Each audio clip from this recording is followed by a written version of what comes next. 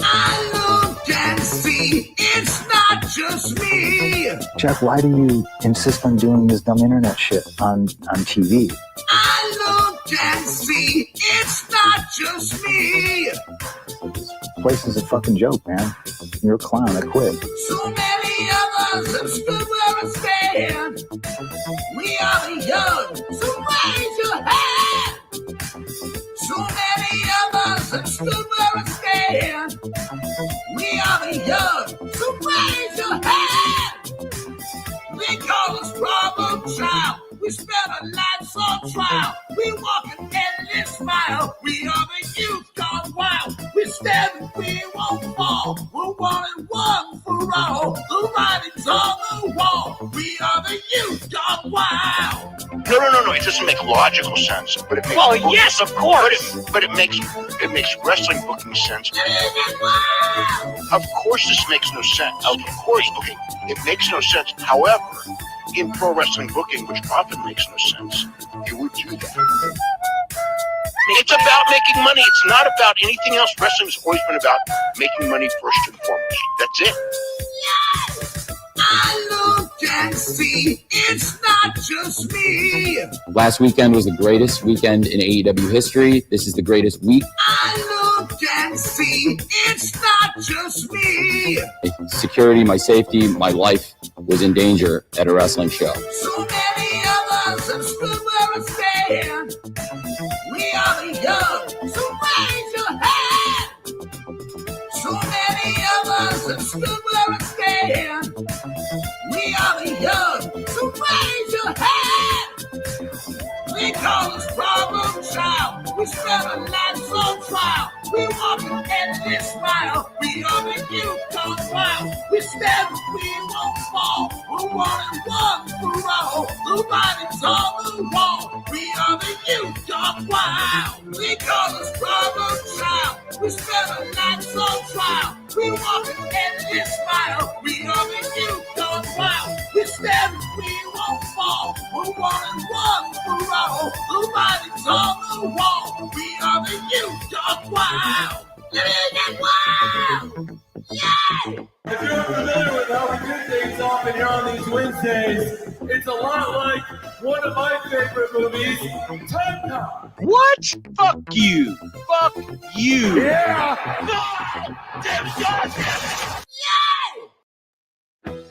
We don't want to make false accusations here on the program, Brian. We do not want to accuse people of behavior, either unsavory behavior, possibly criminal behavior, certainly behavior that shouldn't be imitated. We don't want to do that if they're not guilty of it. If you want outlaw but shows, you know just where to go. Tony Khan.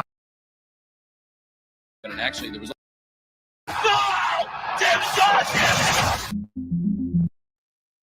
supportive through this entire process. Of course, we had communicated and talked, but it's not the same as seeing someone face to face.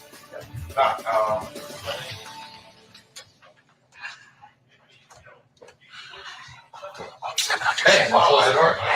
I'm going to run by every time I go to the bathroom. Oh my God, of course. Yes.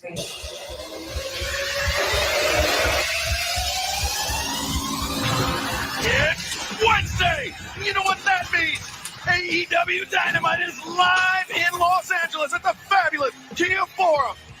All right, we're 2 minutes here. I'm going to give you the 5 in about 30. A win. Thank you. So I talked to Tony last week, and he told me there's a plan. So I just got to trust him. You know, I trusted him before, and I became TNT champion 3 times. Dr. Britt Baker should be better than these.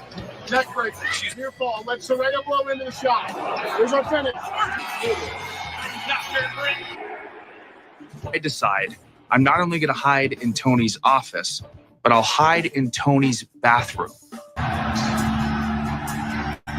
Oh, shit! She missed that table. She landed right on the floor. Thank you. Oh, yeah. It was crazy. To get to the bell in 2 and change so we can celebrate.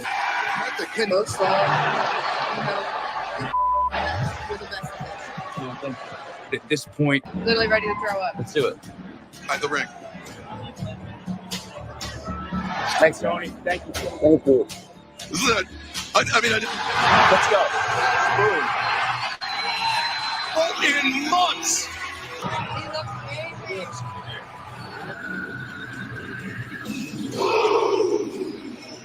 Go see a watch out of that Adam Cole, baby. Seriously, every single day, I'd read things like, I miss Adam Cole. The thing is, the bad news, it's not for me. Hey. Oh, thank you. Thank you, Tony. Thank you.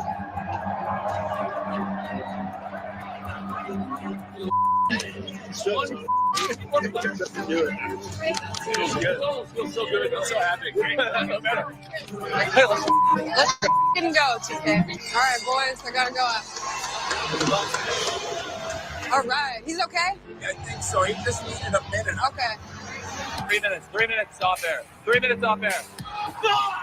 Damn it, God damn it!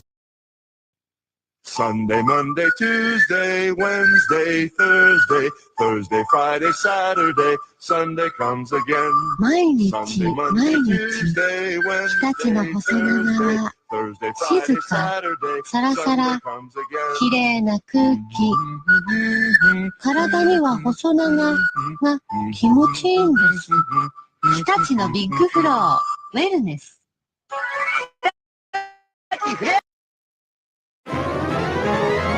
It's time for Jim Cornette's Strike Through. Sponsored by Stephen P. Send an email to our crew by a cameo or two. It's Jim Cornette's Strike Through. もっと暖かくなるエアコンに変えてください。細長だから快適ゾーン4倍。 What's your next desire?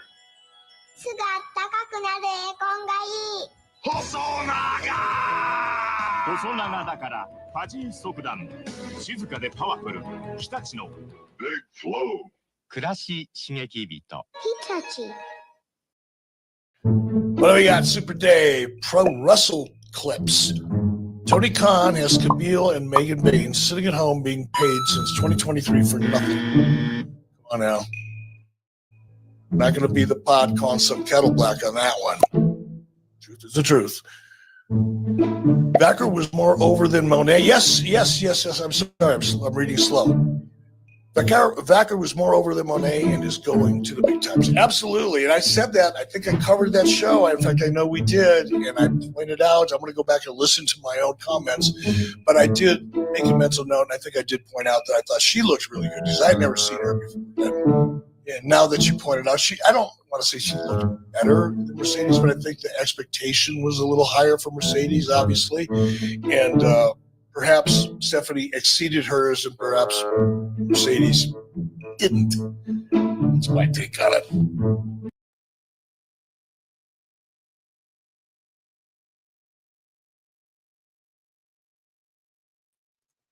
Ooh, what's happening, guys? Welcome to another eclectic edition of PWT Live Show, Monday night, Netflix and Phil. Yeah.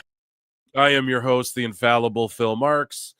We got a lot to get to tonight. There's a lot of everything, right? Every category, every folder, if you will. And yeah, welcome to another amazing live show. I can't wait. This is 101. Okay, episode 101. Pretty crazy that we've done this many live shows. We had a massive turnout for PWT Live 100. Sorry if you guys hear my voice as well. I'm coming down with a cold again. Or maybe I'm in the midst of it. I'm not too sure. But yeah, we're powering through it. Yeah, so PWT 100, huge turnout. That was amazing. Thank you all if you were there. Of course, as everybody files in, there's over 100 of you across both channels right now. You know I'm going to ask that the likes get rammed up to 100, please and thank you. It helps the algorithm a lot. You guys already know the patreon.com/ProWrestleTimes, youtube.com/@ProWrestleTimes is at almost, I think, 1,800 subs. And this channel right here, the Clips channel, the main channel, is at, where I primarily communicate with you guys, is at like 6,000 or whatever. We're like 100 away from 6,000. So a round of applause for you all.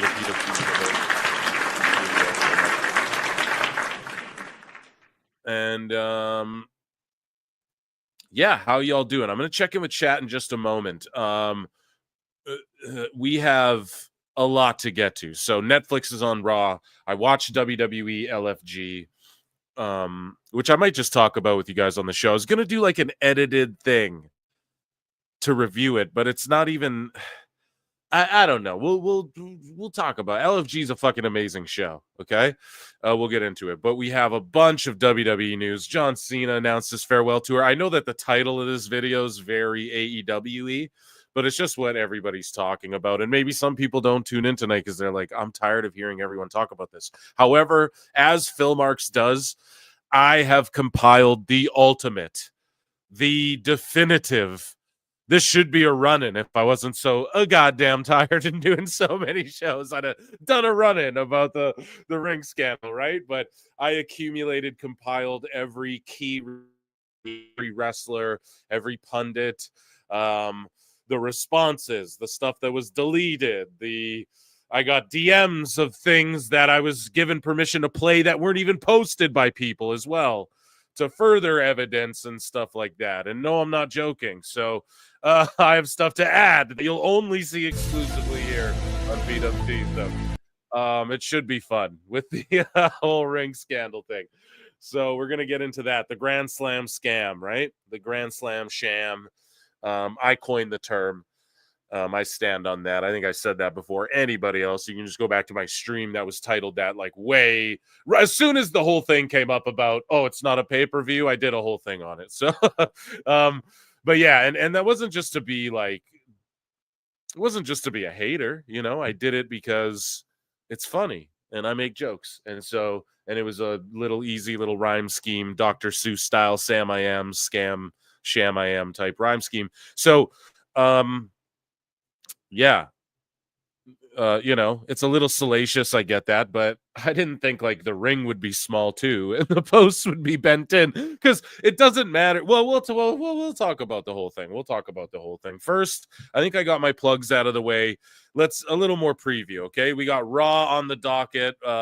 You know what they announced was Rollins versus Finn in a Chamber qualifier banger. Roxanne, who's just main roster now, Roxanne taking on Raquel in a Chamber qualifier, perfect. Styles versus Dominic, perfect. I love that.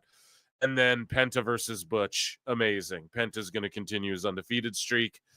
We're going to see arms and fingers get snapped, so not for the, I don't know, weak stomached or the faint of heart. I'm not sure. And then what else? Yeah, I want to talk about LFG. Let me read the description. Dave Meltzer got bullied by fucking Bubba Ray, and he was bullying dudes on LFG. What else? The sickos came out. They're fucking losing their minds. We have a new fool who made the list. I might have just spoiled it there, but we have a new fool on the list. I'm so excited. I'm so excited to introduce our newest fool.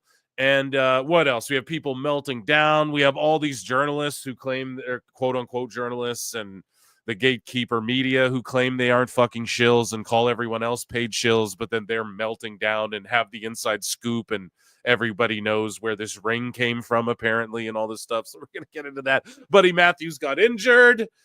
Fuck, man. There's so much to get to. So I think enough of you filed in. I won't make you wait much longer. Yeah, so run the likes up to 100. I know, yeah, let's just get into the whole ring scandal, right? Because I already started ranting about it, and I know that everybody wants to talk about it, and it's the talk of the town, and people are saying it doesn't matter, and some people are saying it does matter, and I'm going to give my take on all of that. We'll see if Awful Wrestling will jump in here tonight as well, because he was really the crux of this whole fucking thing, right? So also I sent him a link, and he's probably busy, but I was like, hey, if you have anything to add, I know he's already, you know, you can just go on his X and see everything you need that needs to be said, but just in case, I do have an exclusive from him to add to this, though, something he did not post that I was given permission to post. or not to post, rather. Well, yeah, I mean, I could probably post it. He wouldn't care, but he didn't go ahead and post this next. He's got like the fucking Zapruder film of the the AEW ring. We're gonna play it here tonight, folks. Okay, so it's amazing. Okay. So where are we starting here? I guess I put this whole ring news stuff.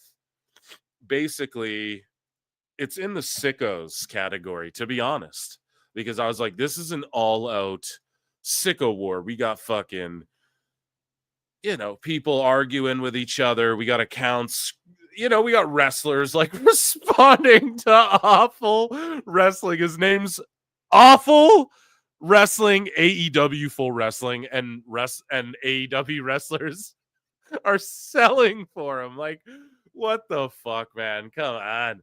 Imagine, like, I don't fucking know. Maybe I'm wrong, but does LeBron James, maybe not LeBron James. Are NBA players responding to, like, NB hater 001?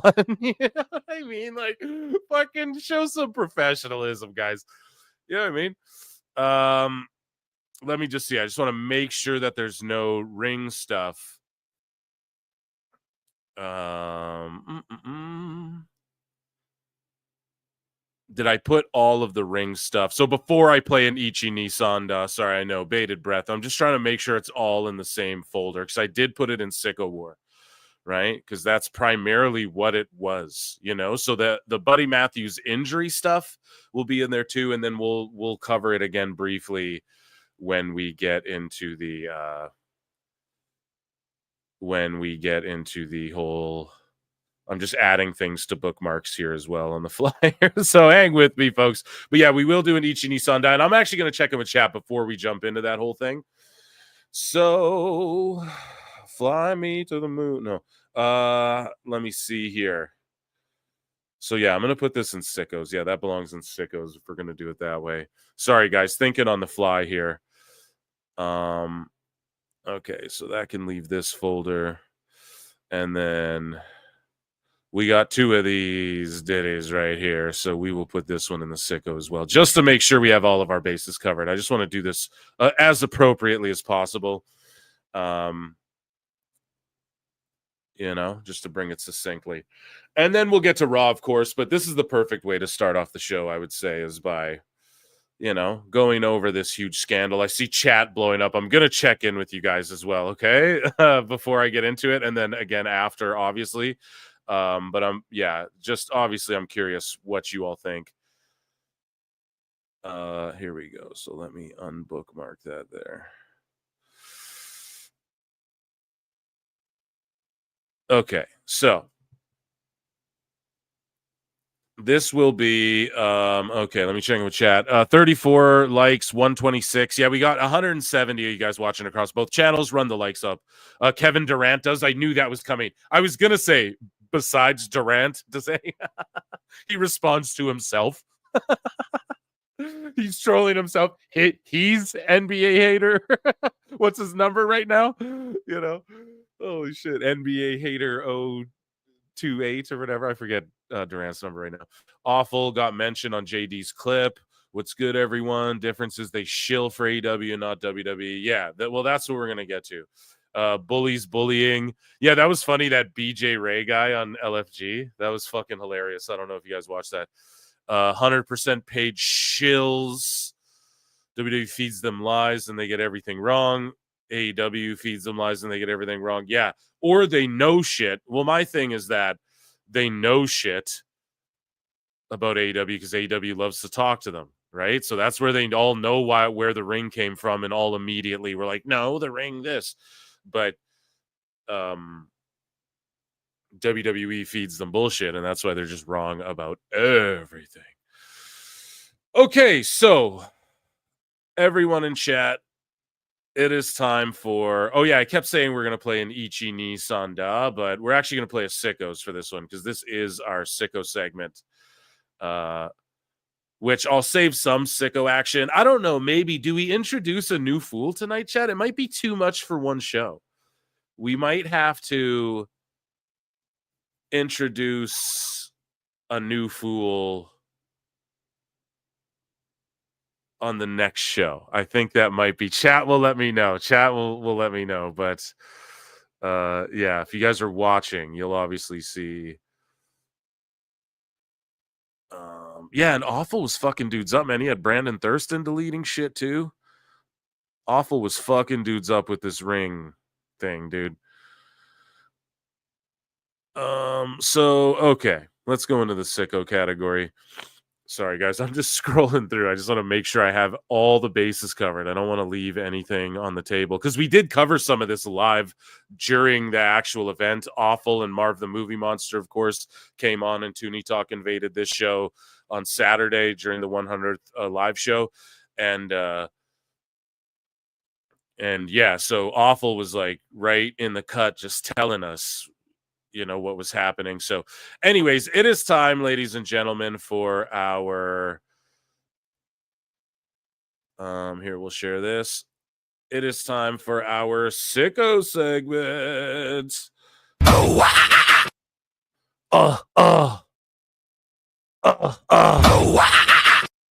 So QT Marshall basically starts going at JD because JD picked up on the story. Now, what is the story, Phil? Well, there was a fucking ring scandal, the Grand Slam scam, besides them moving the event from, you know, a stadium to an arena and people walking up and buying tickets that other people bought for like thousands of dollars more, and the seating being shit, and people having to wait in rooms for hours before being let in to sit down or pee anywhere, and the merch being an atrocious botch as well, which we'll get to. The main thing that everyone noticed was the ring, and we were laughing about it on the live show. They go live. Awful already had pictures, and he's like, hold the fuck up, what's with this ring? And then during the show, no one really said anything. It wasn't until after the show that a bunch of wrestlers, QT Marshall, Steph Delander, I mean, a billion of them. I fucking Will Ospreay, everybody, okay, was talking about this goddamn ring. Now, visibly, we can all agree when the show comes on the air, I mentioned it. Yo, what's up with this fucking little ring? You know? And I said it's 16 by 16. Marv the Movie Monster gave the benefit of the doubt and he said, I think it's 18 by 18. And the space between the ring and the barricade was just ginormous, okay?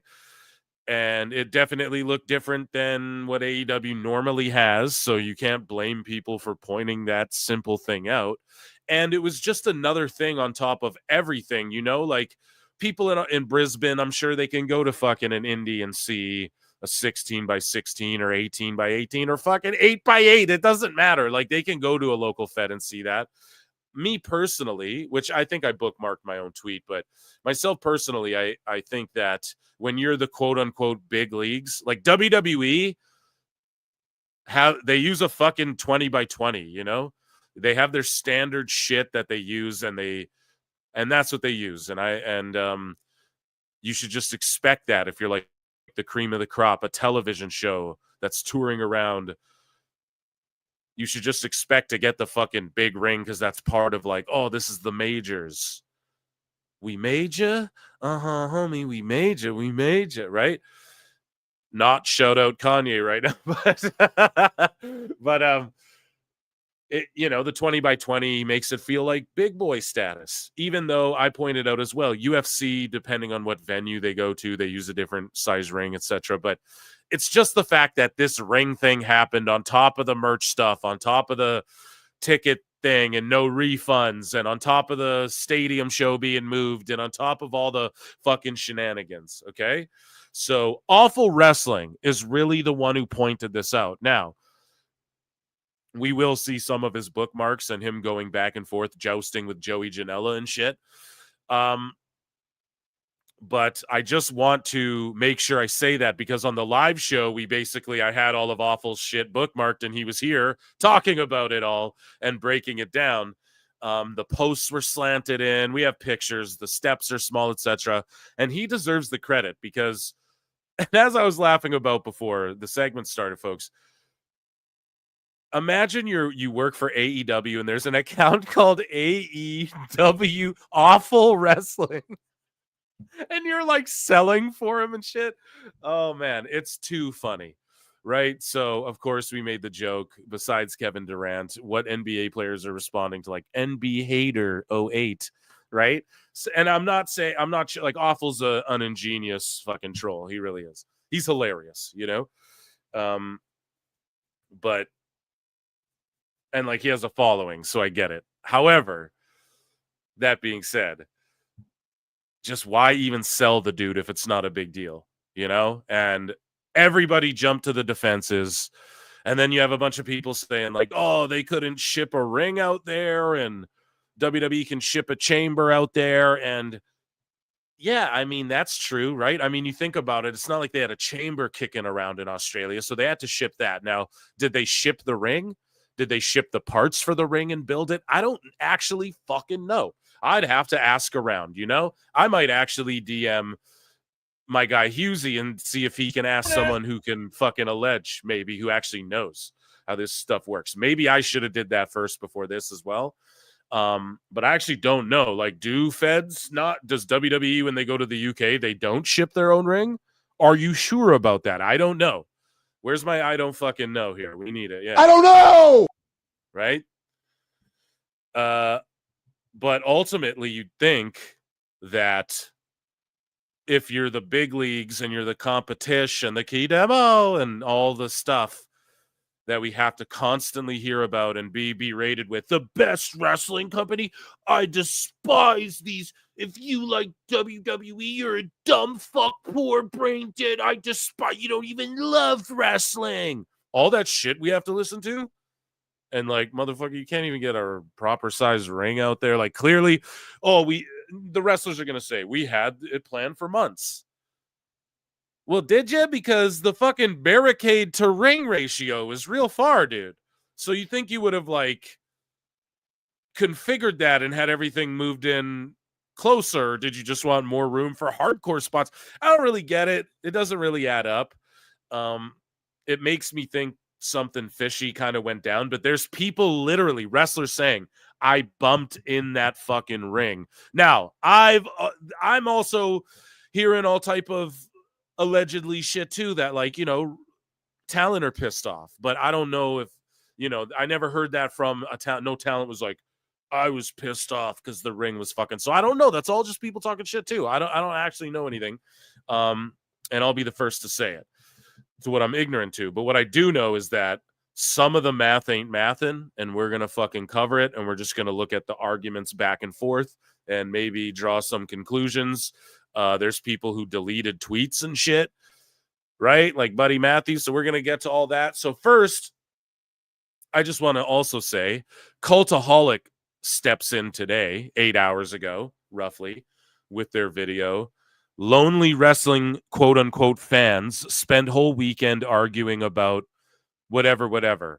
So I quote tweet this and go, so according to Cultaholics, you're lonely and not a fan of wrestling if you spent time bitching about the Grand Slam ring.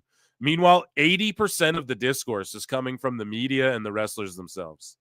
Wankers, right? So they're talking about it. I'm going to be talking about it. Listen. This whole quote unquote, you're not a fan, man. Fuck you. I'm unsubbing from you because fuck you. Sorry, I had to bring that to the show. I cannot stand that shit. I'll never tell any sicko. The most sicko is sicko. I'll never tell them they're not a fan. You know what I mean? I'll tell them they're not actually a fan of fucking. They don't care if wrestlers get hurt. They're not a fan of like the wrestlers themselves. They're just a fan of like McGraps. There's people like that, but they're still fans, dude. Can't say they're not fans of wrestling. Anyways, so JD goes back and forth with fucking QT like a few times, and QT's in there mixing it up as he's been doing lately, right? So basically, Steve Muehlhausen, whatever, says, while I can understand that to a point, why did they get a smaller ring then? So he just asks the question, right? Because the report is like, well, they planned on having a smaller ring or whatever the fuck.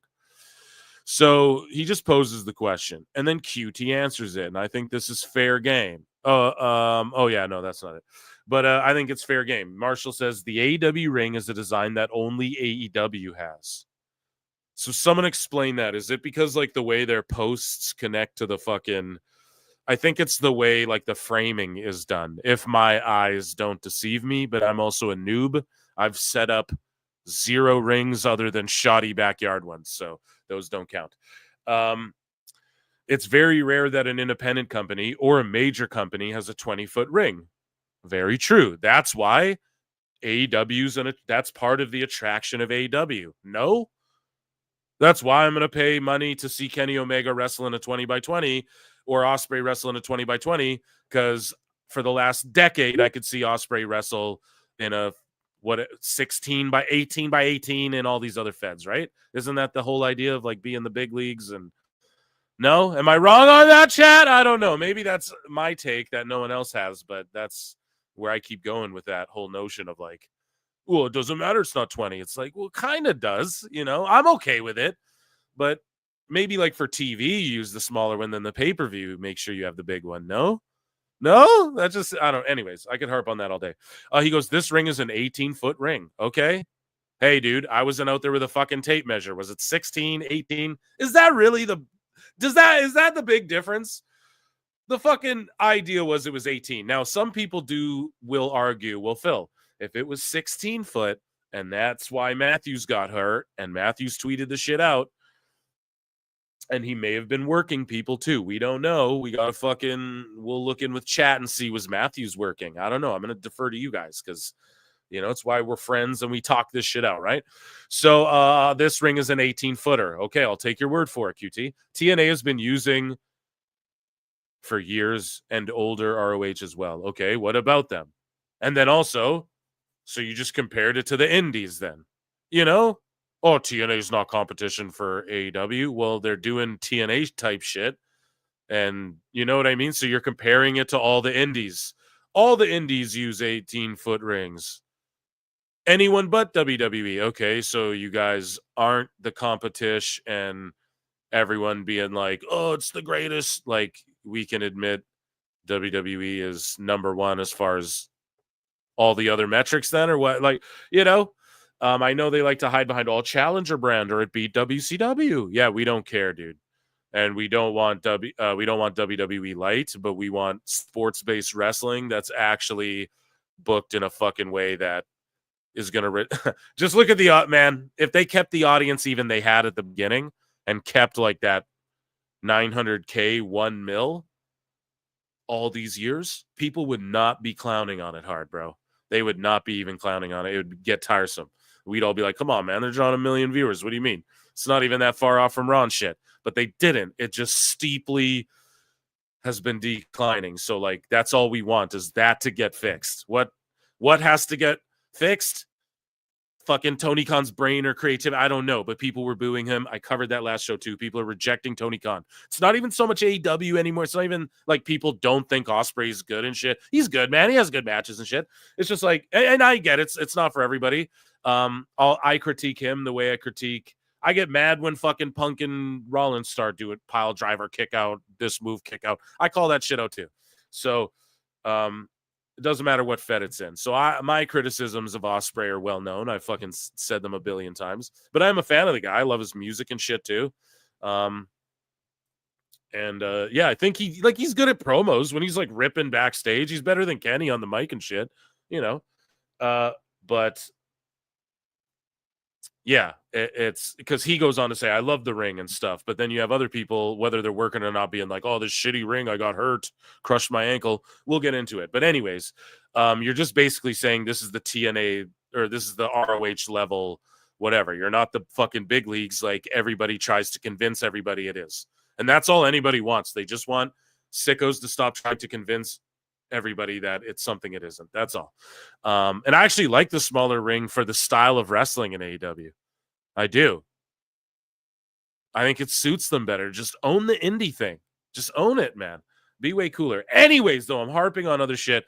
But why is this a talking point? Well, because why wouldn't it be? You guys have a 20-foot ring on every show. It's smaller, inevitably. Whether the show was an amazing success and the gate was $5 billion, a talking point everyone would talk about is, why was the ring smaller? So you just don't like that it's a talking point that dogpiles on top of every other thing that's happened. And that's what no one's going to admit. No one's ego is going to let them admit, yeah, and ride for your team. I'm okay sticking up for it, but that's why, okay? It's because they lied about it being a pay-per-view, then lied about lying about it being a pay-per-view.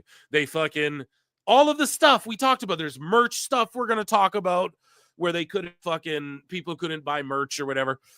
All of these things, dude. So you just don't like that it's a talking point that's negative. If the show is just a smashing success, Basil, and then the talking point was like, well, they used a smaller ring. What's up with that?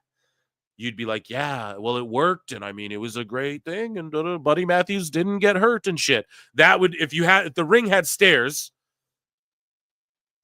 like imagine if WWE pulled up and they had like a stepping stool to get in the ring. People would be like, where the fuck's their stairs? That's why it's a talking point. It's not because like, fuck AEW. It's because if they did that, if WWE did it, you guys want to be like WWE, right? That's the whole idea. Okay, so it's just the same criticism. It's not even a criticism. It's just don't cope over it being a talking point. Obviously, it was going to come up, QT. Obviously, it was going to come up. You guys knew that before. And I feel like that's why they're defensive.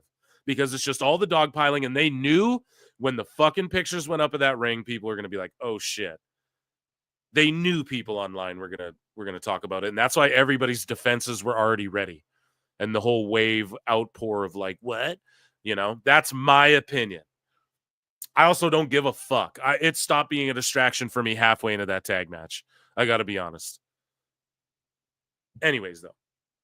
So JD goes, hey, QT, does management plan on thanking the indie promotion that saved Grand Slam? Maybe a proper shout out to the young students and indie wrestlers that drove it all the way to Brisbane.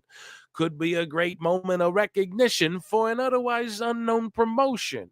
Oh, I mean, that's cool, but like, yeah, they don't need to shout them out, dude. That's none of your business, JD. Like if they paid them and whatever, it doesn't matter.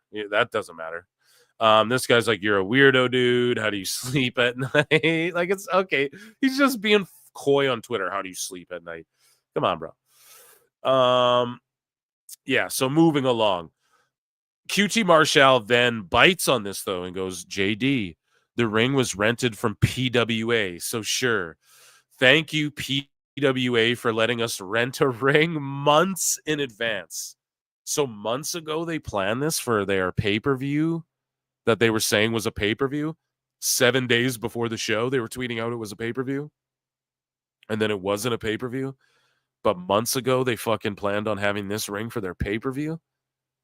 That's where you start to go, You what? Right? That's where you start to go, okay, so someone's like real incompetent. Stupid idiot. So like you couldn't get the resources and get a ring made months ago. And we're supposed to be like, oh, like Dave Meltzer's going, they're getting paid now that these checks are coming in for $3.6 million per week.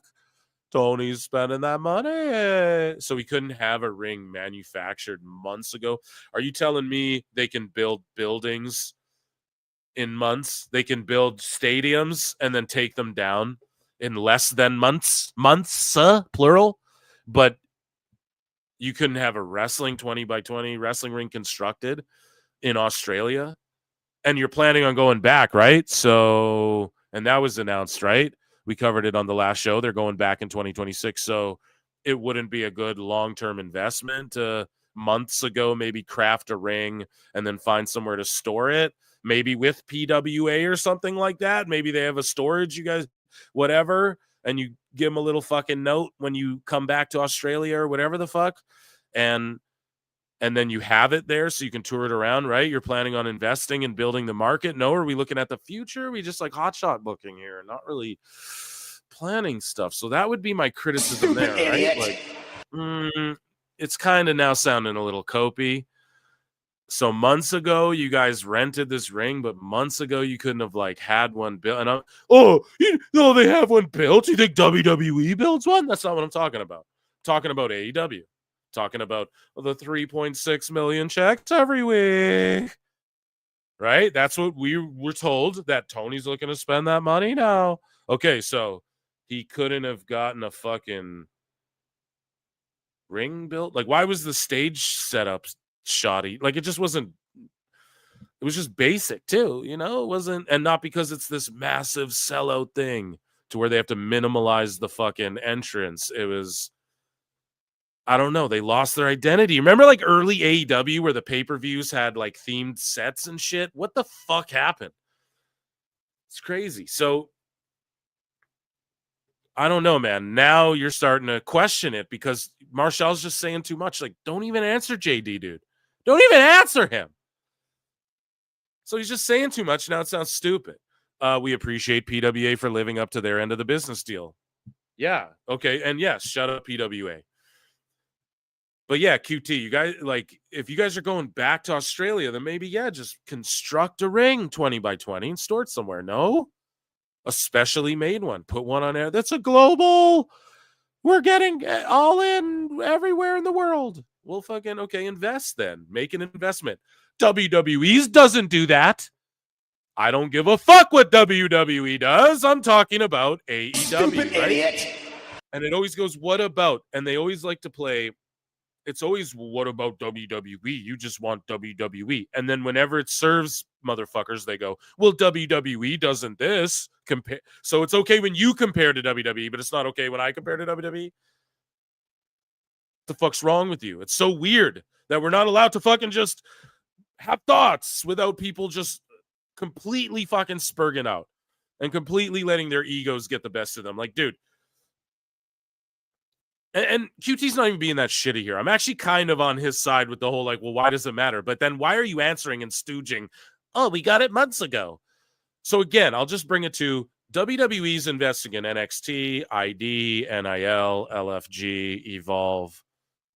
Their whole thing is about making the future of the pro wrestling business better for all of pro wrestling. What the fuck is AEW doing to cultivate young talent? This is one of my earliest criticisms of AEW. One of my earliest fucking criticisms of them. If you go way, way, way back, Time Cop, you'll see, dude. And so I don't give a fuck what WWE does. I'm asking AEW, the billionaires, $3.6 million from WBD a week. Why don't you just build a ring then months ago and have it stored there, and then so that when you guys go there, it's not an issue and you can clown the fucking haters? Why not be 10 steps ahead? Why not think future forward? I just don't get it. No one's ever doing that. So again, I'm spending way too much time on little things, but this is the stuff that irks me that no one even talks about. And that's why you guys are listening to PWT. I'm on one tonight. Okay. So, yeah, shut up PWA, by the way. They saved the show because I guess they would have had no ring then. What would the ring have been? 12 by 12? No, I'm joking. I'm being a dick. Glenn Gilberti says, nobody is going to pay to ship a lone wrestling ring to Australia, regardless of whether or not they can afford it. Nobody. So I liked this because I went, okay, Glenn might actually know, right? He might actually know, have an answer to that as a guy who would know, right? Who works with or has worked with and is close with people who would be in the know on that, at least to some degree. So I don't know. To me, I'm like, okay, thank you. That's, if he's saying nobody, he's not going, but WWE would, he's saying no one would do that. Like, you got to outsource it or whatever the fuck. You got to get it where, you got to get it in the country you're in. Okay, great. We're going to skip over some of the sickos because it doesn't pertain to the ring stuff, okay? So Will Ospreay, bruv, said he liked the ring. And then this guy's like, indie mindset. Dose Evil's like, you should get a tattoo of it. Oh, fuck. Fuck, man. Everyone's roasting him.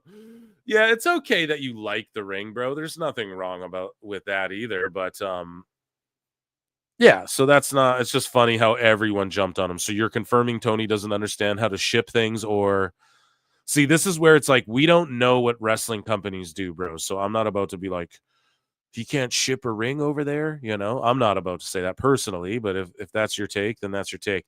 I would think, to me, though, that's what I'm saying with the whole, the 3.6 million every week. Yeah, you should be able to ship a ring, right? I would assume that as a fucking plebeian, as a simpleton when it comes to the pro wrestling business. I would assume that. So sorry that fans assume that.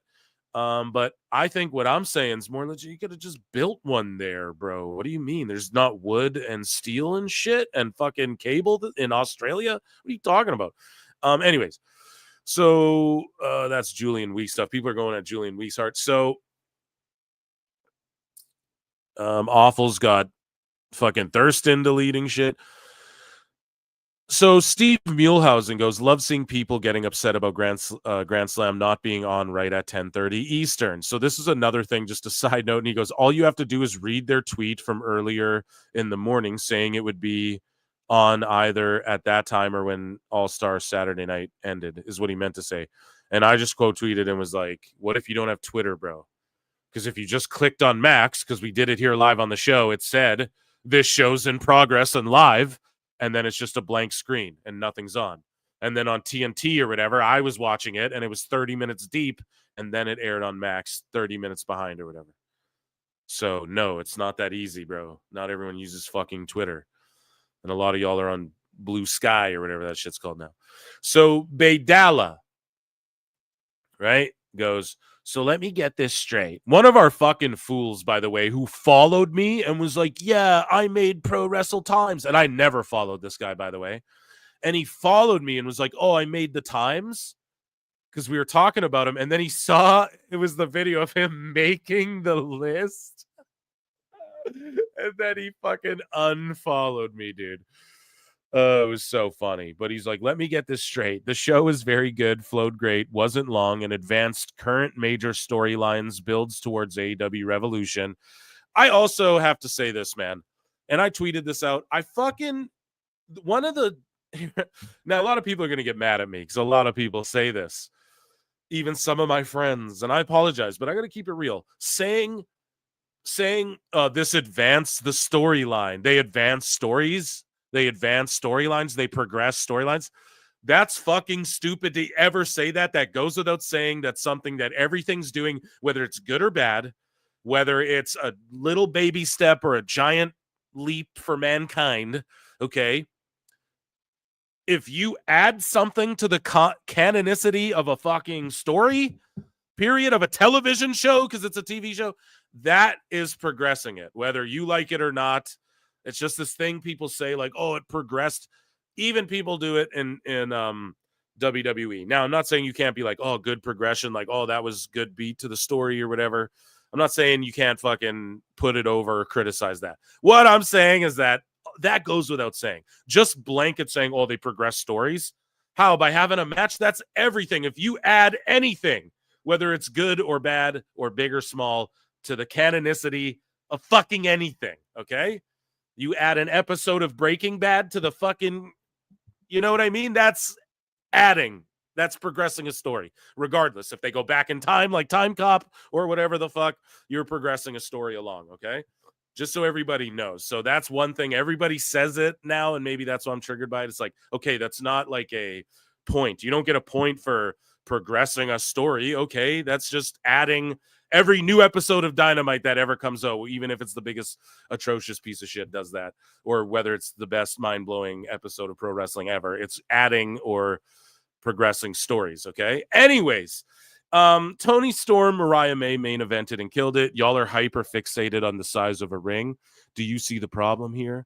I'ma go get some wine. Do you think in real life he's like, y'all are hyper, I'ma go get some wine, man? Do you think that's really how Baydala talks? You just made the list.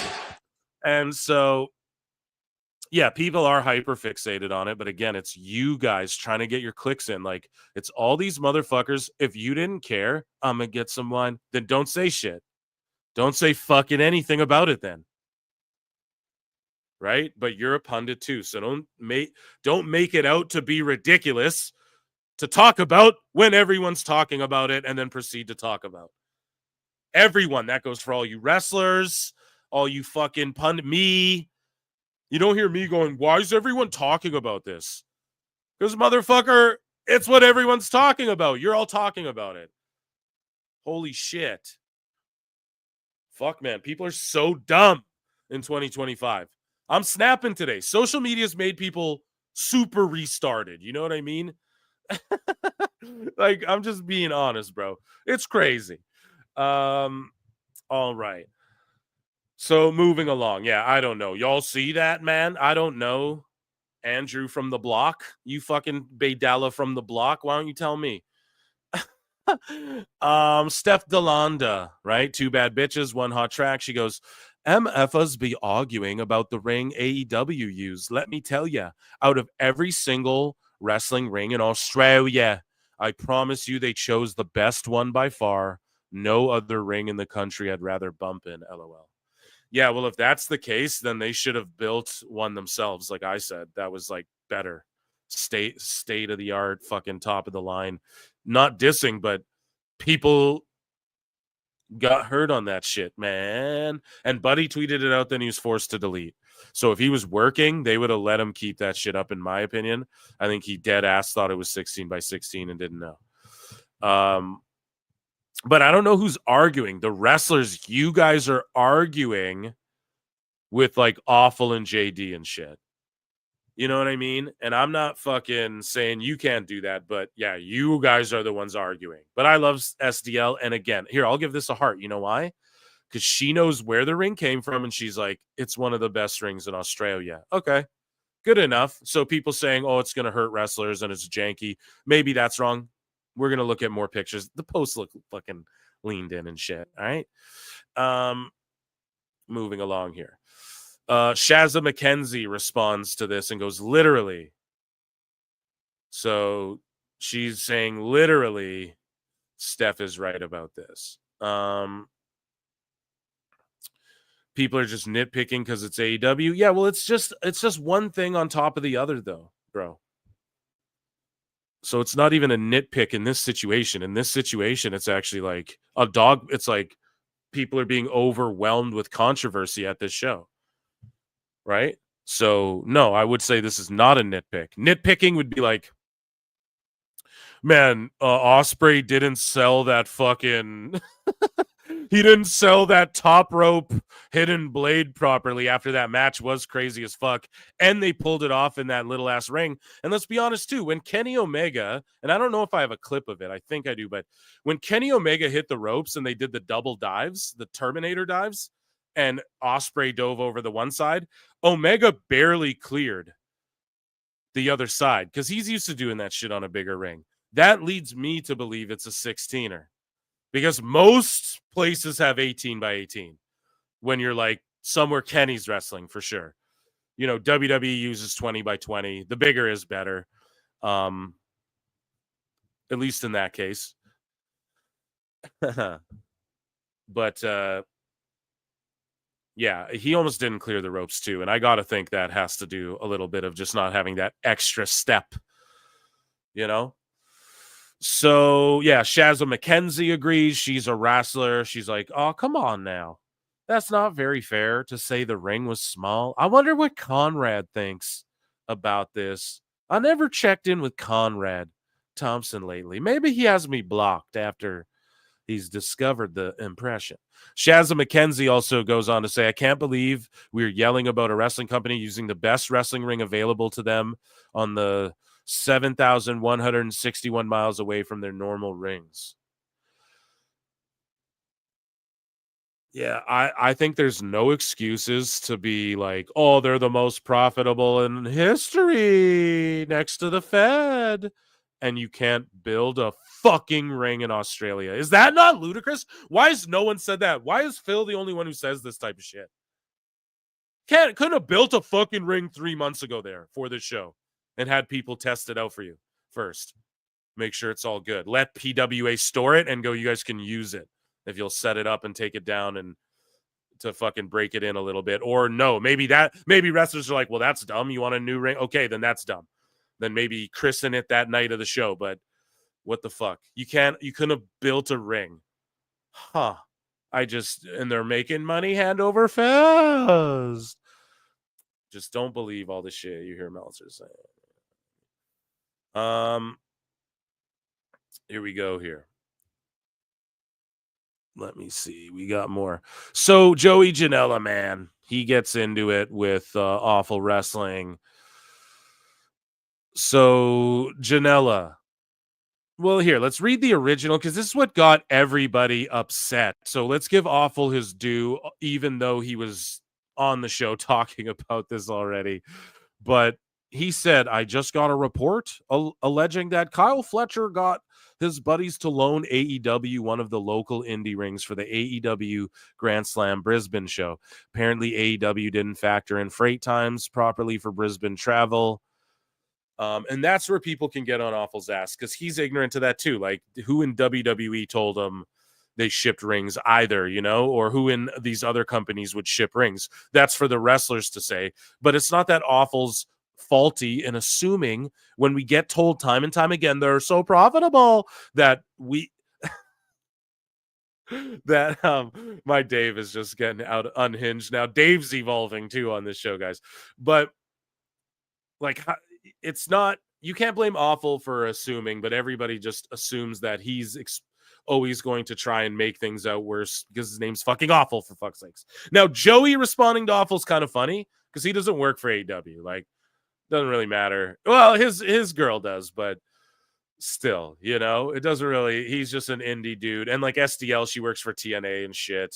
But obviously she's Australian, so she wants this show to be like, oh, it was a big deal for, like, we want more wrestling because now hopefully TNA can go do a show there too. But obviously it would be more because WWE's help than anything if they were to do that, but, and I think they have in the past as well.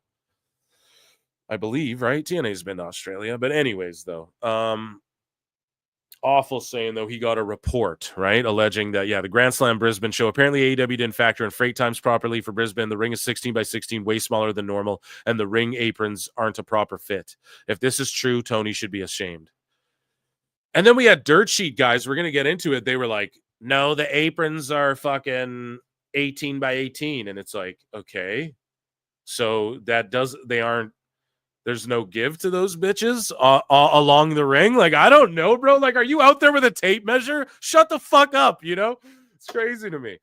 But anyways, like them too, defending, no, the aprons were fitted 18 by... So who told you that? Tony Khan? Like, is Taylor or what? What the fuck are you talking about? God damn it. So you can't put an 18 by 18 fucking apron on a 16 by 16 ring and make it work? Is that what you're telling me too? Let's just give Awful the benefit of the doubt here. Are you telling me that doesn't work that way either? Like, come on, man. It's just the arguments get so silly. But anyways, he goes, I give it 3 days until we know if it's true or not. Well, Awful, that fucking night you figured it out. This guy's like, this is how I know last night was a complete success. The dumber and more random the criticism, the better the AEW show. Yeah, that's a weird cope to just... chalk everything up as well to just random criticisms. Listen, here's the problem. These guys are hyper fixating and hyper focusing on just the ring. That's the problem. These sickos, and yes, you're AEW sickos. You are, just own that shit. They're the ones hyper fixating on just the ring. The larger problem Awful's been chronicling this whole time was everything going on with this show. The Grand Sham, the Grand Slam scam. Like, come on, man. It was a joke going around. Oh, they're just disingenuous. No, they lied about it being a pay-per-view. Then they lied about saying it was going to be a pay-per-view. And then and then literally their own PR team, after everyone coped and was like, they never said it was going to be, their own AEW Twitter posted, we're 7 days from the fucking pay-per-view. And Tony Khan's in interviews directly quoted saying it. It's all of the things. I named it before. I keep beating it to death. Okay. People were waiting for 2 hours. Their seats weren't the fucking same. They got moved. They thought it was going to be a stadium show. Then they show up, the ring small, the merch situation. No, this was one of a plethora, bro, things. Okay. Going on. So you are all fixating on just the ring aspect. because it's the easy thing to be like, oh, that's dumb, because everything else is kind of valid. You can't be like, it's dumb to feel ripped off, by your fucking paying thousands. Then some asshole walks up and gets a seat as good as you for $100 or whatever was going on, right? For not being able to buy merch of Orange Cassidy, who wasn't even on the fucking show. You had 60 minutes or whatever. I don't know, but why Alyssa covered it. And that was a great criticism as well. She's like, this should be the main thing people are focused on. But it's the wrestlers and the media hyper-fixating on the fucking ring more than anything, right? Like me, even with the ring debacle, I just chalked it up to being all a part of the Grand Slam scam. Because it blew up so big, I'm like, holy fuck, this has to be its own thing now. Okay? So, these people are like, got actual papers on that, or are you a filthy cunt like the rest of them? Yeah, and so Awful's like, this event was fucked from the ground up, but some don't believe AEW is capable of this type of fumble. Okay. And yeah, Awful's right on that. You got to give him points for this part of it, So Drake Wrestler. Who's this guy? Let's look. Wrestler, fighter, occasional biter, based in North England, trained by... Okay, well, I'll follow you if you're a wrestler, okay? I follow all wrestlers, as many as I can. So, Awful Wrestling gets quote tweeted by this guy. So he's an indie dude with 3K followers, and he goes, just so people know, this is not unusual. TNA and Noah both recently used local rings when they did UK tours. Shipping a ring is costly and can be unpredictable. One form being delayed and you are fucked. If there is a good local ring with a good crew who know the venue, use them. And I think Awful responded to this too and was like, bro, what about fucking... I think he might have... Yeah, he's like, look at the ring post on the left. Tell me that's from a good crew. And that's what I'm saying, bro. It looked like it was set up shitty. What I had to say about it was I thought the ring was 16 by 16 when I first saw it. Marv said 18 by 18. A former wrestler in chat said he thought it looked 16 by 16. It definitely looked off with a huge space between the apron and the barricade. It stopped being a distraction for me. Like midway through the opening tag match, though. I like seeing the big 20 by 20 rings, especially for big events in what are to be considered the top promotions. The ring did look kind of janky, and I don't know if Buddy twisting his ankle had anything to do with the mat, but honestly, I do like different looks from time to time. UFC uses a smaller cage sometimes depending on the event, and I'm always saying TNA should bring back the 6-sided ring for one event a year. The smaller ring suits AEW's more indie vibe, if I'm being frank, and I don't mean that negatively, and I always say it. Lean into the indie-ness of this all, man. You might as well. Like, that's the cope here. But the indies do this all the time. Okay, so you're an indie, a super indie. Lean into it. What the fuck? But anyways, we got JD and Joey going back and forth that I know I glossed over, but I'm circling back to because I just wanted to give Awful his due there. So anyways, Janela goes, brother, Janela says, why would they ship a ring to Australia? That would cost like probably 40K plus. I don't know why they think this is a big deal. Companies have been doing this for 30 years. This is an 18 by 18, by the way. And then he goes, I don't have a dog in this fight, or this is why Batman 2K says, I don't have a dog in this fight, but to ship a ring to Australia does not cost 40K. Well, you don't know that, but you ship it by boat, takes 3 to 6 weeks to arrive. Cost is closer, 2 to 3K, pardon me. 3 to 6 weeks to arrive. Cost is, okay. Once there, you can store it for yearly events to cut costs, or just build it there. Fuck. Source, I used to import from China by boat. AEW fucked up. And then this guy goes, I was informed it cost $163,000. I think he's trolling there, guys. It's Joey. Come on, Joey. They are $1 billion company. He's like, all I'm saying is it's not a big deal. Who cares? Well, it kind of is after everything, though, So, yeah, if everyone showed up and it was just a fine show, everything went down without a hitch, and then the ring was smaller, people would have laughed and harped on it, yes. But I would be more on the train of like, yeah, honestly, who gives a shit? Like, we know that this is the type of shit they do. This is just another fumble from Tony. He can't even have a 20 by 20 foot ring, but it wouldn't be as big of a deal if it wasn't the 30th thing that happened going into this fucking show. So he goes, why ship a ring? Probably because they're a wrestling company putting on a wrestling event there. Supposedly the best wrestle here. They just wrestle in indie rings. Janela's like, WWE doesn't ship rings either, brother. Yeah, so that's always the cope, but WWE, okay? We're not talking about WWE, bro. Weirdo virgins. Okay, fair enough. There's a lot of weirdo virgins in the IWC. So, Awful then quote tweets it and goes, yeah, they're doing damage control. Now, here's the thing. Janela responds and goes, brother, I don't work for AEW, nor do I give a shit about what goes on there. I'm just telling you it's common practice. Yeah, like, I agree. Like, Janela's not going to, well, maybe because his wife is there. Maybe. I won't completely say there's absolutely no chance, but he's gone out there and also been like, yo, Tony kind of fucked me up.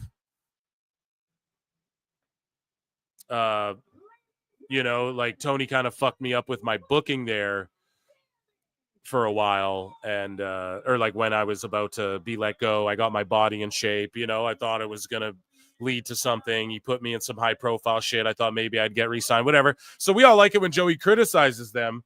So I just think he more keeps it real. Sorry, guys. Let me check him with chats. I completely fucked up here and have not seen chats. I'm so sorry. A new member, Scott Woodford. Thank you for becoming a member. Denisha Lane, Phil, it's been great being a part of the PWT fam. Yeah, thank you for being a member for 9 months. Amazing. Lincoln Hawk says, whataboutism is garbage tactic you fall on when you're losing the discussion.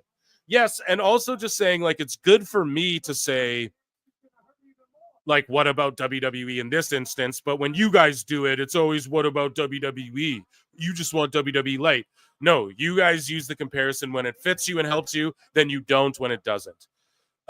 Thank you so much for that. Was US aid funding the rings and AEW too? Oh my God, E-Guty 87 with a fucking, with just a ridiculous. Yeah. I'm Canadian, brother. I plead the fifth. I got no comment. No, you ain't hype. Gifted 5 Pro Wrestle Times memberships for the Times channel, man. Let's give them a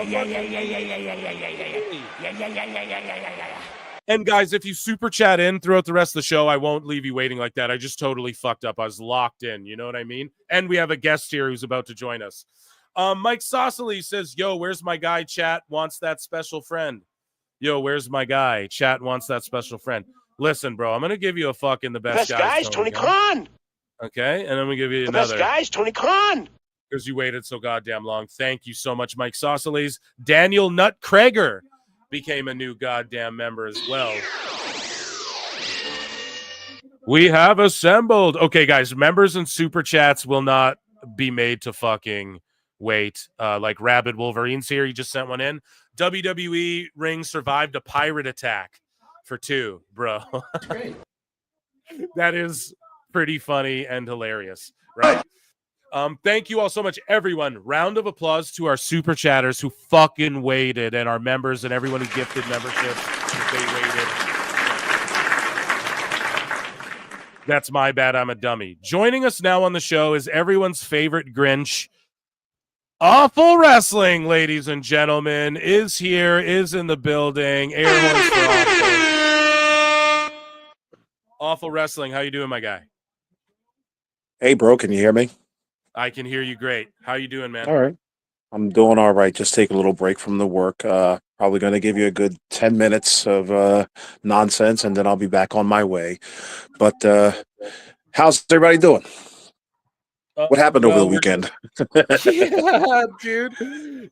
So basically, you drummed up all this shit. We covered it a little bit on the live show. However, you know, everybody jumped on this. JD, all the wrestlers, man. Everyone started coming at you. You're going back and forth.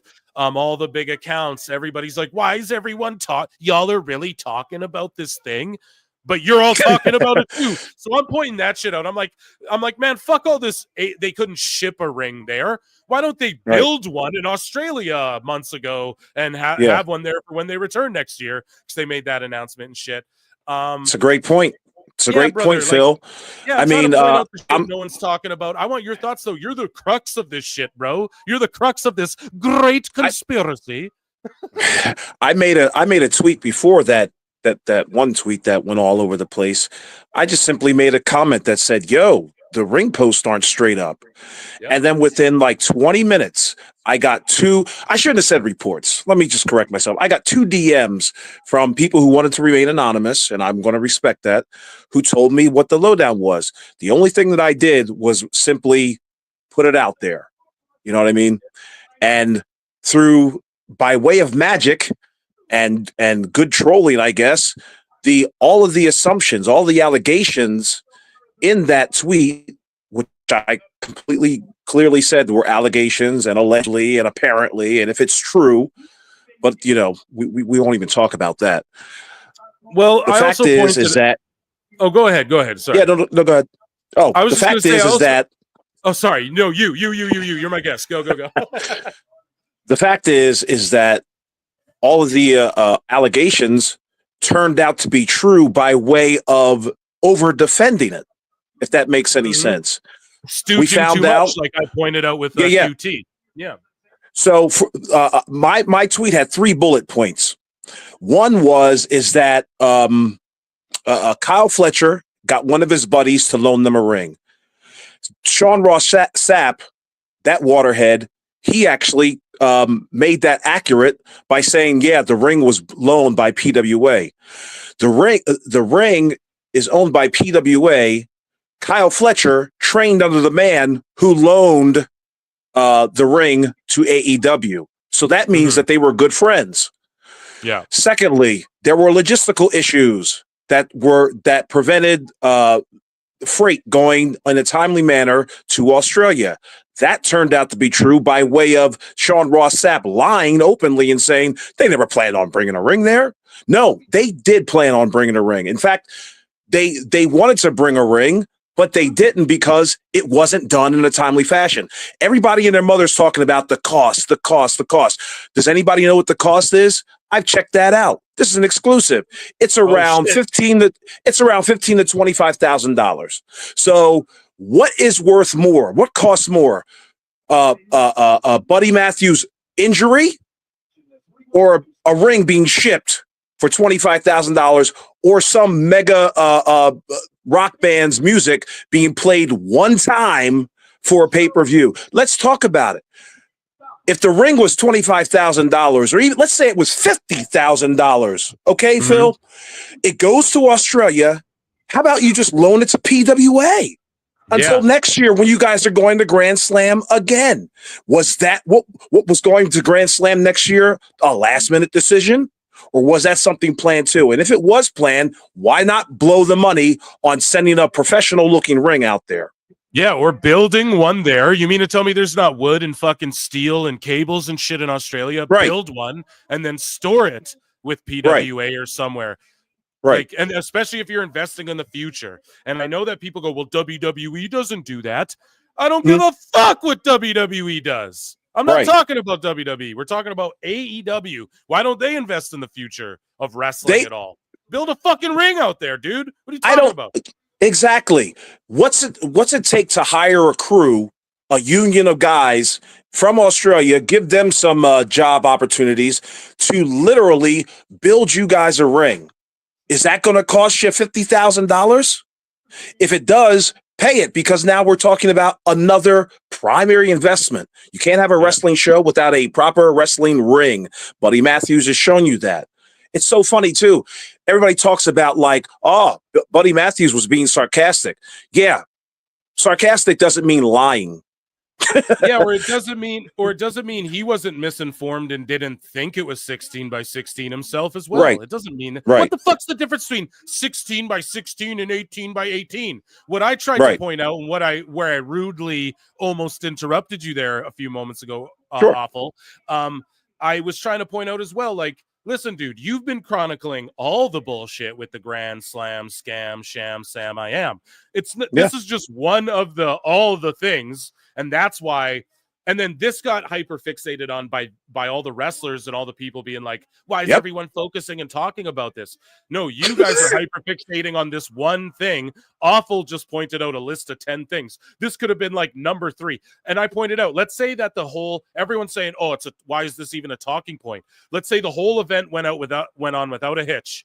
And let's say they just showed up and they made a $5 million gate and they didn't move or maybe they, whatever. Like, let's just say it went off without a hitch. People show up at the building. The ring's not 20 by 20. That's still going to be a talking point, bro. Still going to be brought up. So I don't know why that's a cope either. It was too painfully obvious to anybody with a set of eyes. I mean, the ring was tiny. Yeah. Tiny to the point where the women looked too large for the ring. And like, does that mean that the barricades, their whole setup was always meant to have the barricades like that far from the ring? Why didn't they move it in closer? I don't know. Lots of questions it raises. Right. Awful. I'd like to ask you though, you sent me a video edit you did. Yes. You didn't post it though. Okay. It's like, I called it the Zapruder film of the fucking, do you want to watch it with me? Can I know you gave me permission to play it. Sure. We can do this. Okay. Sure. So I'm going to share this other screen now. Because I got some other things I want to share with you real quickly as well. Okay, so let's play this. This is a quick one, guys. This is awful edited this. I am going to big screen this because it's... Okay, I'm going to back this up, and I'm going to share this. Can you all see this? Give me a hell yeah if you can see this. Everyone can see this? Yeah, Awful? I don't know if you got a screen. So chat, yeah, if I can you guys see it. can, I'll just trust you can. And let's listen to what Awful has to say here.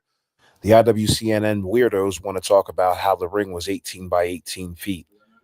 But as you can clearly see here, it was 16 by 16 feet.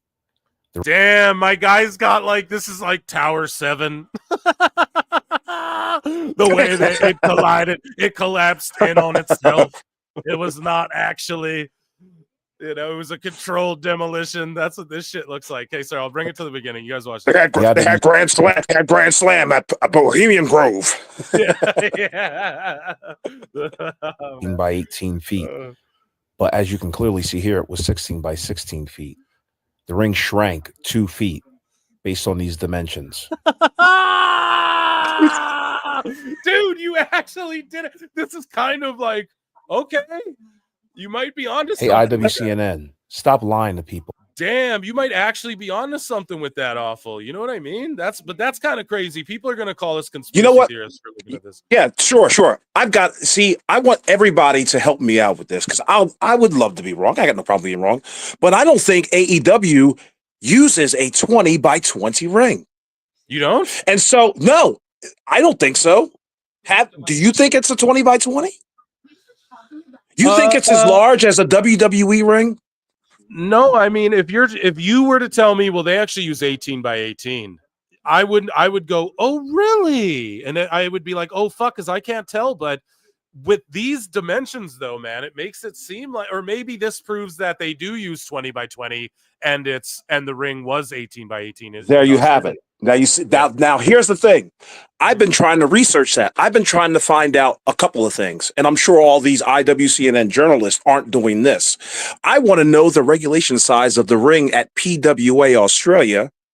I would like to know what the regulation size for an AEW ring is for a Dynamite, because almost all of the discourse about that, or asking Google or Chat GPT or anybody that's not a human so far, is telling me information that was mined just 2 days ago using Sean Ross Sapp and QT Marshall as the like keystones for the argument.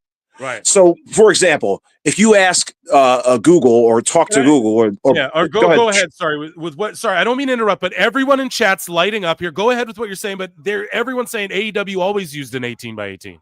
I've always thought that. See, that's the thing. And so if that's the case, and AEW's always used an 18 by 18. That video is more proof that was a 16 by 16. But right. QT Marshall, I want everybody to do this test. Go to Google and ask, does AEW use a 20 by 20 ring? Or ask if they use an 18 by 18 ring. And you will find most of the answers to that search are going to come in the form of things that happened in the last 2 days. Now, there is a Reddit post from 2 years ago that doesn't really give a clear answer, but we all know just with our own eyes that WWE has a 20 by 20, AEW has an 18 by 18. I would love to know if PWA has an 18 by 18, because if that's the case, they might have used an 18 by 18, but that video proof that you just showed everybody, it's obviously smaller than an 18 by 18. Yeah, okay, dude. go on. Or those posts were leaning in 2 feet. And I don't know, dude. They were waiting for the hot tag, Phil. That's what I mean, dude. Or like those, you know what I mean? Like those fucking posts were leaning way in, dude, hanging onto the tag ropes. Like, and everybody's like, don't worry about it. Meanwhile, Buddy Matthews sprains his ankle on that exact same side. And I almost guarantee you, if we look at that show again, if we look at Grand Slam again, I bet you no one's working that corner. Man. Now, I didn't see the show. So I'm going to plead ignorant. You know, unlike some other people, I'm going to plead ignorant. I did not watch the show yet. But when I do, and that collision rating comes out, whoo, boy, no amount of personal attacks is going to wipe the smile off my face. So, as you just alluded to, Buddy Matthews tweeted this out at SNM Buddy. So he greatly tweaked his ankle. Let's show it here.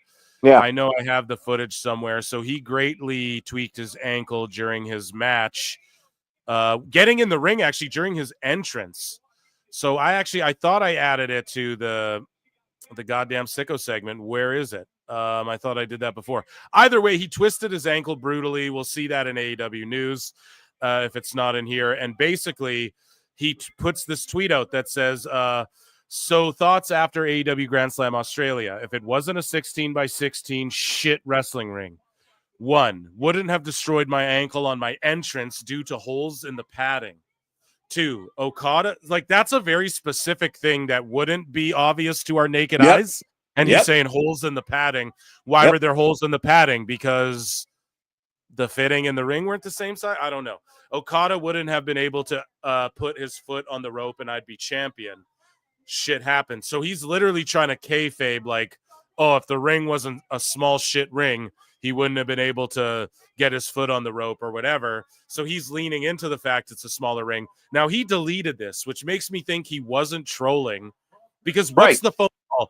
Oh, delete this because then the trolls think you're actually right or whatever. Like, how do you make him delete this? Because then you're lending to what the trolls are saying. Well, if it's not true, then why do you give a fuck? And if it is true, and you're already too late. Yeah. Wrestlers are stupid. They jump before they're told to jump. So you think he deleted it before anybody told him to? No, he was told to delete it. Without a doubt. Without a doubt. You think that this is further proof, though? Like, he comes in going, if it wasn't a 16 by 16 ring, and what's the phone call like? Dude, this is during. Look at the timestamp, man. This is during the QT Marshall, Sean Ross Sapp water carrying sessions for AEW during that time. Oh, it was never supposed to be shipped out. It's an 18 by. You know, you'll also notice everybody was just like, "Hey, it's the same ring as WCW or TNA." Yeah, but it's not WCW nor TNA, and apparently AEW has a special ring. Whatever. So, and that's what I mean too. Oh, AEW is the only ring with that design. Then why not build one in Australia? So it's there. You mean the one with bent post? So, I just my whole thing off. Like, to me, I'm pulling a Meltzer here. Like, I can't rack my brain around this. It's just like, what does he get told? Hey, pull this down because it lends validity to the trolls, or hey, pull this down because even though this isn't true, the trolls might think it's true. No, pull it down because you mentioned 16 by 16. Exactly. When there was a troll out there in cyberspace saying, hey, this thing was 16 by 16 and it looks janky. I even put that in a comment underneath my tweet, like, listen, I know they're going to do one of a couple things because I'm the one that made this whole thing possible. Yes. They're like, because it's awful wrestling, don't sell it. And that's the thing. The Cultaholics guys, for as much as they had that nice little troll title, he himself said in there, I'm shocked that the wrestlers and all the personalities, I can't believe they bid on something so minuscule. In fact, I put it under a quote tweet under your tweet, Phil. Mm-hmm. But yeah, so everybody, it's not my fault for putting it out there. It's their fault for making it as big as it was, because that tweet would have lived and died in 20 minutes had they not paid attention to it.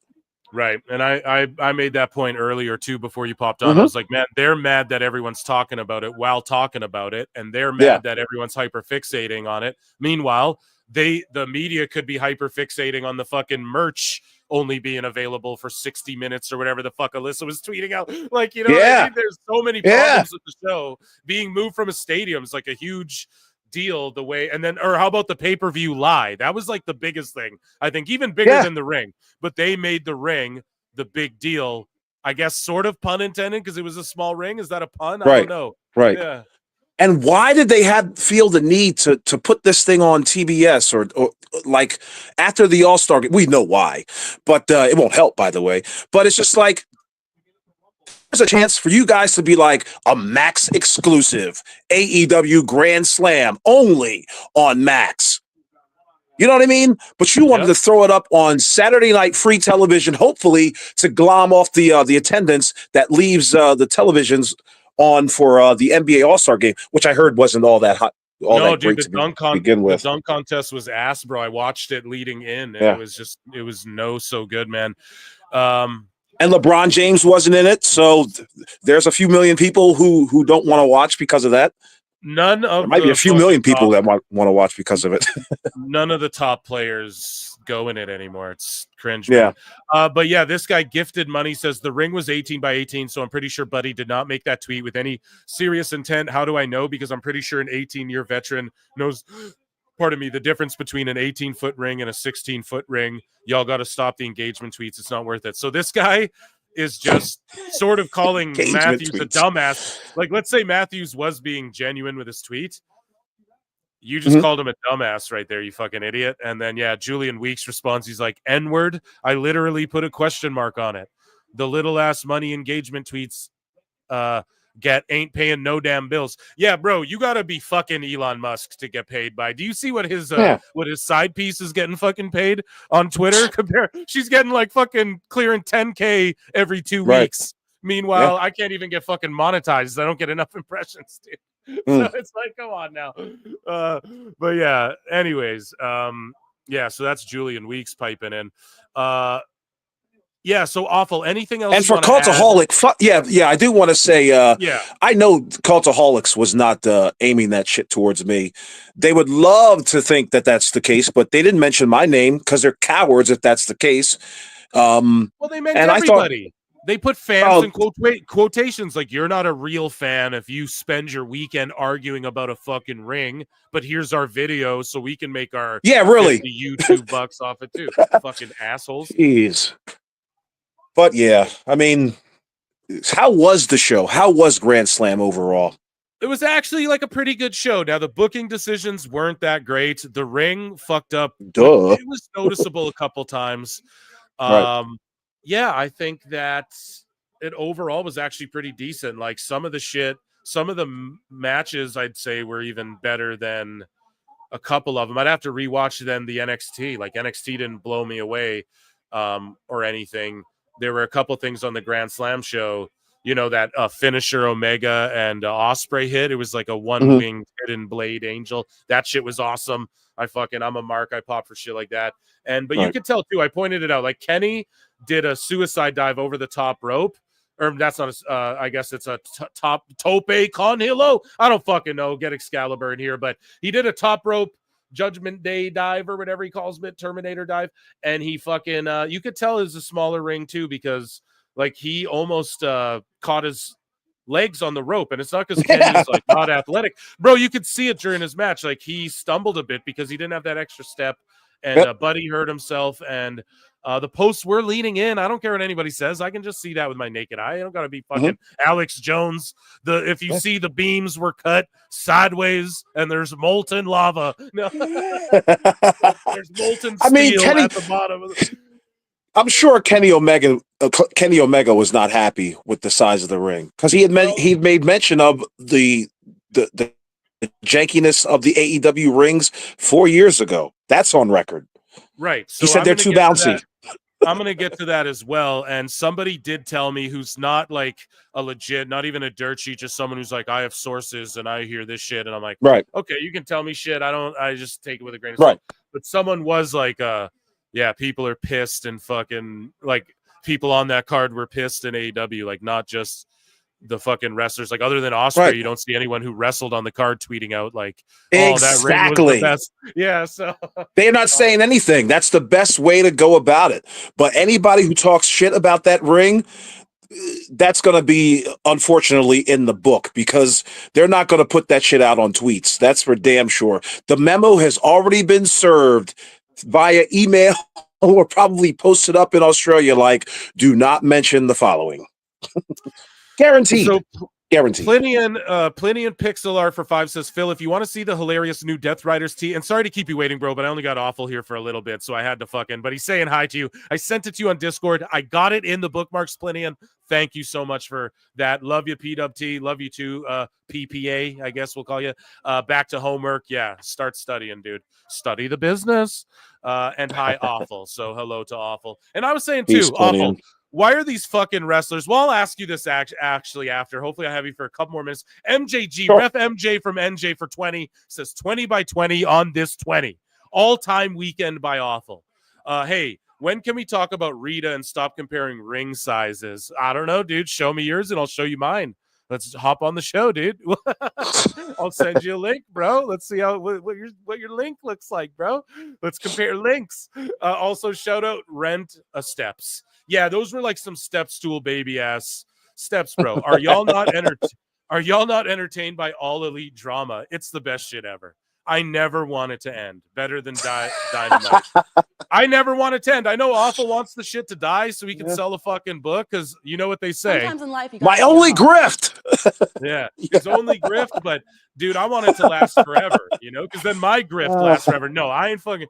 I want it to be good. You know why? I want it to be hot, and I want another crazy billionaire to go, look, man, this guy did it. Let me make a Fed too. And then to see, because man, there's kids getting rich. Oh, that's already happening, Phil. Yeah, I think that's already happening, Phil. I think there's somebody coming up right now looking at the mistakes that Tony Khan is doing. And that's what I love. They're like, I've always heard this line too. It's just like, if AEW goes into the toilet, WWE is going to have a monopoly. And Marv even says he's just like, no one's going to do another wrestling promotion for like 20, 30 years. And I find that to be bullshit. I think if AEW goes under, within 5 years, you'll see another one prop the hell up. I think we'll see one prop up because you know why? There's all these people, there's all these kids and shit now, like getting rich off cryptos and shit. So they get into this elite club where it's like, well, fuck it, bro. I'll spend $100 million too. There's guys like that coming up the woodwork right now, bro. People are getting rich off the internet. Fucking, hey, a sap would say, shilling fucking ball shavers and dick pills. You know what I mean? So it's gonna happen one day, dude. And MJ, I'll invite you on soon. I might have that in the news if we get to it. This has been a long segment, but I'll fucking throw you a link maybe tonight here. No, don't be sorry. No. I got so much to get to. Like, you're gonna get out of here. I'm still gonna probably be talking about this shit. Zombie Boss says, bro, he scammed the Australian. Just the one, Zombie Boss? Which one? But why, Alyssa? Were you fucking scammed? I don't know. No, but listen, he did scam. Well, it's just the Grand Slam scam. It's a funny name, right? It's like a Trumpism thing, Crooked Hillary. It's just funny to like give it that name.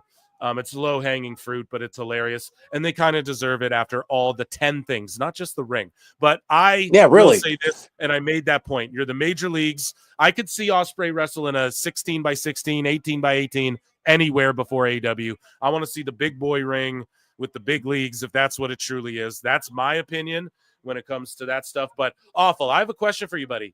Why the fuck are wrestlers and serious journalists and these type of folk, why the fuck are they selling for a guy named AEW Awful Wrestling? Like, why are they even responding to you in the fucking first place, bro? And I know why. It's because you have more followers than like a bunch of indie wrestlers and shit. There's people signed to AEW you have more followers than. But what I'm saying is, like, if it really wasn't a big deal, and this is so dumb to talk about, why the fuck are they responding to Awful Wrestling of all people? You know? Yeah. People, I'm just a guy. works hard. Like you're a guy who puts it on your brand. You put it on your name. Fuck Sure. AEW, right? Mhm. Like you put it out there. Yeah. So let's say someone who's like, nah, bro, I'm, JD, I get it because he sort of was all about them and then he's not. So I get why he triggers them. You are Right. just automatically like they're feeding to, like, okay, if you talked about it and then Cultaholic talked about it and then they talked about it, okay, then Yeah. I'd get it. They can like QT could be like, well, this mainstream quote unquote, or like one of the main wrestling outlets talked about it. So, but they're Mhm. responding to a guy who's openly like, fuck AEW. You know what I mean? So to me, it's so funny that they sell for you. Like, bro, ignore him. Ignore him then if it doesn't ignore matter. my tweets. Yeah. Let them go viral on their own. I wonder how many wrestlers looked at that tweet and laughed and laughed and laughed. Yeah, man. Like but see, that's the thing. There were quite a few professional wrestlers, again, will not be named, DM'd me. I keep a lot of shit secret because I don't know if it's true or not. I really don't. Phil, sometimes I'll slide you some of that shit and be like, what do you think of this? What do you think of that? I know. So it's just like, I just happened to pick that one because I was just like, oh, this sounds so fucking believable that I'm going to put the proper usage of words in there, allegedly, apparently, if it's true and all that shit. But I knew people were going to bite on it. And it wasn't a troll insofar as it was like a confirmation of my previous tweet. I just put out a tweet, was just like, hey, that left ring post, he's bent out of shape. As they say, brother, you threw shit out there and it stuck. And that's not your fault, bro. You followed the smoke signal. You followed the smoke signal and you found a fucking campfire, and there were a bunch and of... I gotta say this shit before I get out of here. I got to. Motherfuckers out there who think that I just spend all my fucking time on Twitter, fuck you. I will show you how many times I tweet a day. It's no more than 12 times. In fact, that's the most I've ever tweeted. Now, I'll have a couple comments here, whatever, but I do not do this back and forth shit. Meanwhile, you got Sean Ross, Waterhead Sap. He tweets 100 fucking times a day about this fucking worked business. You got Dave Meltzer, who's almost twice as old as I am. He tweets 200 goddamn times a day. And forget about all my trolls out there who tweet 100 times a goddamn day trying to rile me up or whatever.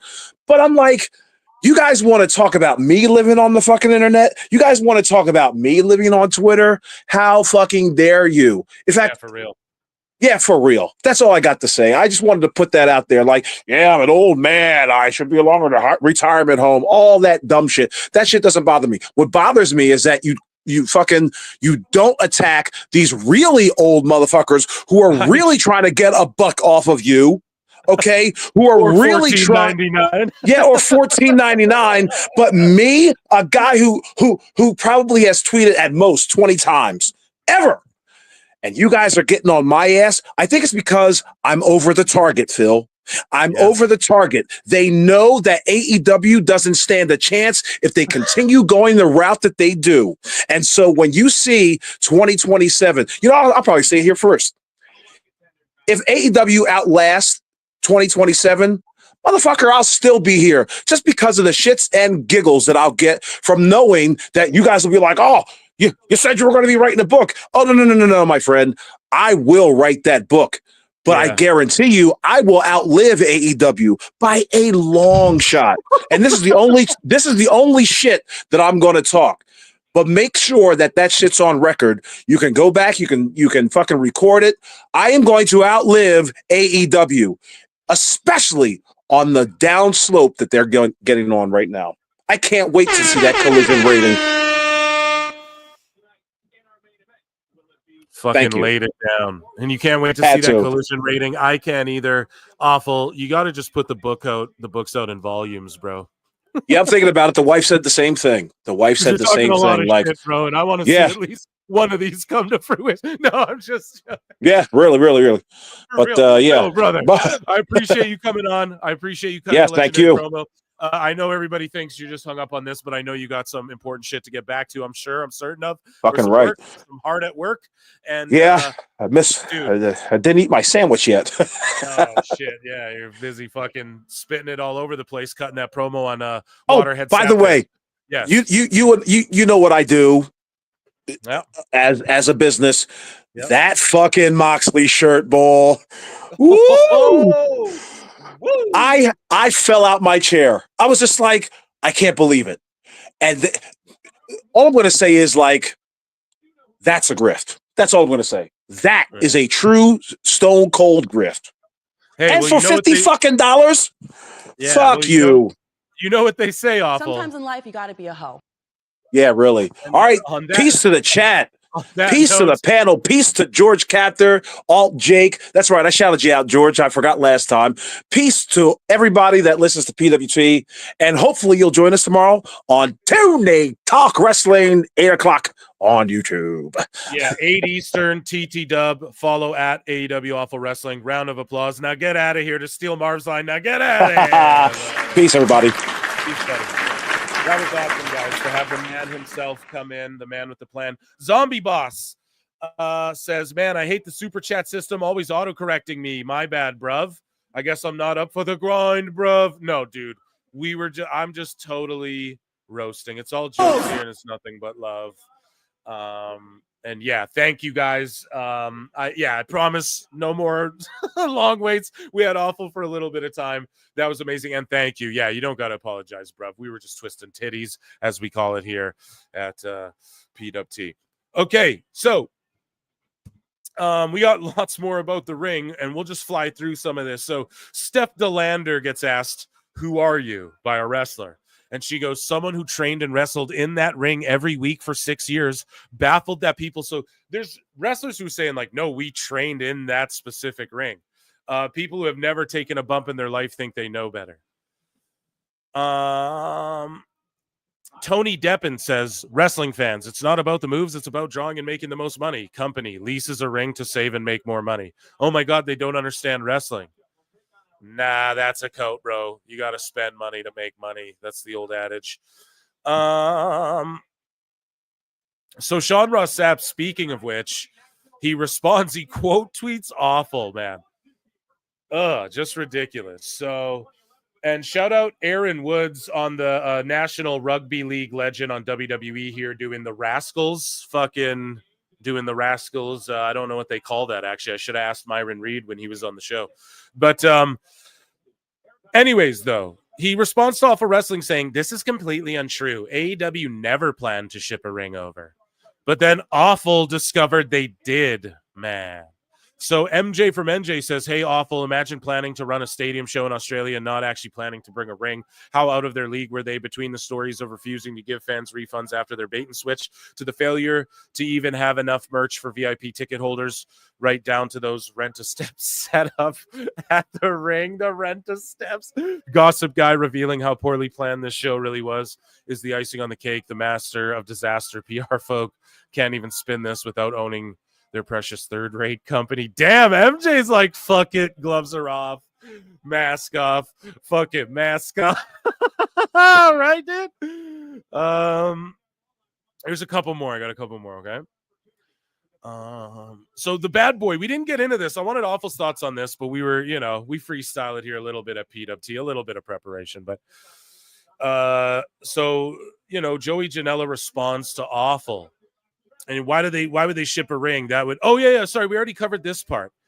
So we have more Awful over here. We were reading his responses to folk in the replies. But anyways, here is Awful responding to Sapp and QT Marshall. And he tags them. He goes, Sapp and QT, hope you don't know measurements, math, or common sense. Numerous DMs told me the size of the ring was 16 by 16, not 18 by 18, like these two jokers are going out of their way to claim. So is this Grok? Did he ask Grok? What the fuck is this from? AEW's ring size controversy at Grand Slam Australia. At AEW's Grand Slam event in Australia, the wrestling community noticed a significant change. The use of a smaller 16 by 16 foot ring. This adjustment, necessitated by logistical challenges, has ignited discussions across various platforms. While some fans, is that Grok? I don't get it. And then Awful says Dope 1 and Dope 2. The AEW ring is a design that only AEW has. It's very rare that an independent company or a major company has a 20-foot. We already covered that. And then this other post here, this guy Hell Snaw saying, okay, but still that ring is small as fuck. And then Sap says, no, it wasn't. It was the same size of a WCW, ECW, TNA ring. Okay. Well, this is AEW. Again, I've yelled about that earlier in the fucking show, right? Like, we're talking about AEW here, okay? So anyways, what else? Awful's got some more. So this gets posted. Kenny Omega is not a fan of AEW's ring. This is years ago, right? Or actually here, we'll cover Joey going, brother, I don't work for AEW, nor do I give a shit what goes on there. We talked about that. So yeah, Kenny Omega's not a fan of the ring. So r/squared circle on Reddit, and this is Robo Sprungo posted this, that during his interview on Wrestling Observer last week, Kenny said that AEW rings have too much give, are too bouncy, and not nearly as firm as the rings he was used to in New Japan. He said running in the AEW ring was like running through quicksand because causes fatigue to set in quickly, that it was terrible for guys who prefer to wrestle an explosive style like his, that it makes jumping very difficult, and that running in AEW rings is really hard on his knees. He said the only advantage to having such a bouncy ring was for taking flat back bumps, but it made almost everything else more difficult.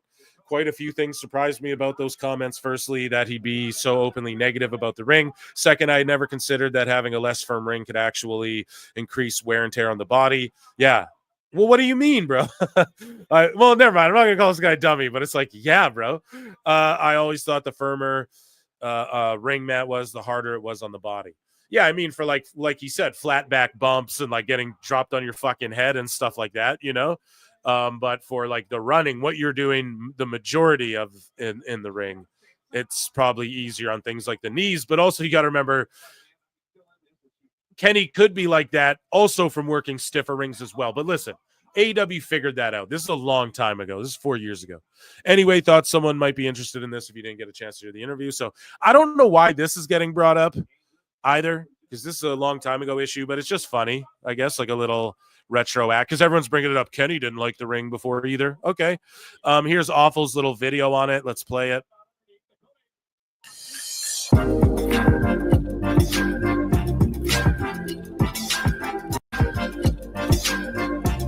Oh, he's saying he's like Fletcher had to hop over the bottom rope to sell the fucking.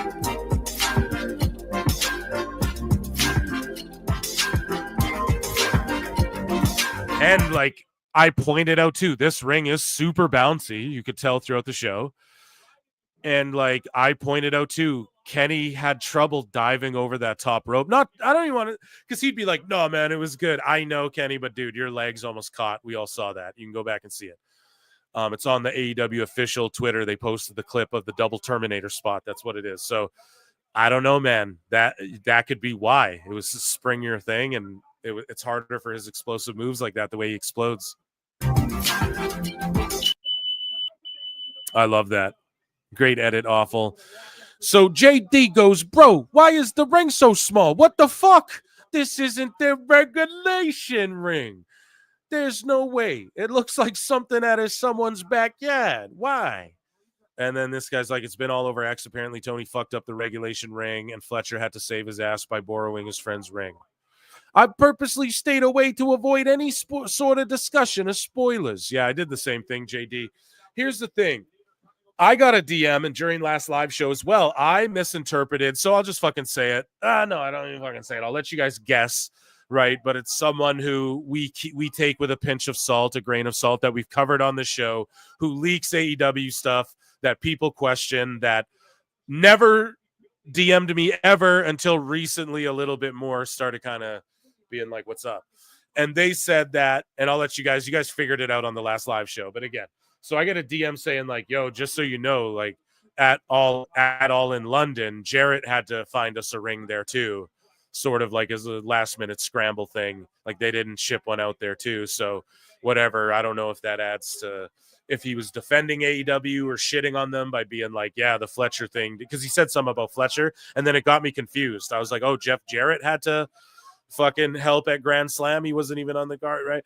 But yeah, JD, saying it as well, bringing it up as well. He's got a very large platform, so they're pissed at him for that. And yeah, people were going at him as well, like, oh, JD, but they were more mad at Awful, which I thought was funny. So let's just see if I have any more ring scandal stuff. Because Awful Man owned he owned Brandon Thurston as well, a completely separate thing, to where like Thurston deleted his shit. And I think Sapp deleted his shit too, arguing with Awful about this ring stuff. So that's all I'm saying. Like, there's more validity to this than people think. But we also don't know, why didn't they ship the ring? That shouldn't be the argument. It should be the point that I'm pointing out. Like, well, they could just build one, if it's state of the art and all this shit. That's the way to do it. Thank you, hun. Oh, nice. An iced coffee and some food. What a lovely person you are. Thank you so much. We're talking about the Grand Slam scam ring scandal. She's just like, oh. She don't watch that shit. She don't like AEW, bro. Mrs. Marks. Okay, and ladies and gentlemen, yeah, that was the ring scandal controversy. Round of a fucking applause.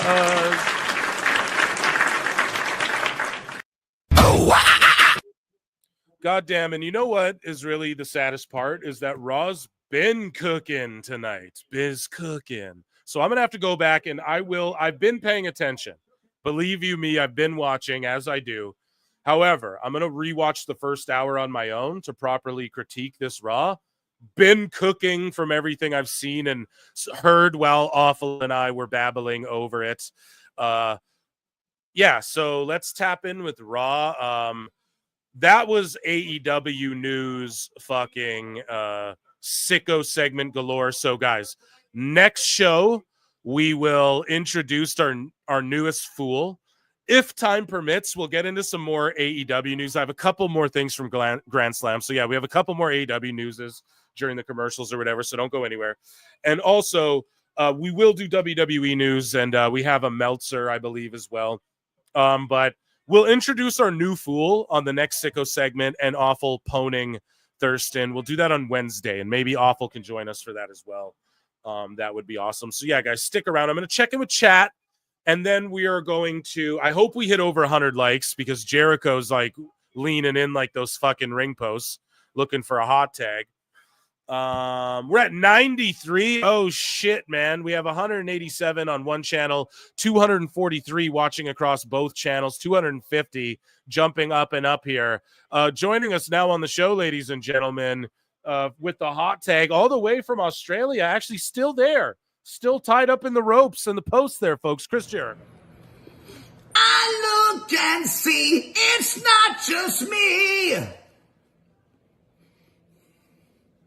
So many others have stood where I stand.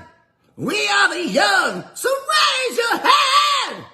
They call us problem child. We spent our lives on trial. We walk an endless mile. We are the youth gone wild. We stand and we won't fall. We're one and one for all. The writing's on the wall. We are the youth gone wild.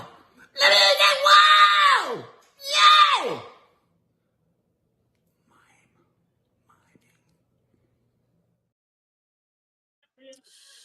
George called it. George Captor called it before I even hit it. After all that quality programming, and we're only at 91 likes, sorry to say, Jericho time. Yeah, you hit the top mod called it, folks. The top mod called it. Okay, and we got Mercedes Monet rapping on deck. Okay, if you guys don't fucking straighten out. No, we appreciate you so much. Y'all did this. Yeah, they did do it. So it's a Pat McAfee minute. Raw's been cooking so far. AJ and Dom was great. Sammy did his goddamn thing. Pierce was just cutting an emotional promo I didn't get to hear. I can't wait to go back and listen to. We had Kai and some IC title action going down with Lyra. And now we have a Pat McAfee minute. I can tell you guys what's happening. Theory and Waller are in the fucking crowd. During these McAfee minutes, he cusses up a storm. he's talking all this shit, and he can say and do pretty much whatever he wants, and it's magnificent. I'm going to turn it up here now. Turn it up. Bow, bow, count the down.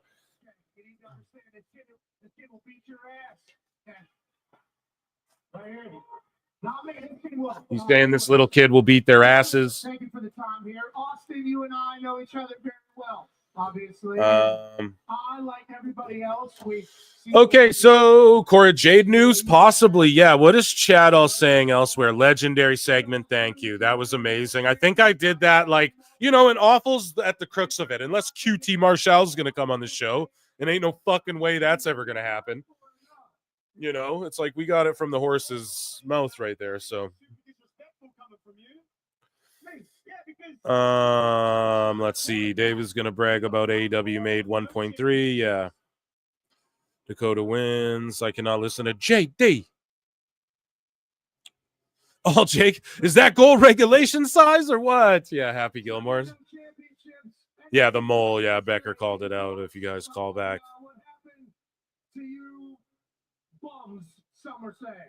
Let's see. Okay. I'm the journalist, is what they're saying.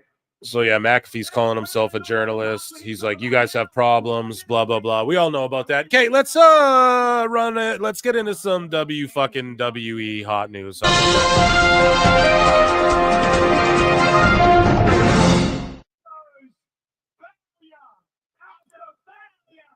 So Bailey at the All-Star game. I think we covered that last show.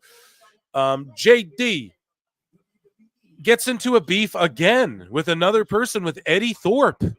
Our guy, my fucking guy over here, my cuz, okay? Eddie Thorp. And JD goes, I have zero connection to Eddie Thorp. Oh, sorry. I have zero connection to Eddie Thorp. How and why is this man a thing on this show? Oh.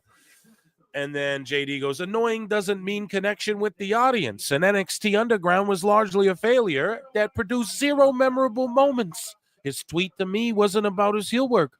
My tweet to him was about his on-air character. He took my criticism to heart, that he made it about race too. So let's get into this. Eddie Thorpe responds to JD and says, a man with zero perspective outside of his own. The fact that there are people that connect to me and what I represent, and it means a whole lot. No surprise like that a guy like you can't find it in him to connect to an indigenous character. My feed is full of this. Yeah, it's hard, man, as an indigenous dude as well. I feel like we got largely skipped over, you know, as far as like, you know? Motherfuckers just, all I gotta say is that they don't really care about us, Mone, you know? But no, I'm not even, it's not about playing that card. And I get it if a white dude couldn't, let's say, connect to a white Italian mobster, couldn't connect to like an indigenous dude or whatever. That's chill. And Thorpe, that's not fucking, you know, that's like your job and my job to fucking show people to represent. You know what I mean? We got to hold it down. We got to do our goddamn thing as well. So there's that, right?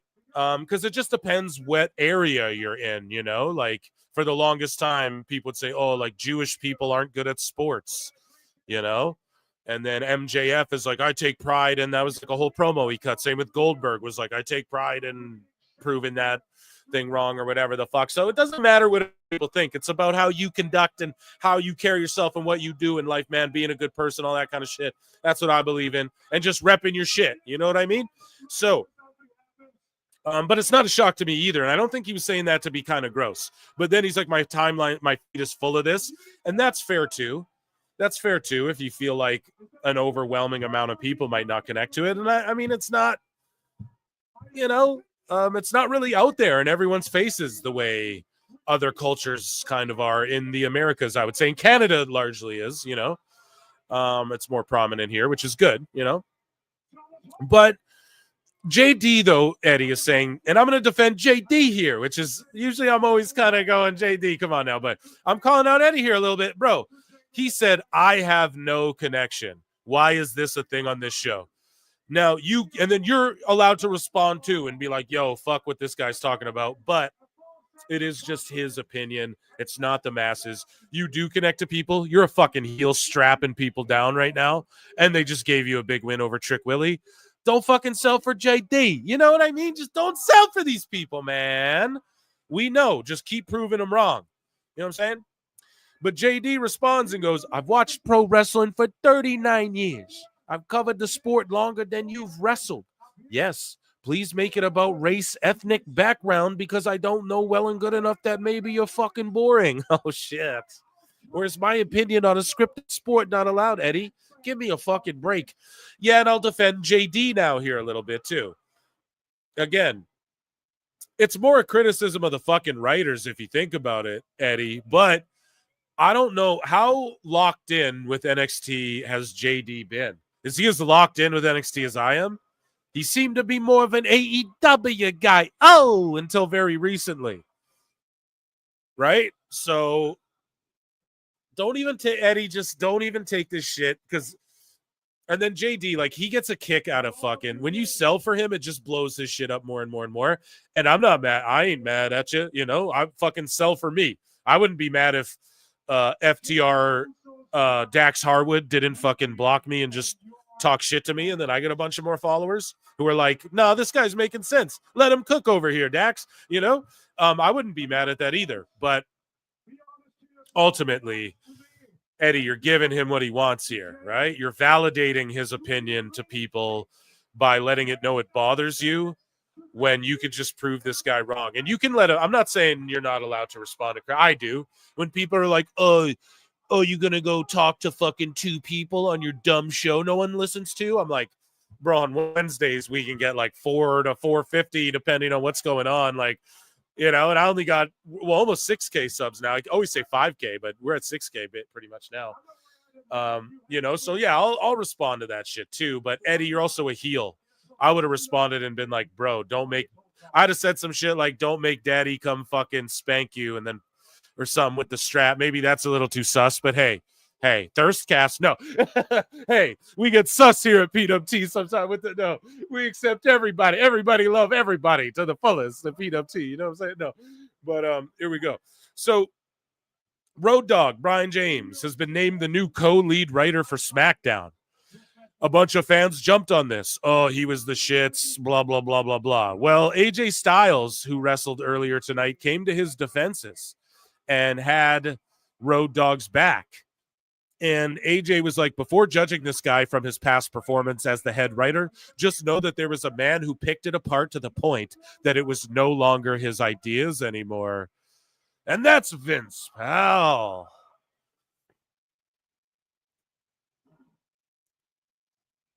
So it's official. Kevin Owens has officially challenged Sami Zayn to a match at Chamber in Toronto, Canada.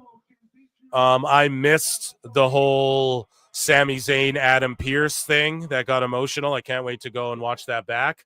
Right now, Gunther's cooking with Pat McAfee, and he's saying, yeah, do I think Jey Uso can beat you at Mania? You want my honest opinion?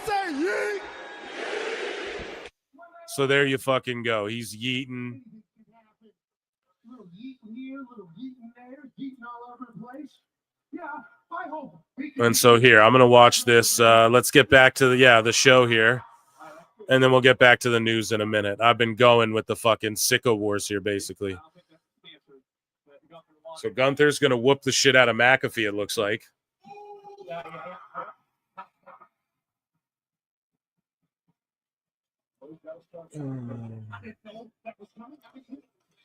This is what's coming. Main event. Jey Uso. The officials try to hold things back. JD's just an angry, grifting midget. Okay. JD cooked. JD is an exposed racist. How's he a racialist, bro? I don't know. I've never seen him do or say anything racialist personally. Is my only thing, you know? Yeah, now Uso, listen to the heat. Like, he's so over, yeet, yeet, yeet, every punch. Everyone's so mad at Gunther. He just cooked with McAfee, who's Uso's biggest supporter. Uso's kicking security guard ass now.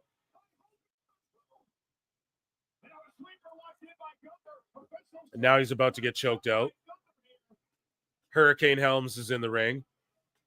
Shout out Rosie in WWE 2K25. We manifested that shit, chat.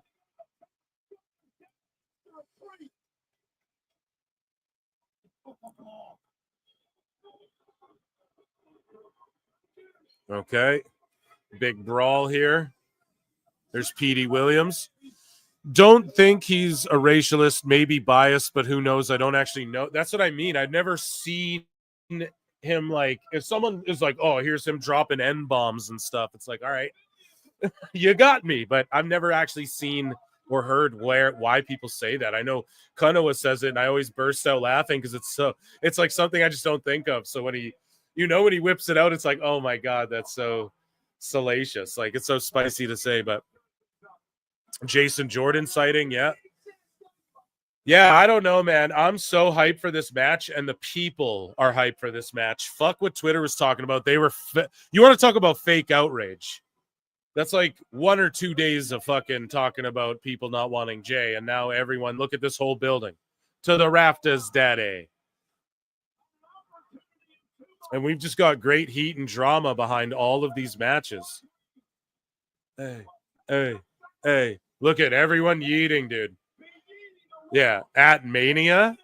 Ooh, in the main event. Oh, dude, he's going to win that strap from Gunther, bro. It's going to be awesome.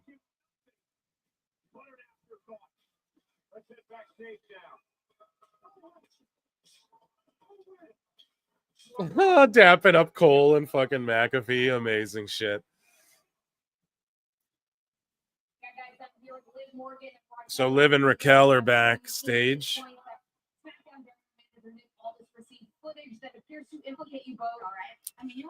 So they're talking about the footage that implicates them with Jade Cargill.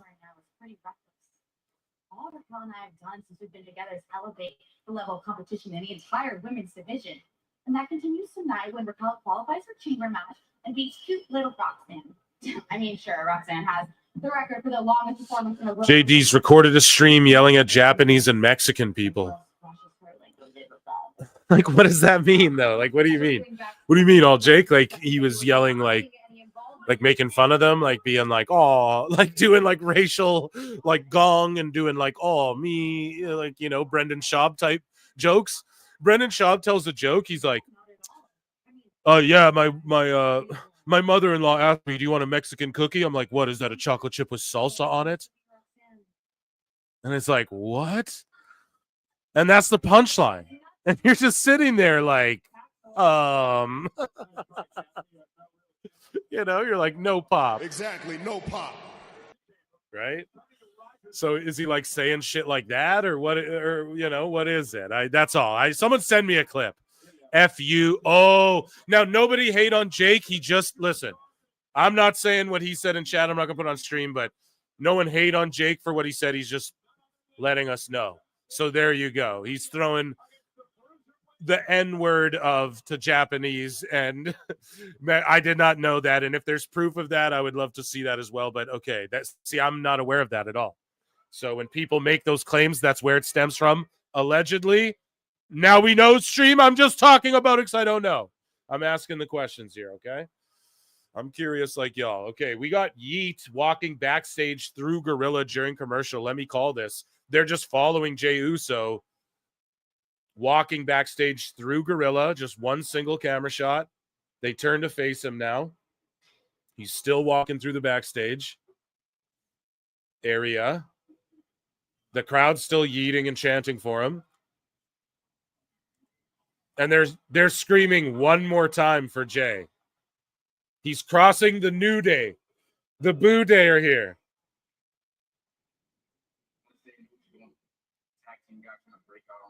Xavier's like, I know what you're doing. You're a tag guy trying to break off on your own. Yeah, we'll get back to news after Penta time. Kofi's like, dude, nobody thought I could do it either. We know, you know, they're trying to relate to Jey and, you know.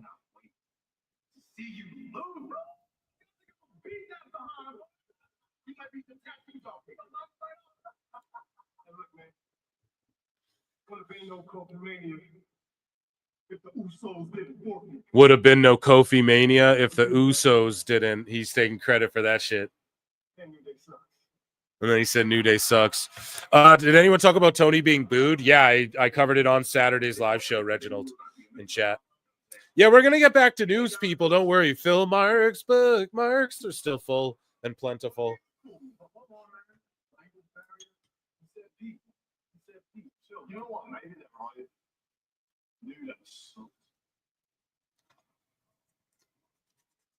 So then they run into Butch, and he's like, maybe they're right. New Day sucked. Sneezing over here. Dom's backstage looking all beat up. Yeah, that's what I love is the backstage area in WWE now. It's not just like, oh, here's random shit. Like, you have to be paying attention to what's going on in the background and shit. Because there's things going on. Like commercial break, there's things going on. Yeah, if the Usos didn't forfeit, yeah.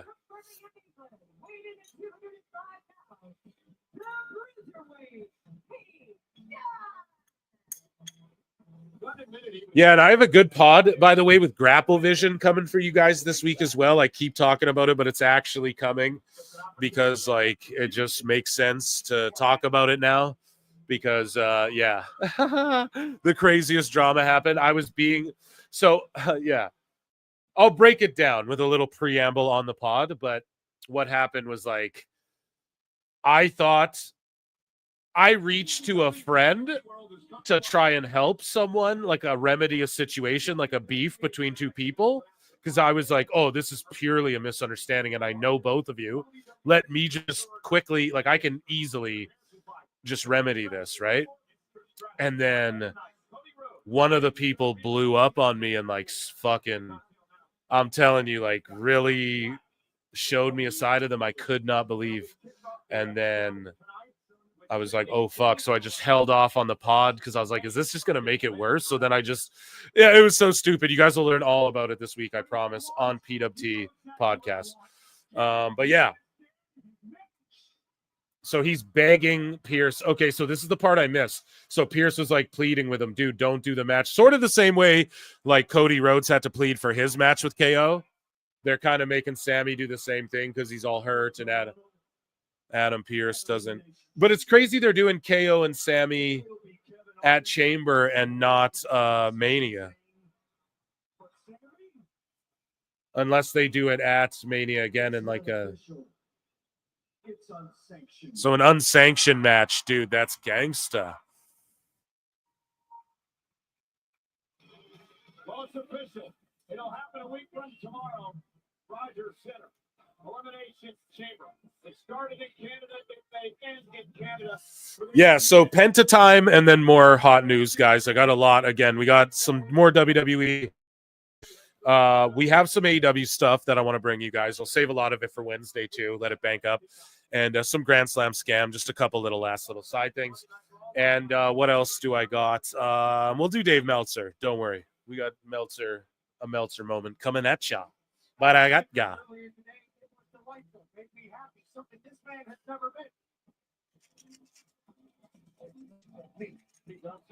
lot of stars here tonight, including that man, Brad Thomas. I'm not sure if you got an opportunity to check out Surviving Black Hawk Down on Netflix. It is pretty awesome. Oh, yeah, and WWE LFG. Did y'all watch that? So who are these ladies, these hot-ass girls, Love is Blind alums? There you go. The fucking MILFs are in the house, dude. The Cougars. And they're drinking out of gold chalices right here. You know they're loving wrestling, dude. That's called brand integration right there, folks.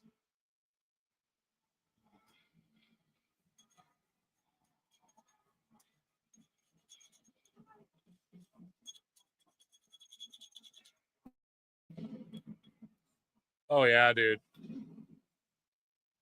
Yeah, I talk shit about those sparklers, but the fire and the sparklers are definitely the way to go.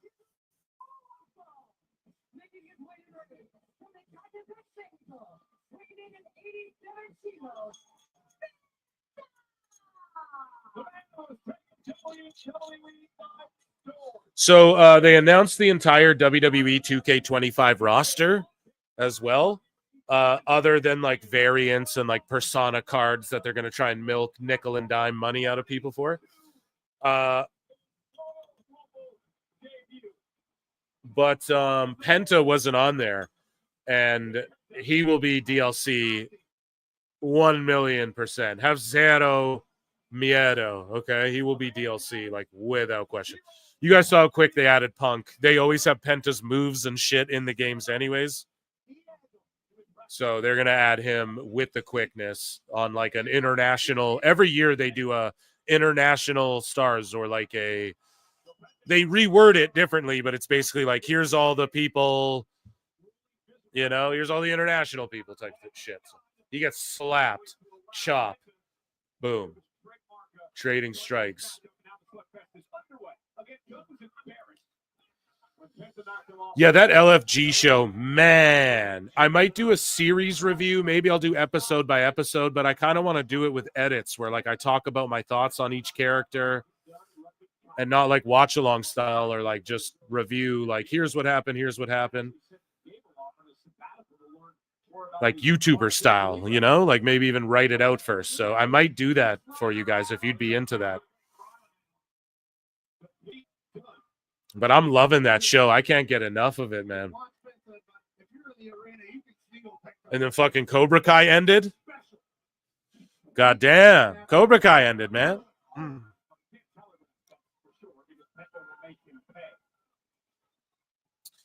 Yeah, so if you guys like LFG, right now, go watch WWE Next Gen if you haven't already. It's on like Roku or whatever. That BJ Ray guy who was like getting into it with Bully, he's from that Next Gen show. And so are a few of the people on this show. And he was a dick then too. Like, this isn't fucking... It is sort of his gimmick, but this isn't even fully a gimmick. Like, he is one of those guys. Like, if he wasn't in the WWE, he'd be doing fucking pranks, yelling in Walmarts, doing TikToks, you know? Where he's like yelling in Walmarts and trolling people like that. He's just a fucking douchebag.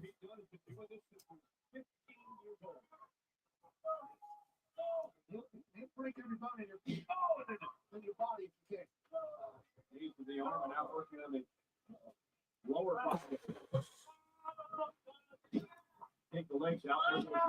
High flying. No, I don't watch Yellowstone. Yeah, Penta.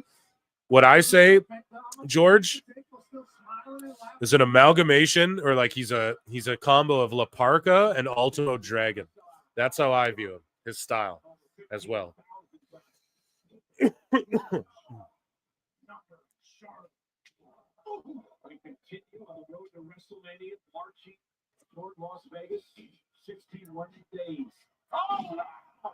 God, that backstabber move is great.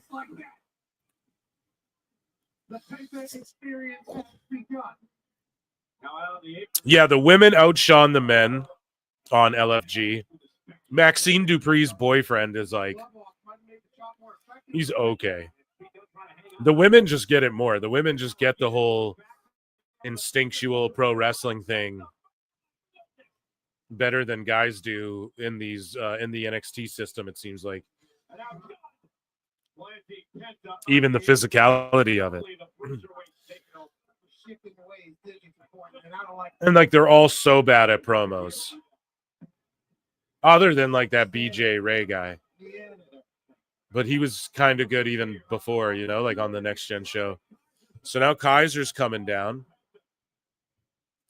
Butch took a shot at New Day as well. So it's like, is he hating on the New Day? I don't know. Here, I'll call the action through the commercial. 2-minute and 2.5 minute break. So Kaiser staring them down. Butch landing a clubbing blow. They're back in the ring. Now here looking on. As Pete Dunne continues the dissection. Okay, says the women's match was an NFL cheerleader versus an Olympic track champion. Yeah, exactly. And they both just two NIL. So that show's more focused on NIL people, whereas I think the Evolve is more ID focused. You know what I mean? So that's how you keep it separate. And that's the way to do it, I think, as well. Because some of the ID people might not be as athletically gifted, but they're already cutting promos and know where to be, and their timing might be a little better. And they just got to learn like WWE style a little bit. And whereas the NILs, though, man, they're catching on so quickly. It's scary. It's just scary. They're just like, it's like factory pumping out people, but they're somehow coming up with new, unique gimmicks and doing callback to old shit that people want while not shitting all over it, right? Like American Made's a great callback to Team Angle, but they're not like lowering one. They're not like rebooting old 80s movies and shitting all over them, you know? The way Hollywood doesn't shit. That's where Maxine Dupree. Yeah, Ludwig is with Stratton. Maxine Dupree's dating that NFL guy who's on the show. And I went, oh, fuck. Because I'd see him, like, sometimes you go on Instagram, right? In her socials, she's, like, with this dude. And I'm like, oh, I wonder if he's training at NXT. Or, oh, this guy's not a fucking wrestler, it doesn't seem like. Oh, he plays football, you know? That was, like, my notion of him a while. Like, I think they've been together a while. But no, he's in fucking WWE. Like, and then people were saying, oh, I don't know why they picked Booker. Someone said that to me, and I'm not hating on this person on Twitter. They're like, oh, like, who would pick Booker and Taker instead of like Bubba or Mickey or whoever? But dude, Booker would be one of my top choices personally. I love Taker as well. The old saying is like those who can't do teach, but like there's a lot of great pro wrestlers who teach pro wrestling, right? You know, Booker has a track record of training a bunch of people. He has like an indie fed that WWE's working with, you know, and that they specifically, before they even announced the ID program, that they would send Lexus King to and certain people to.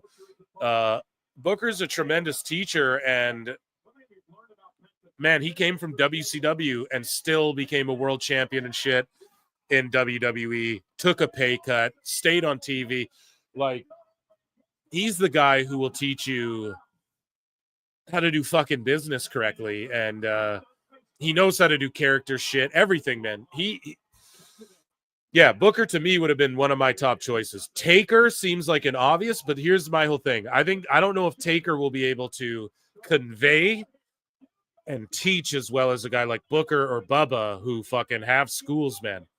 Or like Mickey, who her job is in a bunch of locker rooms is like, you're wrestling and you're our champion, but you're also like helping all the women. You know, you and Gail Kim are basically helping everyone. So Booker, to me, if I had my choice, I think I would legit pick Booker first. That's me. What I love is they set it up Undertaker, who is like a WWF guy through and through, and then Booker T, who is like a WCW guy who came over and then got over in WWE as well, right? The last WCW world champion as far as that promotion being alive. And then they have one of the greatest tag team wrestlers of all time, and then they have one of the fucking greatest women's wrestlers of all time, right? So they have like Booker T, a WCW guy, they have a WWE guy. Who were both at the tippy top of their companies or whatever. And then you have one of the best tag guys of all time.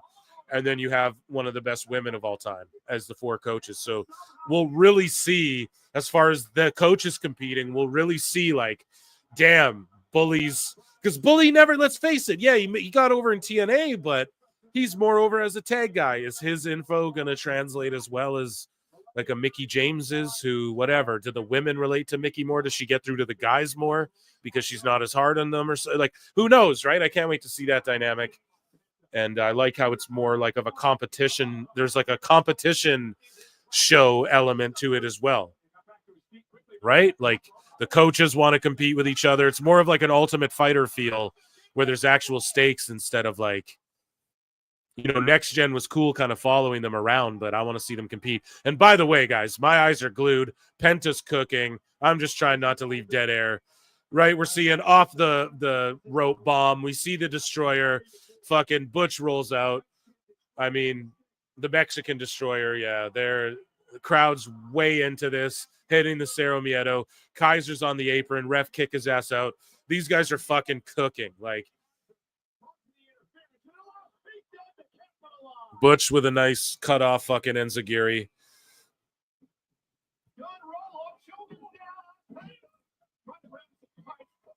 Big kick out.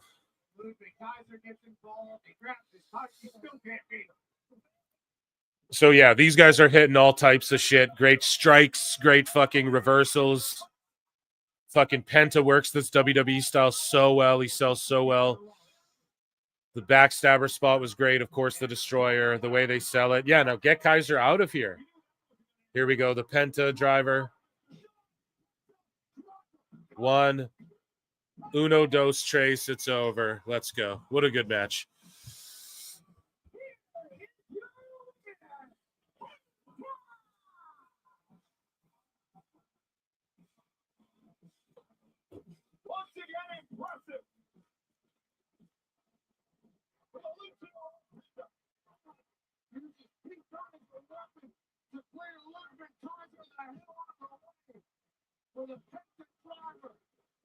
My only thing, though, with the LFG show, sorry about all the dead air, I'm just watching the replays. My only thing with the LFG show is that some of these people, like that BJ Ray guy, like he's been at the PC for so long.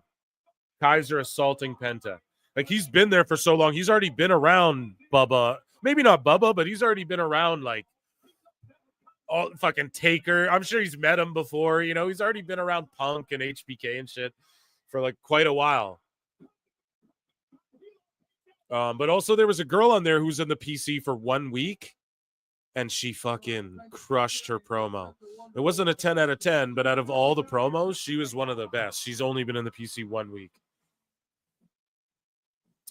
Okay, everyone's freaking out about this clip now. What happened? Okay, so Jake, how do I get to that? Like, did you tag me on that on X or what? Tag me on that somewhere. Or DM it to me if you didn't. And then I can, like, listen to it. I don't know if I want to play it, though. Like, I don't want to spread racialist shit. You know what I mean? But I'll, like, listen to it maybe over here and then... Please, Jake, link me that, please, in the fucking... But yeah, I'll listen to that for sure. I don't know if I'm going to play it on air. I don't want to be fucking that guy. Unless you guys are really, like, begging for it, but yeah. Tag me on X. Okay, let me look. So Jay is speaking with Kathy Kelly. Kathy Kelly. Kathy Kelly. Champion. So how are you feeling confidence-wise?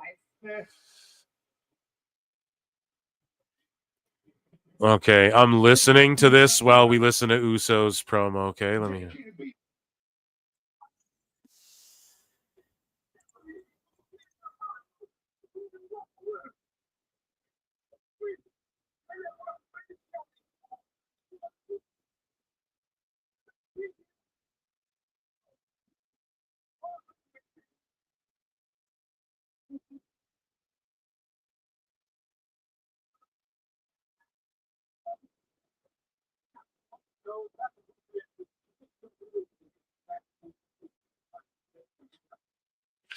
So wait, were these comments his? Like, what am I missing, bro? I don't see any fucking... Here, let me see.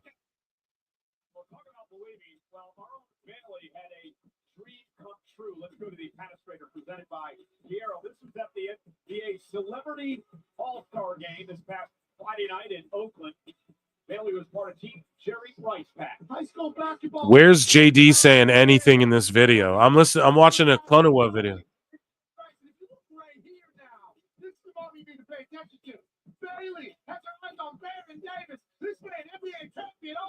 Sorry, guys. I'm like over here sleuthing. I have no idea.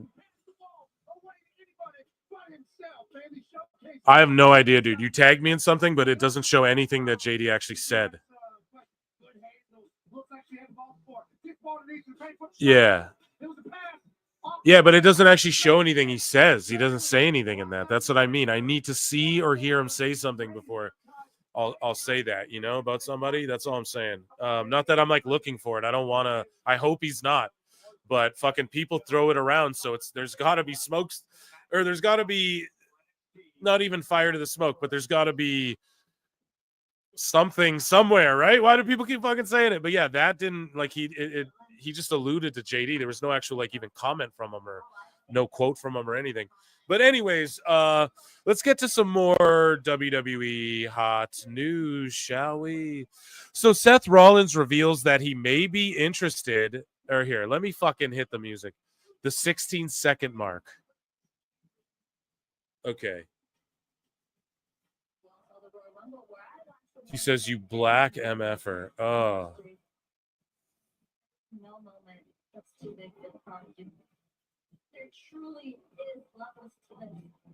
Oh, that's his voice saying that? Like, that's not Alfred. Hold on a second. Hold on.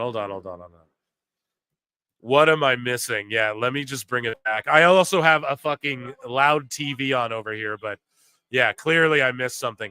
Because I was looking for it, because you guys understand what I'm saying? On the video, they're showing all these comments on the screen. So I'm like, oh, he typed it. So I'm like trying to read it. I'm pausing each frame. I'm like, where did he say anything? I don't see this. And he doesn't even come on the screen at the 16-second mark. I will. Where the fuck is the gabagool here? My notifications are blown way up. Okay, let me see this here. The 16-second mark. Oh, that's him. Oh, dude. Oh, my God. So that's him. Yeah, that is JD. Okay, because he called him Jerry. I didn't understand because he's making like a Ted Nugent joke or whatever, right? What is he saying? Who like more white people who like Ted Nugent, right, Jerry? And then I didn't realize it cuts to a clip that is JD gaming on a headset playing some sort of game, Fortnite or some shit, and he's saying black MFer or whatever.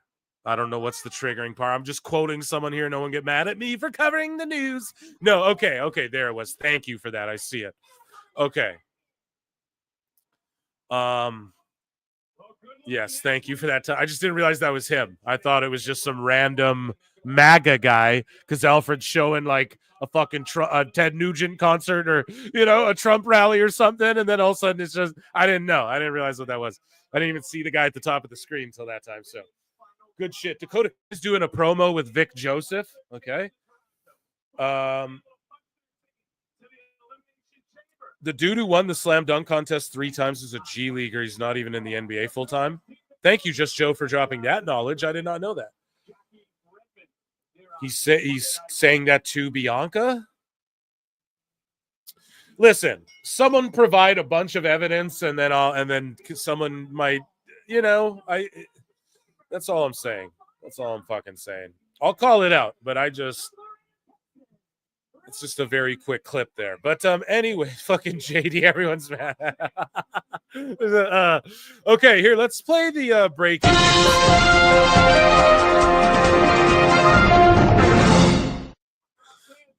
Seth Franklin Rollins reveals that he may be interested in running WWE after the current regime has decided to move on when asked about plans for post-retirement. Yeah, he's Triple H's guy, and they're grooming him and shit. He could totally be, no Diddy, but he could totally be that dude one day. Why not? And it could be Punk down there running NXT, and they don't like each other IRL, but they'll make it fun work. Anyways, Man Like Derice or Man Like Derice, I have no idea, is on WWE's radar as a potential signing. So this is like an ID thing, I think, or several talents in WWE have been pushing for the signing of both Rio and Derice. Rio, and not the Rio y'all know from AEW, a different Rio, was recently spotted at the NXT Performance Center for NXT tapings, but was just visiting at the time. So WWE decides to lift their ban fully on marijuana. Wrestle Purist gets this quote from the Speakeasy podcast of Mitch and Mia Yim saying, so before marijuana used to be on the WWE drug list, and they took that off a few years ago. So when I get home on Saturdays, I do that. I just chill out all day, and then I get back into the gym on Sunday. Amen, sister. Sundays are kind of like that for me. I try to make sure I have like everything You know, I make sure I have like videos uploaded way in advance and shit so I can just chill. You know what I mean? I modded out my I homebrewed my fucking Nintendo Wii. Shout out Plenty and Pixel Art. So I have like 10 billion I have like every Nintendo game ever on this thing, and it's fucking awesome. So that's what I've been doing on Sundays. You know what I mean? Just chilling out and watching Cobra Kai, which is unfortunately over. So shout out Michin, Mia Yim in Minecraft, of course. She means in Minecraft, but no, I think pretty much even YouTube's like pretty. I think we're chill on that now. You know, I think everything's pretty chill, but still, the joke remains forever. Because when I came into YouTube, the people I sort of studied, that was kind of the code they use. So we'll just keep it going. But yeah, I think it's pretty lenient now. But anyways, I Show Speed says he genuinely thought he was going to die following the spear from Braun Breaker at the Royal Rumble. He's still on about this, man. After this, bro, the day after the when Braun Breaker spared me, chat, bro, I had probably one of the worst headaches. I couldn't move, chat. I could not move, bro. I thought I was genuinely about to die. Like, real talk. That was maybe one of the most craziest worst experiences ever. Like, real talk. Like, I'm being so serious right now. That's hilarious.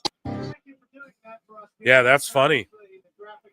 Everything that could have went wrong for him did, other than like the moment how viral it went. So it was also revealed, I guess this is via Fightful, so I guess it's gossip, but the minimum pay for a WWE talent on the main roster is in the range of $200K to $300K, with a number of talent earning in the millions per year. Now, here's the thing. My guy Dose was on the show, and it looks like your boy Phil didn't miss, and I was right again. And shout out Dose, but I was like, you don't think anyone, I think what I was saying was, you don't think anyone in NXT is getting the main roster money already, like 200, 300, 350,000, $250,000? And then he was like, no, there's no way. But here's the thing. I know for sure people in NXT, and this isn't, I'm a dumb fuck, I don't know anything, but I know for sure, chat, that there are some people in NXT, this may have been like mainstreamly reported as well, get main roster money, like some people, and main roster people like the Good Brothers, who then had to go down to NXT, they were getting main roster money for sure. And we're seeing, like, you mean to tell me Bayley was just on NXT for like a few weeks, she's getting main roster money, you know what I mean? So some people for surely are. You can't tell me Julia's not getting a little more than like Sol Ruka or like Lola Vice. Come on now, right? There's a little more value to that. So you can't tell me Ricky Starks ain't getting a little more than, or maybe Ethan Page, but Ricky, he's probably getting a little more than Trick, even maybe the same, maybe a little, you know, who knows? Like, it's got to be up there. But yeah, and I threw that number out there, not entirely ignorantly, but I was like, yeah, you know, like 200, 350, I even said, but like $250,000. I don't know, dude. The base salary on the main roster is apparently $200 to $300 now, and that's awesome, bro. Fucking epic. Like, there you go. Uncertainty. Like, if you can make it to that main roster, you can lock in about $200,000 now for them to bank on you to deliver, right? So I get it. $8 million for less dates. Osprey, bruv. That's great. Okay. But like we said on this show, it's fast money, and the longevity, being a legend, being in the Hall of Fame. Oh, that doesn't mean shit. I don't know. It kind of does mean something now. The video games, having them keep you on a Legends deal. Like, they don't set up retirement funds and shit, but they're like trying to pay people and things like this, you know, to who gave their bodies and their time and stuff like that. It's a new regime in WWE. I'd want to be a part of it. Not saying don't get, if you're like a young guy like MJF, get all your money and shit for sure. But the idea was that everybody's stock would rise. And no, I mean, a lot of people called it. I'm certain I said it too. Eventually, we're going to see, it's like the minimum wage thing, right? Like, everyone's like, we need more minimum wage to go up. And it's like, you're damn right. Every job should pay people more. Everybody should be able to live comfortably and shit. You know what I mean? Take care of themselves for sure. And you can't convince me that, like, yes, everybody works hard and shit, you know, and there's different tiers of jobs and stuff. And I get it. Yeah, maybe someone who works at McDonald's shouldn't get paid as much as like a guy who puts the pipes together so everyone can drink water or something. Okay, yeah, we can argue that all day. But what I'm saying is that, you know, minimum wage goes up, then everything just goes up and inflates. But like pay scale and an entertainment in a field like this, going up for everybody, that's like a really good thing. That's the way the wrestling business is fucking booming. That's almost like their minimum wage, like their minimum guarantees are all in the six figures if you can just get to that main roster. Now it's harder than ever to get there. It ain't fucking easy to get there. NXT, you probably got to grind it out there, make a little less, maybe make a little more, depending who you are. It's not going to be easy, but the opportunity, especially with them being on Netflix and having Netflix eyeing up everything, all the superstars and everything. Look at Roxanne just selling her ass off, getting ragdolled around, looking like the baby face after being the mega heel in NXT. Brilliant work. And that's what I mean. So Roxanne got called up. Do you think she got a pay bump? She was probably getting around close to $200K before. No, I don't know when she renegotiated her deal or whatever. Plus the merch. Plus if you go over your cup, as MXM explained it. Plus, you know, the bigger payouts for WrestleManias and shit when they sell out crazy and do these crazy TV deals. So, yeah, definitely this is just a good thing for all of wrestling. So I know people would clown on AEW like, man, Daniel Garcia is probably getting $250,000. I've made that joke. He's probably making like 250, 300 grand. Here's the thing. He would never be on the main roster in fucking WWE. For sure not yet. You know? And you could compare it. Like there's guys in AEW who, because I've just seen a few sickos be like, oh, but if AEW is paying, but really think about it. If Pete Dunne's making 200 grand, is that worth it? Over, let's say, like Danny Garcia making 200 grand a year, chat? I'm going to put a poll in the chat. I'm going to ask chat right now on the Clips channel. Who would you rather pay $200K to?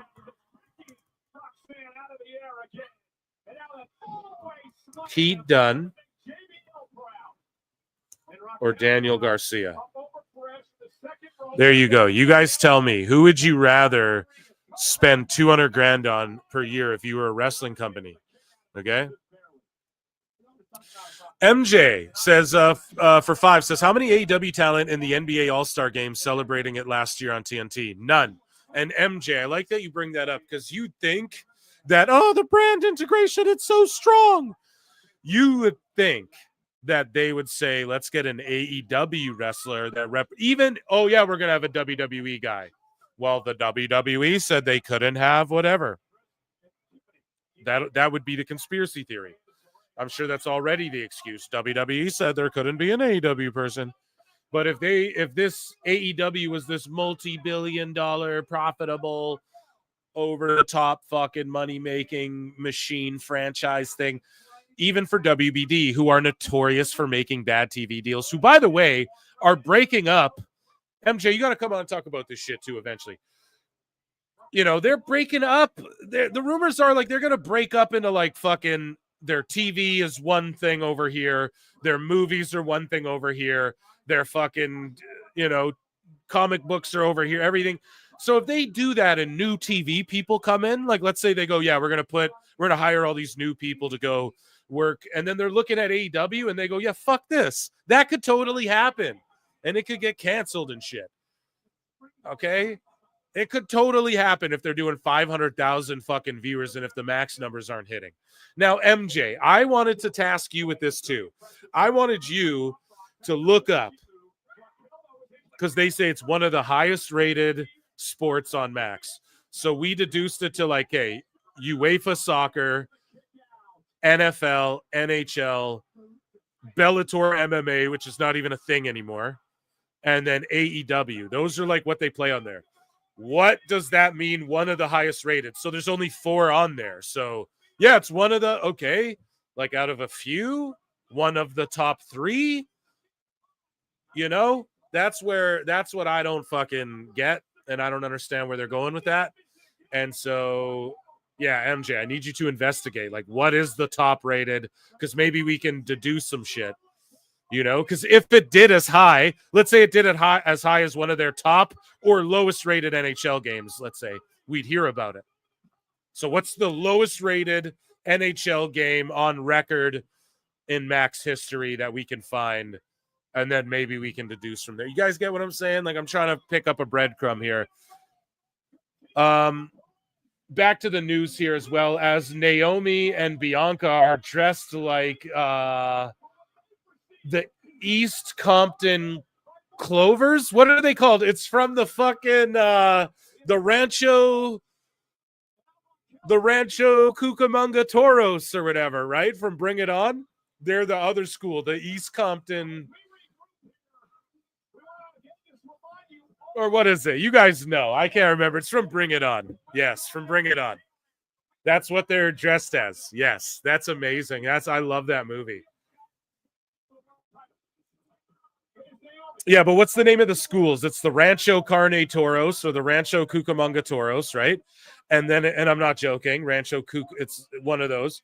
And then it's the, what's the team they play? The East Compton, or because they're LA-based teams, right? Like schools or whatever, rather. Rancho Carne. And then,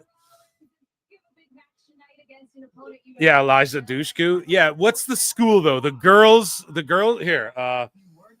What are the schools in Bring It On? The Elimination Chamber, but I can't. Jesus, someone will say it in chat. The East Compton Clovers. Thank you. Oh, so I was right. I said that before. Yeah. And then Moose Knuckle, you fucker, man. Pulling a JD over here, Moose Knuckle. So yeah, I went on my rant about base salaries. So Asuka warns everybody that her X account has been hacked by crypto scammers. So don't click on anything she posts. Okay. Definitely don't do that. The commentary team for LFG is Vic Joseph, who's just killing it. So Vic is on NXT, on SmackDown, and during the commercial breaks, it's not Jackie Redmond who's been doing the 4-way hockey team tournament. It's Vic Joseph, guys. I don't know if I mentioned that during the show. So on Raw, it's Vic interviewing people, doing triple, quadruple duty, doing LFG as well. And I love it, man. And Borash hearing his voice again is great to hear on that shit. And they do a really great job of, they do their commentary in post, clearly. But then they do it live for when because there's two types of matches in LFG. There's ones that are in front of a crowd before NXT, like dark match style. And then there's ones that are just in front of like 20 people, in the PC. And they get judged off those. So it's just a really great show. Here's a funny, I don't know, chat. Let me know what this is from. I don't know what this little sketch is from at all. Huge pop from me. I popped so hard. Here's Triple H and Stephanie. And hopefully I don't get yellow flagged for the music. And how you play it all about control. And if you can take it, and if you can play it, it's all about who's gonna make it. I am the game. Really? What? Do you have to do that every time we get in the car to go anywhere? What's the point of having entrance music if you're not going to use it? Well, where does that music come from, anyway? What the fuck was this from? That's so funny. Yeah, so Vic Joseph talking to Ludwig Kaiser right now. So John Cena, they announced some dates. He will be live on the road to WrestleMania in Brussels, Glasgow, and London this March. The last time he'll ever be there, folks. Get your tickets now. Yeah, so there you go. He'll be on Raw 17, 24, 31 in Europe. Those crowds are going to go fucking bananas for him. Shout out Cena the GOAT. I'd love to get you on a fucking Netflix show soon. One of these Raws. Right? Jesus Christ, the guy filming movies. And I'm sitting here like, oh, that's not very fair, John Cena. That's not very fair, John Cena. To go to Brussels and Glasgow and Leeds and Blackpool and all these other fucking places. and my throat's kind of sore, so I don't know if my impression's hidden right. But that's not very fair, Eric. Oh, come on now, Eric. That's not very fair for John Cena to go to Europe and not even announce dates in America yet, Eric. Come on now, Eric. And while I have your attention, might I divert it down towards the link below? WWE Fanatics. There might be a sale on right now. Who fucking knows? You might even get a dick pill or two. Go to WWE Shop and use the promo link below and hook PWT the fuck up, because it's not very fair. It's not very fair that people get Blue Chew ad reads and I don't when I'm trying to make a living for my family, Eric. You can use that promo link next time you grab a shirt and support a motherfucker like me. Oh, we're done. Sorry, guys. Commercials back in 30 seconds. The Boo Day's coming out. We're going to get into some more hot news, but I'm very interested in seeing what the Boo Day do up next. It's going to be fucking big boos raining down. It used to be like that. You see, but what had happened was. But yeah, for real, if AEW gets affiliate links, they should do that. I will gladly shield that too. But it's no extra cost. There's literally probably like 30% off right now. Let me look. I'll go to WWE Shop. You know what I'm saying? And let's just see. Might as well. I'll just tell you guys. There's 40% off right now. If you fucking click that link down there below, and then you fucking use the code TITLE40.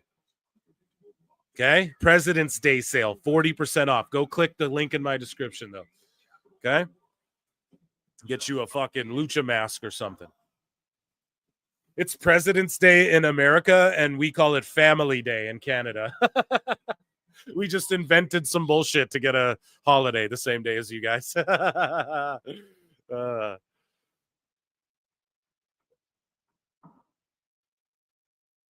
So Jeremy Rue saying Mercedes isn't the highest paid woman anymore. Becky signed getting a raise from 3.1 to 4 million a year in her new contract. Yeah, but Mercedes is saying she's getting like 5 to 10 is what all the dirt sheets tried to make us believe. So that would mean Mercedes is still the highest paid. But who gives a shit? They're paying her for nothing. They're paying her to just piss people off and make them not want to watch the fucking show.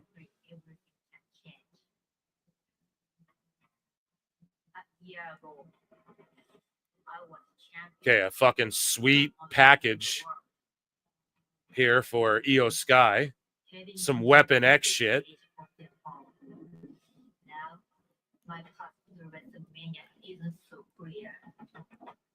So MJG says Max is the lowest watched streamer of any major streamer.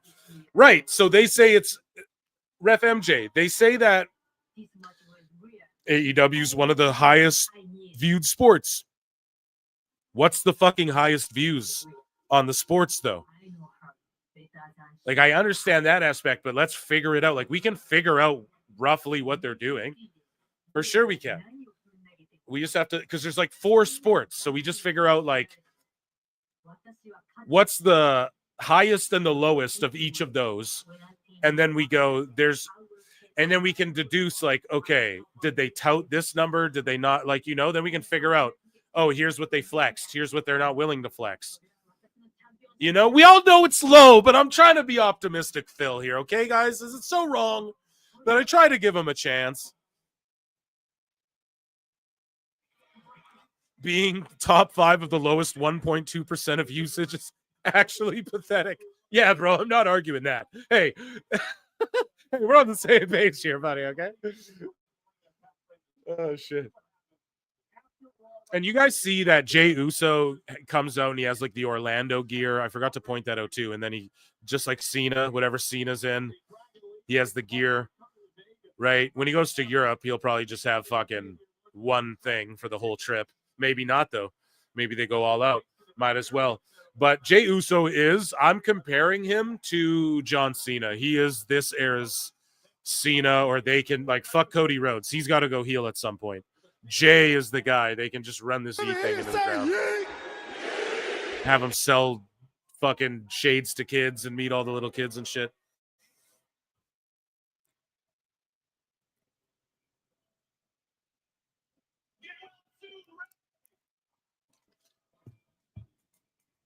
So Boo Day getting booed.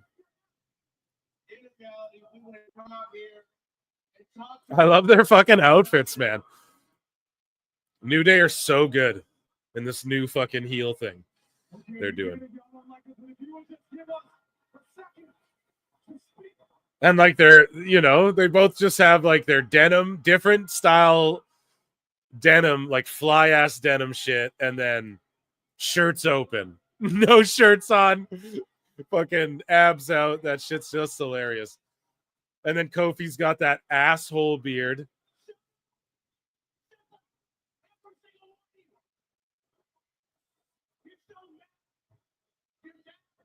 I love it so much.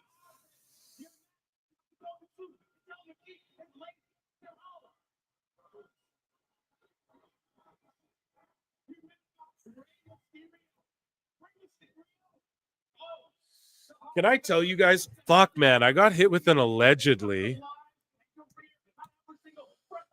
And I try and protect this stuff. I don't know why. People tell me so much shit, and a lot of them, I wouldn't bring it if they weren't down with me saying it. But basically, so I got messaged, do you mind a Raw spoiler? And I said, no, let's hear it. And then I get told, you guys can guess, right? And I don't want to fucking spoil any Raw shit that might happen, but I don't even know how this spoils Raw at all.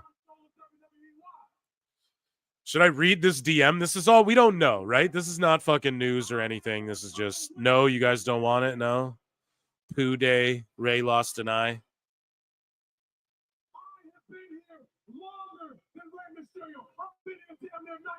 Kofi's like, I've been here longer than Rey Mysterio. Is that true? Yeah, I guess if you count the time Ray left. The difference between Ray and myself is the fact that I have never left. Yeah, I think people dipped out. They don't want a spoiler. Yeah, don't worry. I won't spoil shit. If chat really wants it, I can read what Husey sent me. And allegedly. Ray Mysterio kicking us out of the locker room is audacious. And it's that level of audacity and disrespect. It's audacious.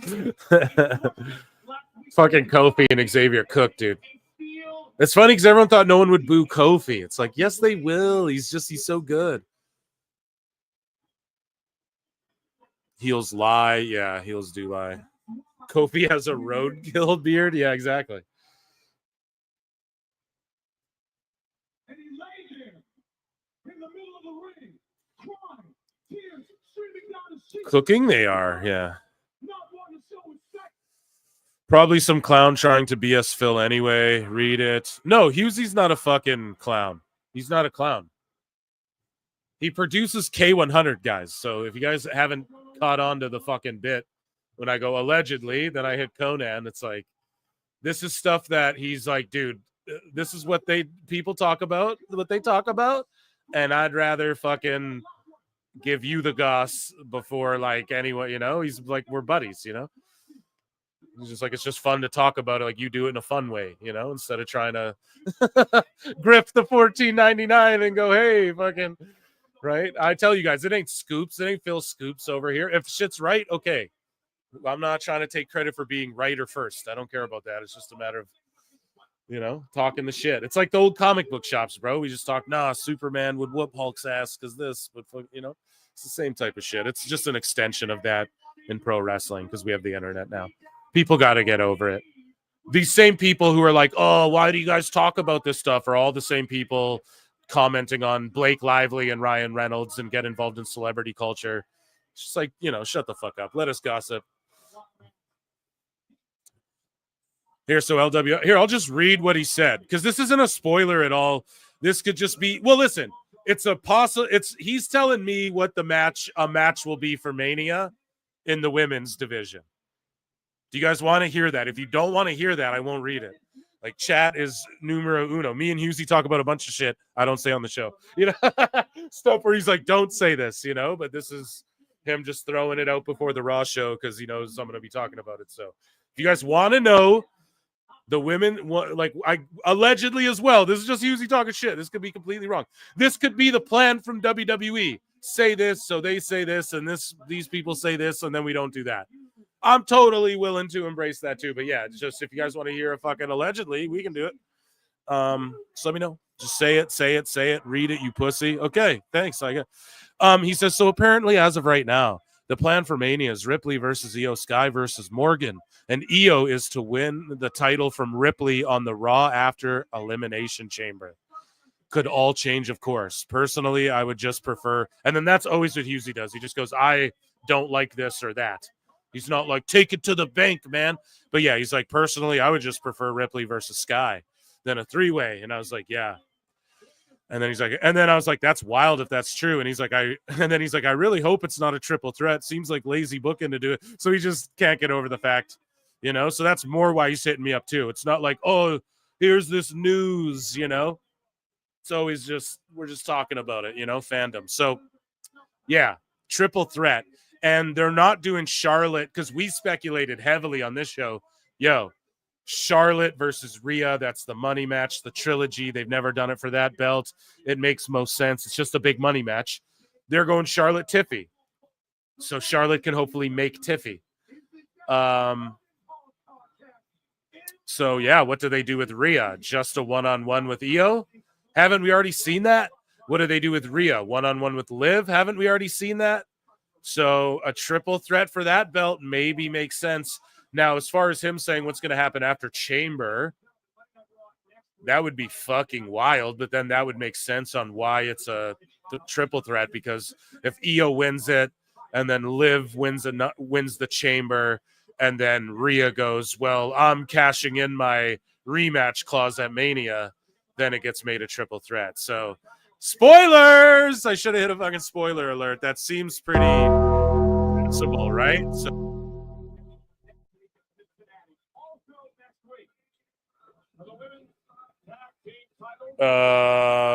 Ripley versus Bianca.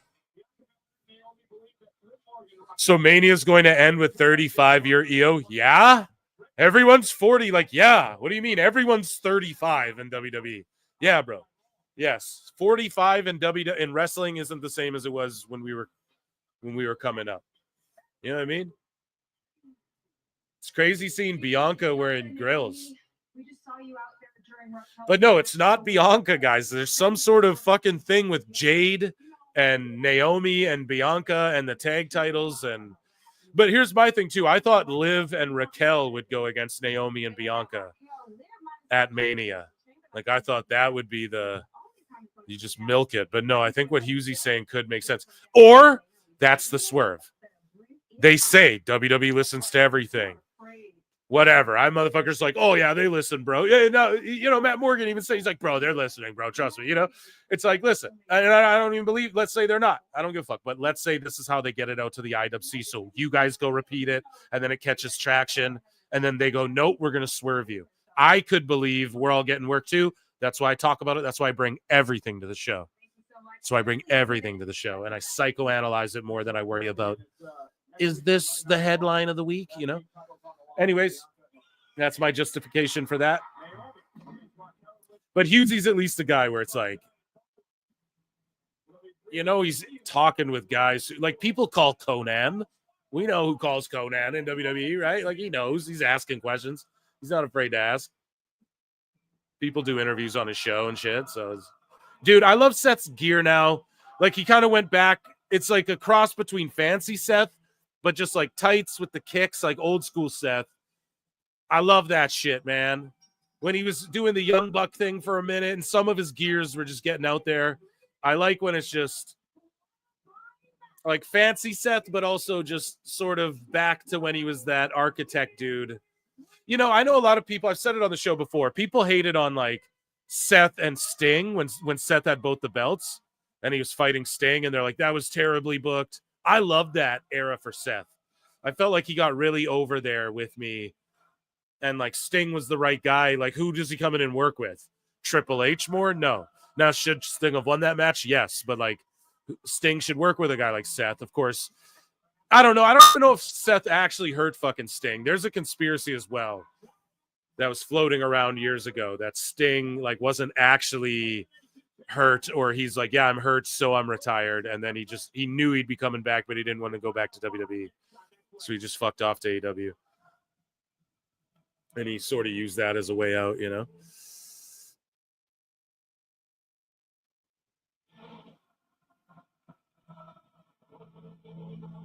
Yeah, junior star. Here's the thing, though. Who's the most over people? So, like, yeah, let's just put Braun Breaker. Like, all these idiots are like Braun versus Jacob at Mania or whatever, like fucking world title or have fucking. It's like, okay, we don't need to hotshot that. Like, let's say Braun and Jacob throw down a Mania. Sweet. I'm not hating on that. What I'm saying, like, for the IC belt, what I'm saying is, like, we don't need to rush matches that are going to be main events and shit. In the next, like, 5 years, a bunch of these talents are going to go. Like, how old's Seth? How old's fucking Gunther? Look up his age. Like, everybody's in their mid to later 30s. That's what NXT provides as well. A place to go get seen by almost 1 million people on TV, make a name for yourself, learn how to do TV, still do big-ass shows, cross paths with main roster people, make a good living, and do that into your late 20s now. Some people into their 30s as well, you know? And it provides that opportunity because now they're getting more longevity out of superstars. I would prefer that. I would prefer less wrestlers be crippled and look like old men when they're fucking 40. You know, I'm glad AJ can work into his 40s. He's not tired. If he was blown up and shitty and gassed out, we'd go get it out of here. But that's not the case. You know, fucking AJ's still cooking. He's in a shreddy, Eddiest form. Right? Fucking... You know what I mean? AJ looks like fucking he absorbed the Android 16 and 17. You know? He's in like perfect fucking cell form, dude. And so we don't need to see him go anywhere. That's why Cena winning the world title too. Like, I don't care if it doesn't happen. He's the GOAT of everything else. Does he have to beat Flair's record? No. He doesn't fucking have to. Someone else could do that, you know? I don't care. If he does, great. If he doesn't, sweet. If he wins the world title, I'm not mad at it. Cena's still over, but I don't need to see him win it. I don't fucking care. There's 1 million other people who could hold the belts right now. So yeah, I'm not worried about anyone's age right now unless they're washed up, bloated, looking like shit. People going, oh, like for the future of the company. Yeah, so what? They hold the belt for 2 years, then drop it, then maybe get another run with it. Like, it's pro wrestling. Roman held it for fucking 4 or 5 years there. Not everyone's going to do that, you know? And not everyone who does that needs to be 21 years old.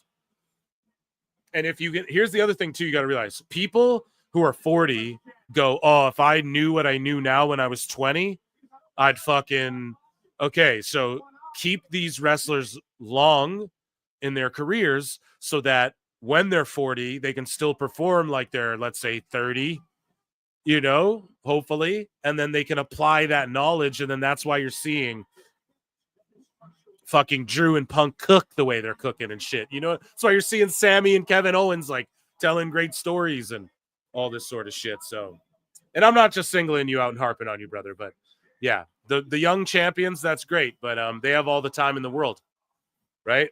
The records they're going after is 16-time world champion. Well, you need fucking 10 years to get there, you know? So they got lots of time.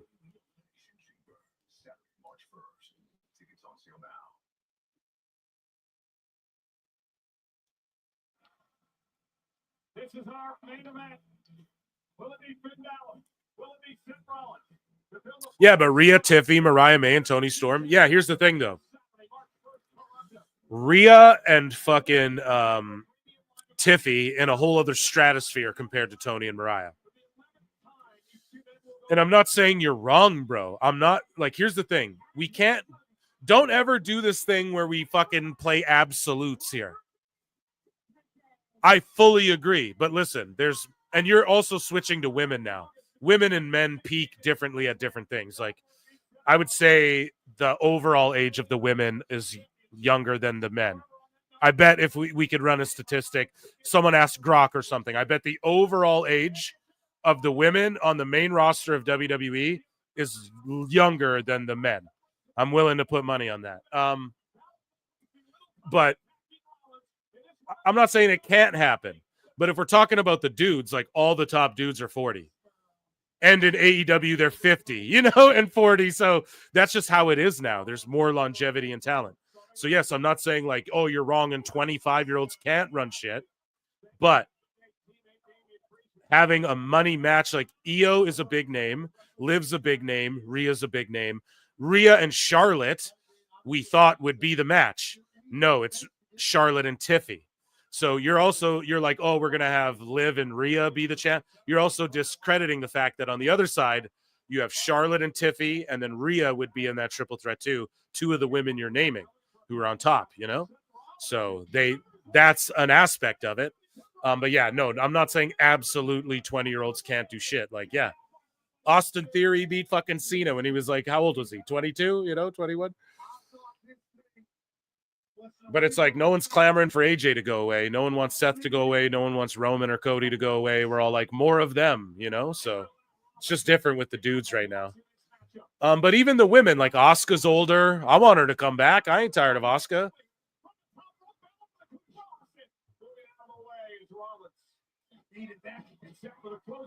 And that's the thing, too, is that's the point I'm trying to make, too. Sorry. Just to cap that off. Charlotte can main event one more WrestleMania before we're like, okay, enough of that. One or two she has in her belt. Rhea can main event 4 more of them and set the guy record or the record like the guy like Roman Reigns has 13 or he beat Hogan's record or whatever the fuck. Rhea could set that and like tie the guy's record or whatever for the next 10 years of her life.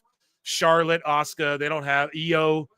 That's why you do it now because they got like 3. Io's got like 2 Manias where she's the main event, I think, left before it's like, okay, you got all these women, Julia, like you got all Stephanie, all these women coming down the pipe, right? So I agree with you. It's like getting to that time. Now it's about that time to bring forth the rhythm and the rhyme.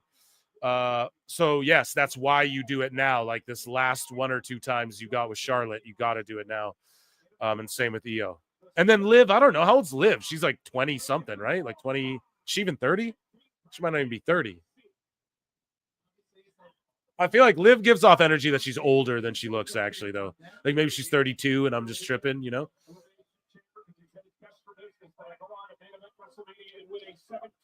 World title, which would break Ric Flair's record, seen in time with Flair at this point in time. Rollins now with a big forearm to the face of Balor. Instead of trying to turn things around. Now, one of these men will join the group of 5 that I just mentioned.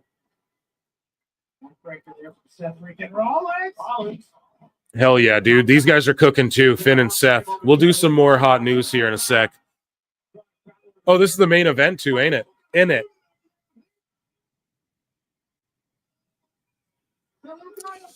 Well, what we'll do is we'll fucking we'll go over to Dynamite Dave just when this match is done cooking. That's what we'll do. And then Wednesday I'll just do all the AEW stuff and updates on everything.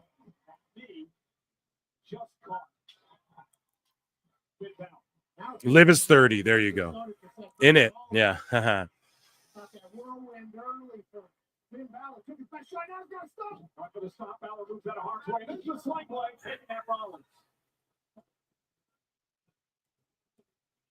Here we go. Finn's cooking. Oh, dude, that was a nasty single leg to the knee. He might have legit hyperextended that knee pretty badly.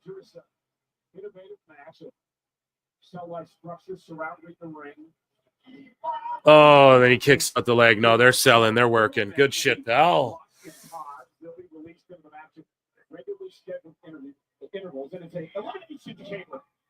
Matchup. That means once you're eliminated, you head back to the locker room. Last man standing. WrestleMania main event against Cody Rhodes for the WWE title. Liv is so hot in Stevie Richards shorts. Ha ha ha.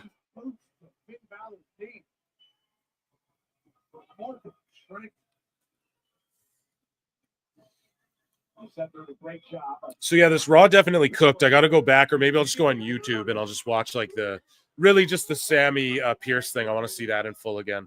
Everything else is like whatever. I know Kai was fucking wrestling her ass off and shit. Another great PWT live show. I hope you guys enjoyed it. This one flew by, man. Holy fuck.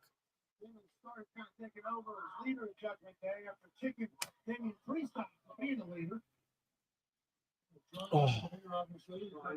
And then think about Ring of Honor. The last 2 shows is Jericho hosting like the best matches from the Jericho Cruise, and then the episode after is like what they taped at Grand Slam there. So I'm curious. to see.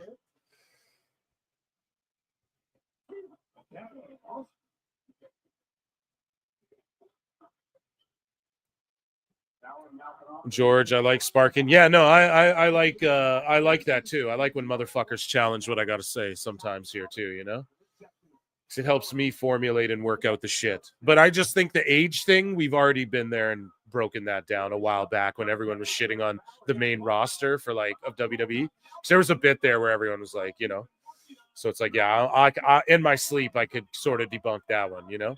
Damn, they're really working this leg over, fucking tossing him onto the announce table, that real solid, hard as a rock announce table.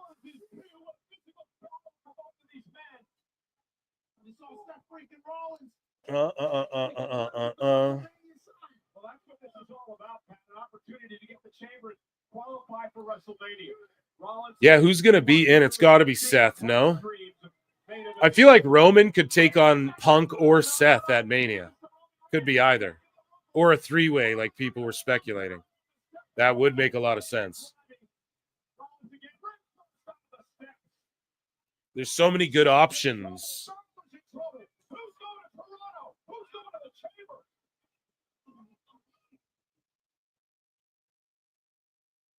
Okay, commercial break for you fools. So, yeah, they're just outside the ring. I'll call the action. Don't worry, chat. The main event's in full effect here. What? Let me see.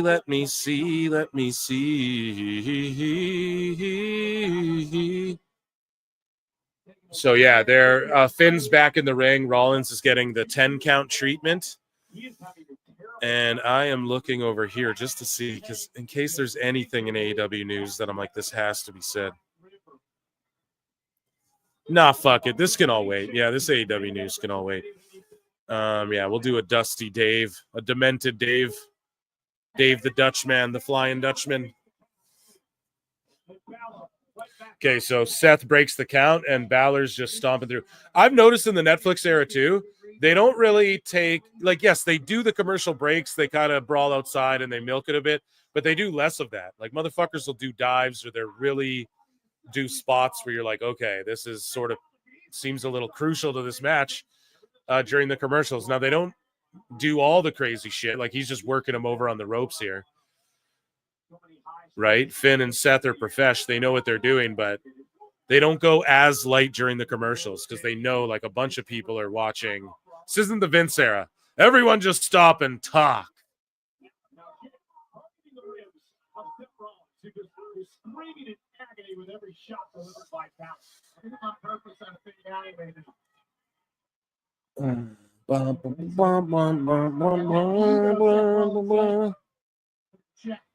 Woo! Chopping each other back and forth. A kick, a snap mirror off the knees into a headlock. And we're back down to the mat, grinding them out. A rest hold. Oh, there's too many rest holds.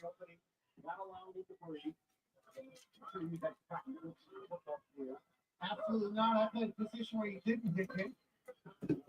Dutch oven Dave. I smell my own farts and other people's. Especially Tony Khan. Best guys, Tony Khan.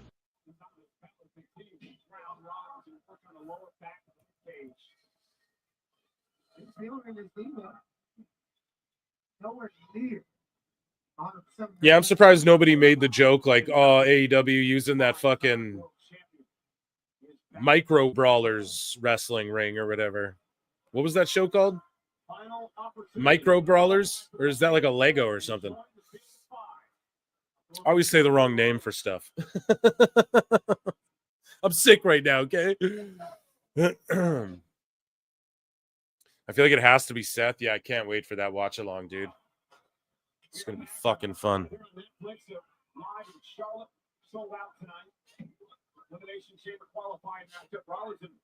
A big filled out building, filled up arena. Arriba.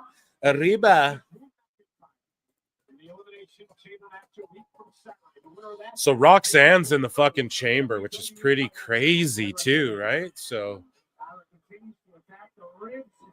She's just getting a push on the main roster. She showed up and showed out in that match. She's going to show up and show out at the Chamber too, hopefully.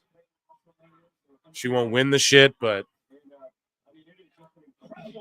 I say, though, they at WrestleMania Night 1 and Night 2, they should have a women's battle royal and a men's battle royal if they have a bunch of people left over. Just fuck it. Night 1, do a women's. Night 1, do a man. Or Night 2, do a man's, or vice versa. And then you have, you just do it on like the kickoff. You know, the kickoff's going to be like 40 hours. And you either do it on the kickoff or you just, yeah, because like we don't need it on the PLE, but I'm super down. Headlines. So at the bottom on the ticker here, Sami Zayn not medically cleared, asked for unsanctioned match versus KO at Elimination Chamber, gets it. So guys, I was off. I thought they would milk it till Mania, and then Sami would go, we want an unsanctioned, right? Because I told you guys it'll be a ladder, tables, flip through shit, and everybody hits all their moves off ladders and shit to the outside of the ring, like ROH Steen versus Generico match. I was saying that. I thought for sure they'd save it for Mania. But no, they're going to do it at Chamber. So, okay. That just makes me wonder, like, what the fuck are KO and Sami going to do at Mania? It just seems like they're freeing up too many people. Like, they're doing some of these matches at Mania or at Chamber where it's like, or at least that one there where it's like, dude, milk that shit. And, you know, have them just be explosive. Like, they can't be in the same building. They get in a brawl at the fucking Hall of Fame ceremony. Like, you just have those two guys milk it. And then finally the WWE goes, fuck it, at Mania, an unsanctioned match or so. I don't know. Maybe they obviously have a plan. I'm not going to shit on the booking when the booking's been so good. And I can fantasy mark book all day. Doesn't make it better. There are fireflies in the crowd tonight, though. I wonder if the Wyatt Six are lurking or looming. I wonder if they're setting something up that people in the arena can see, but we cannot hear from TV land because the fucking fireflies are out in droves, dude.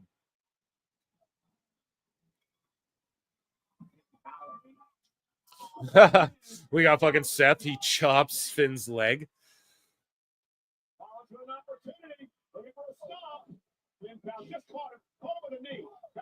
How is Phil a Canadian not understanding this? No, I get it, dude. It's a big match in Canada, but listen, Mania greater than hometown hero match. You guys know I don't give a fuck about that. Oh, they're in here's the thing. Here's where Tony Khan fucked up, right? He had every Aussie lose but Tony Storm. You know what I'm saying? Like, okay, so now 2 Canadians got to fight, 1 Canadian's got to win and get a big pop. Both of them will get pops. Like, you might run into some shit where both of them get cheered there. That's the fucking problem, too. So it's like, I don't know. I just have them both do different shit at the Chamber then. You know? Have them both be in the fucking Chamber match and brawl it out and carry it on. I just want to see that unsanctioned thing in fucking... Sami Zayn could show up in Canada and have a nothing match with Dominic Mysterio and the roof would blow off the place for him. Now, I'm not saying don't give Canadians what they asked for, but they're already getting the Chamber. You know what I mean? That's like a huge, that itself sells the event. So, yes, maybe I'm a traitor or a hater on my own kind, buddy. But no, I get that. But that's like, okay, Trisha's on the card too, teaming with Tiff. Why you fucking hot? Like, you know, we need to hotshot book every Canadian guy just because we're there. Fuck that. You know, I don't agree with that either. So I'll criticize the shit. See, I keep it real. Where's the elite stance calling me a federalis, a fed drone, you know?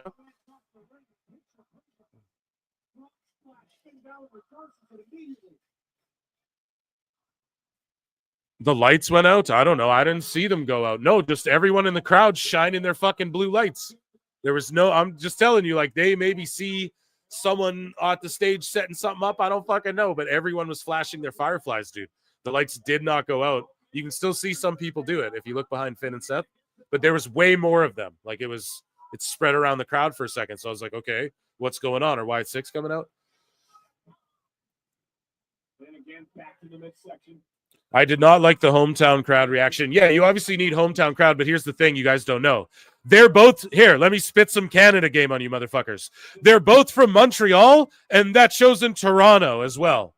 Toronto and Montreal fucking hate each other. Hate each other. Do you understand that?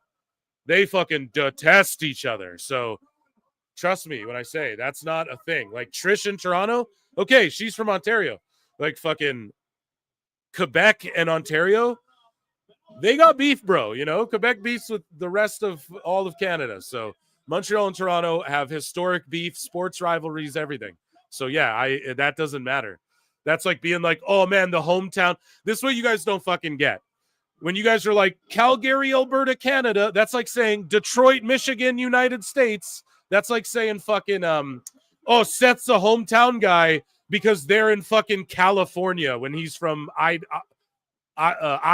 or whatever. No, he's not. MJF's from New York. LA's different than New York. Toronto's different than Montreal, bro. You know what I mean? So I get what you guys are saying. Yes, the Canadian fans, I'm just telling you, you don't need to do that match at the Chamber. You do that shit at Mania. That's for Mania. That's my opinion.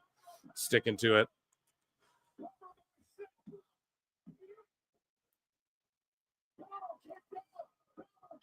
Okay, Jesus, I didn't know Phil was gonna have a freak out. No, I'm not having a freak out. I'm just going. Let's go, bro. We're just chatting that shit, you know? I gotta hold it down. Hawk to a Phil over here. Yeah. Chat spitting facts. Yeah, dude.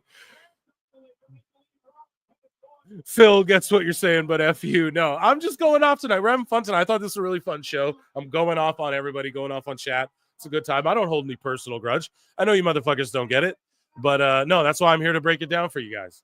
You know what I'm saying?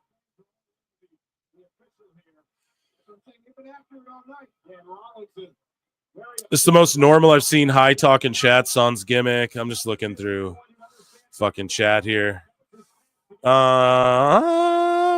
EC in Toronto, they had to do it there. LOL. Yeah. No, they didn't have to do it there, bro. Canada. That's right, buddy. You're in the right place, guy. Play Terrence and Phillip reruns here. That's a real show. No, I'm just joking. The Fireflies. Yeah, you saw it too. As a part-time Canadian, I agree. Yeah, it's just different. You know, it's like it's we're not all from, it's, you know, some people are East Coast, some people are West Coast.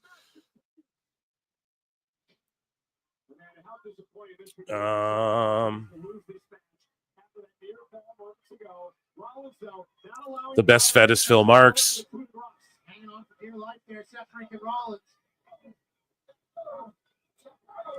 Yeah, this is going to war. Absolute war. Dino Bravo got popped in Canada. Okay.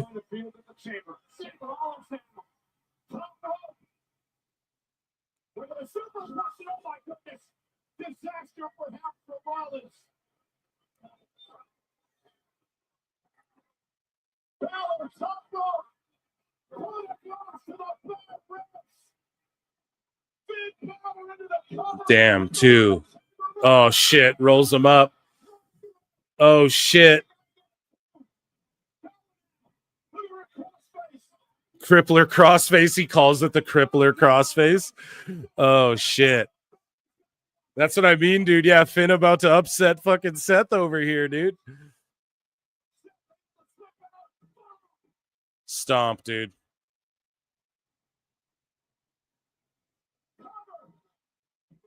Dunn did what now? Bruin fans hate both of them? Yeah. Yeah, Dino had a singles win over Bret Hart. Yeah, amazing match. Mike picked up what I was laying down. Stomp. Yeah, that was an awesome fucking match. You guys could tell I was locked in, man. Finn got that dog in him.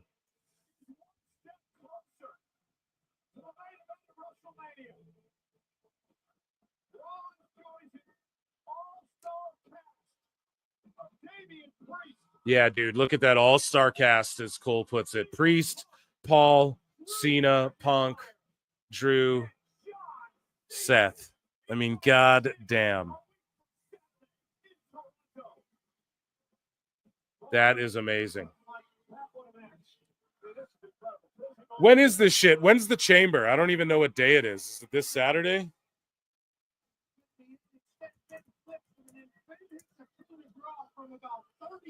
March 1. Couple weeks yet. Yeah, that's going to be amazing. That stream is going to be awesome. Except Priest. Yeah, well, he's a star. I hope they don't use an Australian ring. Yeah, March 1st. Thanks, guys. Seth is the only person I don't want to see in there. I wonder why. Why is that, Lincoln Hawk?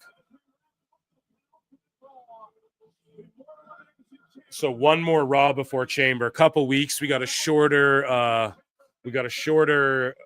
month here in February.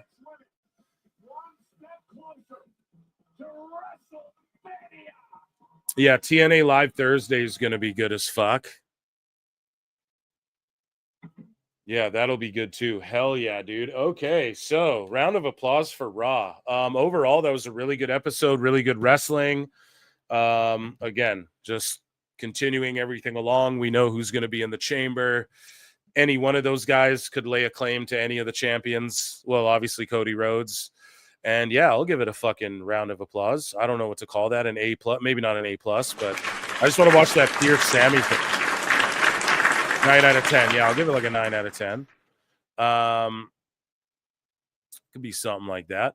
So everybody, I want to see flutes in the chat, please and thank you. I want to see flutes in the chat before we wrap up this evening, this lovely, lovely evening here. Netflix and Phil on Monday nights, right? Let me see. So we got a couple good ones here, okay? So, ladies and gentlemen, I want to see flutes in the chat because it is time for everybody's favorite segment, and it is called Dave Meltzer's Dumb Moment of the Week. So to kick things off, we have a Brian, right? So this guy asks, is Brian Alvarez okay? Jason G from the SAT. And here's Brian responding to everyone after he posted the tremendous Netflix ratings. Everybody was responding to him going like, double ouch, ouch, triple ouch. And Alvarez was responding to each person like, someone help this fella. Alvarez he thinks that he's like weeding out people who don't get jokes or something. No, dude. That's not what's happening, right? What you're doing is just showing like how fucking out of touch and unfunny and how people interpret you now, dude. That's the thing. You have so much stink on you. You don't get to continue to be this condescending prick when everyone's calling you and Dave out for being condescending pricks about shit. And then, yeah, he responds to everyone, even the same person twice. Someone help this fella. Someone help this fella. He even went to Neckbeards. Neckbeards ratioed him. Look, triple ouch. Someone help this fella. Someone help this fella. Someone help this fella. Like, what are you doing, bro? This is so fucking cringe, Brian. Yeah. But these guys need some help. They need some milk. Shout out Eric Bischoff over here. So Dave Meltzer goes at Glenn Gilberti and just goes so hard body on him. And it's like, for Dave to call somebody brain dead, which he's about to do to Glenn, is one of the funniest things ever. That's the pot calling the kettle black if I've ever fucking heard it in my life. So Glenn Gilberti responds to some randoms and goes, so they are still down. They are still double from USA Network. And then fucking Meltzer pipes in, are you brain dead? I know, redundant question. So just called him brain dead. You are comparing numbers from the entire world to that of one country. Anyways, ask your buddy for the article about it. Tony Khan. And then Glenn is like, Disco says, the weekly we're doing around 1.5 mil on USA and millions weekly on other platforms. I doubt the 1.5 million number has changed much on Netflix because the attendance and revenue metrics are still through the roof, which is what matters regardless of your narrative. Yeah, Dave, what he said is the numbers on Netflix are still roughly double what just the USA numbers were. Are you brain dead? You're comparing the numbers of... No, he's not comparing. Or maybe it's a comparison, but all he's saying is he's literally stating a fact. Glenn is just saying, so the worldwide numbers are double, basically, still, of what they were just doing on USA alone. That's all he said, which is a fact, okay? And then Dave just goes off and exactly, the 1.5 hasn't really changed, and he is just saying, so they're still doing double from just that number is roughly about what they're doing, right? about 3 million. And then Dave just conflates it into this other thing. Now, I get how you could conflate it to that, but this is what we mean. Like, Dave, he's not even talking to you. He's responding to other people, 2KJ Stewart and Sammy Wartell and all these other randos in the IWC. And then you just pipe in like, are you brain dead? Because you're reading this and just waiting to jump on something that fucking isn't ridiculous. And then you want to try and make it ridiculous. And in turn, you make yourself look ridiculous like you always do. So I just quote tweeted it and I was like, Meltzer calling other people brain dead is fucking rich. So here's a throwback, Dave Meltzer. This is from Let's Join 73, says the idea of a gimmick based on the comic book character of the Crow came from the mind of Scott Hall. He originally pitched the idea to Vince McMahon in the WWF. According to Dave Meltzer, Al Snow was considered for the gimmick, but changed plans and never used. Al Snow goes, never knew. So just like a very subtle throwback owning of Dave Meltzer, dude. Hilarious. You gotta love when that happens. So Dave Meltzer says this about Josh Alexander, right? He says Josh Alexander reportedly signed with the highest bidder when deciding between AEW and WWE. So Dave here, just like a bumblefucking idiot, doesn't actually definitively say where he goes, but he says like, oh, he probably went to this place though, which is like, who gives a shit what he's probably doing? Like, what is he doing? Or just don't even tell us and let him show up type shit, you know? But Celcy Melcy over here just goes, well, he's reportedly signed with the highest bidder when deciding. And then he just says like, well, it's whichever one's the highest, probably AEW. It's just like, what the fuck? I don't know. Do you guys get why that's annoying? Dave, just don't say anything then because you don't know. And like, okay, probably AEW, but for him to come out and just say this like he knows any news, when this is other people's news, mind you. Dave is coming out and saying this after other people came out and said like, oh, he's apparently got a deal. He signed his deal with whoever bid it highest or whatever the fuck. It's not even Dave's news. So Dave is like, he was going to go to AEW or WWE, and it looks like AEW, but I do know two things. Number one, he has decided where he was going. And number two, Tony Khan. No, it was to whoever the highest bidder was for him. So the story that it's AEW, but I know those were the two key decisions pointed. God damn it. Jesus fucking Christ. The story is that it's AEW, but I know that it's whoever bid it gave him more money, which is likely AEW, but I don't know that, but it's probably that. Dave, just shut the fuck up then. Holy fuck, man. Anyways, providing the best for his family was key, and you know, somebody offered a better deal than the other, and that's the one he took. So what Dave is doing here is he knows that people like myself, he's heard these Dave Meltzer segments, and he's aware of your boy Phil, and he knows that people like myself point out how Dave is trying to push this narrative of like, well, the better deal is this. I mean, hey, Nathan Frazier, you'd get the better deal from Tony. I mean, and he's always pushing this out there, right? And he also gets criticized by me and other folk for like, Dave, especially me though. Dave, you stooge all the shit. Like you stooge Danielson's coming in, you stooge Edge's coming in, you stooge when people are bad. You stooge all their big fucking debuts. So Dave is stooging it right here, but he's trying to paint this narrative like, well, the only thing he considered was what was better. And I mean, they're giving better deals here at AEW because Tony Khan. That's all he's doing right now. So he basically stooged it, but he's trying to go, well, I don't know, but I mean, it's probably the best guys, Tony Khan. Because he thinks he genuinely thinks he's helping AEW. He's not. He's fucking hurting it so badly, man. And he thinks it helps him and he gets gratification doing this. So that's why he's doing this gross, weird thing. But he just needs to shut the fuck up.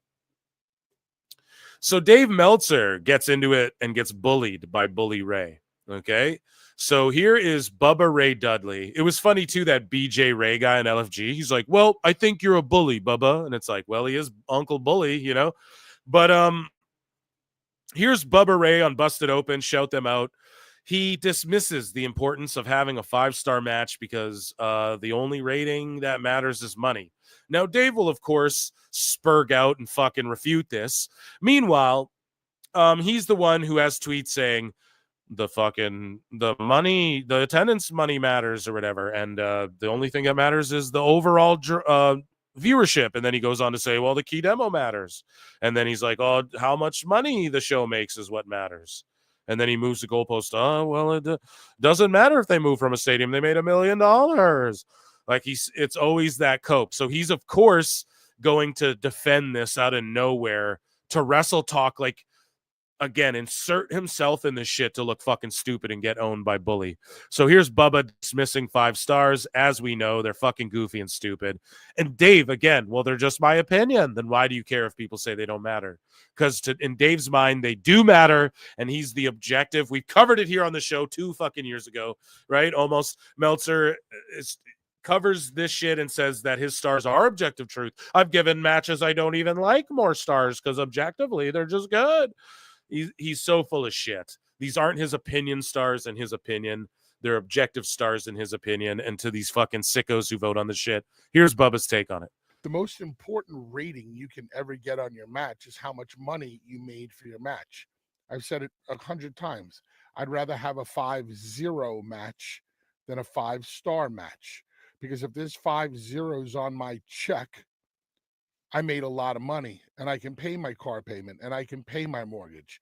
5 stars on my match does absolutely nothing. 0. The 5-star match to me is non-existent. It doesn't exist in my world, and nor should it ever. According to, I've never had a 5-star match, according to one person. But I will tell you this. And Dave will always say, well, I mean, if the fans in the building are happy, that's what matters. I mean, the fans are hot. They're so hot. Exactly. So Tommy Dreamer had some of the hottest crowds ever in wrestling history for some of the shit he did in DCW. But you don't factor it in for there because it doesn't fit your fucking narrative.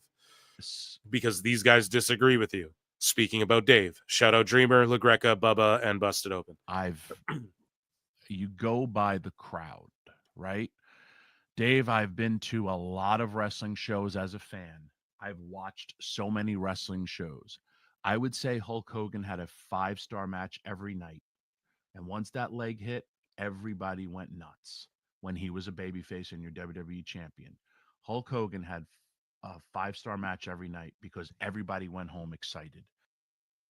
That's exactly it. Whereas some of those AEW matches, like, some of these spots will be forgotten tomorrow. A lot of that Grand Slam shit, tell me some of the spots. Like, people were just laughing about the ring and shit. That's what I mean. Like, we see so much. AEW throws so much shit at us that nothing stands out because it's all, you know, it's just the same fucking. I've seen Ospreay do a crazy fucking flip pile driver 400 times, you know, this month, let alone at this show. But Meltzer responds and goes, did he also say AEW is the second most successful pro wrestling company of all time? So see, he immediately makes it about AEW. So Dave reads that, exposes his dumb ass self by fucking making it about AEW himself.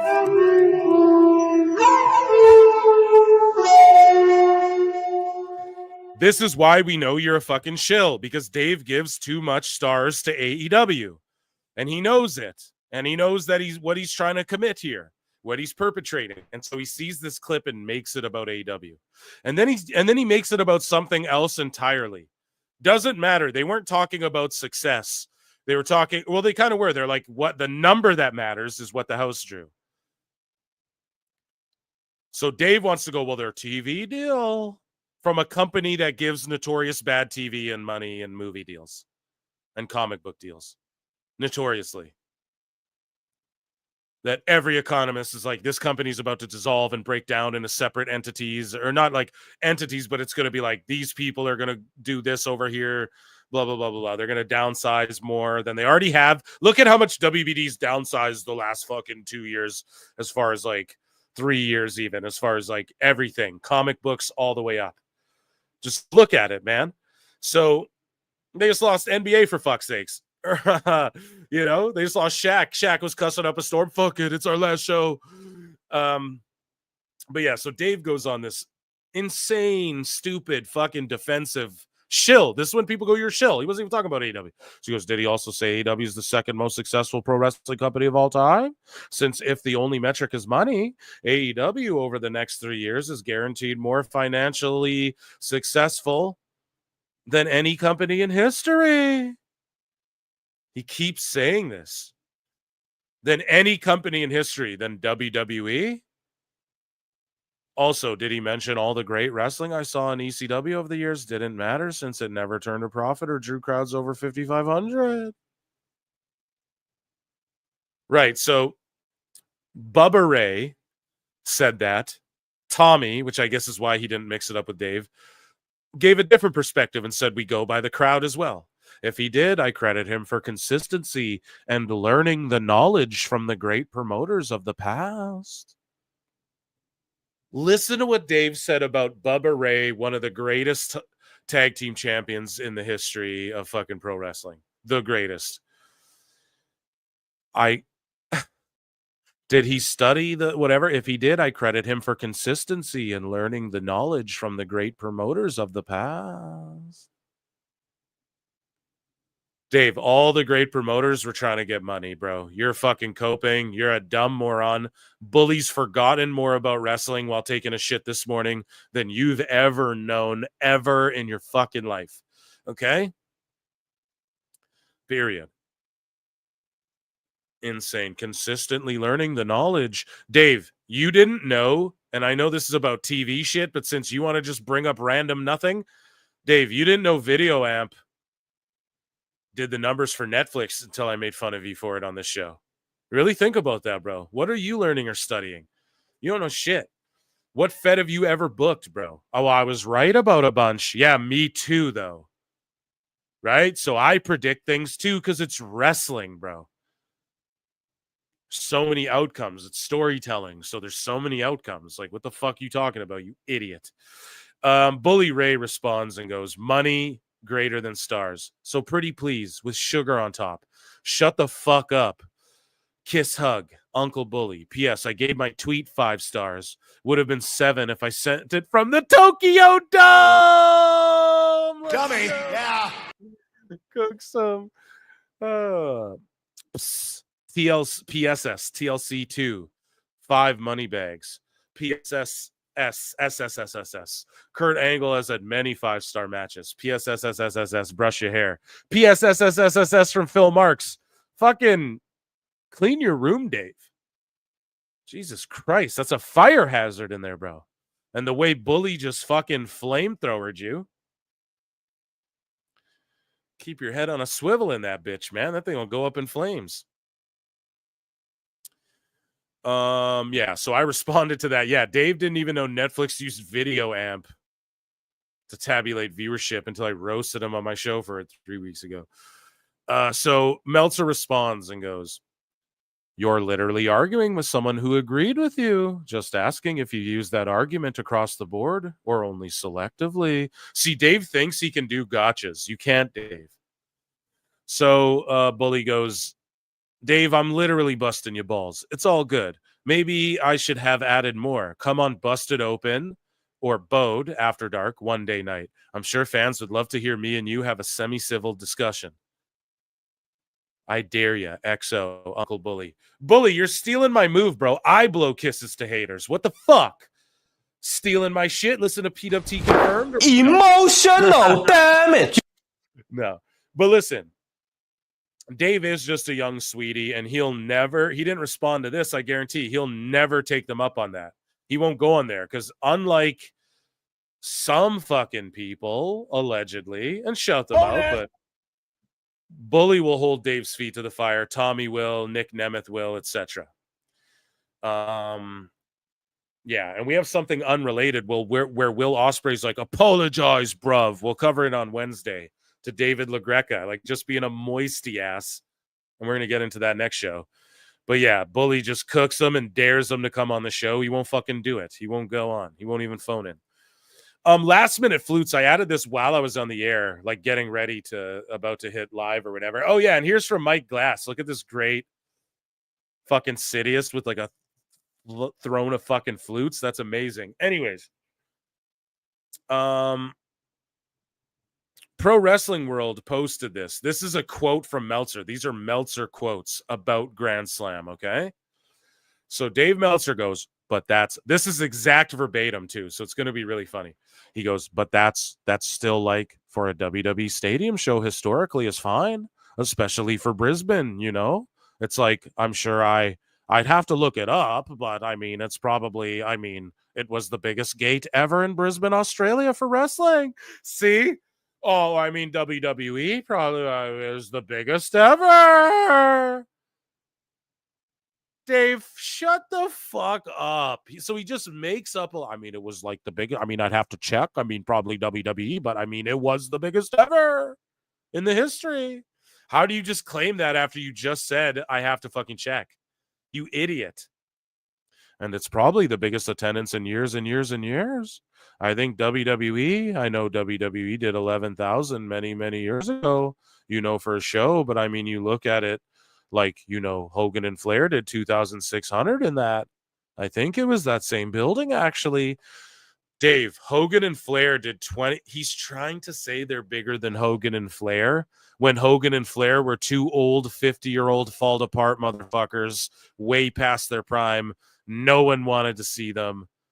Hogan was doing Captain America or Mr. America shit on SmackDown.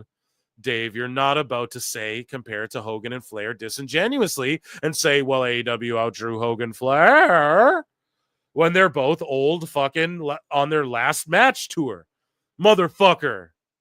Fuck. And he's like, WWE did 11,000 many, many. What about the Elimination Chamber they just did over there, Dave? What about it? Well, Brisbane.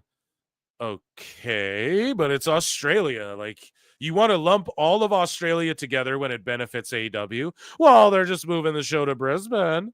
But you don't want to fucking do that when it comes to saying these bullshit, comparing them to Hogan and Flair. That's what we're doing now, buddy.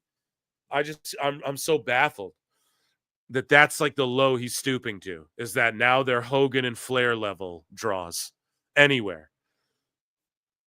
I think it was in that same building. The show was a success. It wasn't the success that they had hoped for it to be, obviously, but it's still a success. So it wasn't the success that they hoped for it to be, but it was still a success. To who? You? You have to say that, Dave. Well, in my mind, it was a success.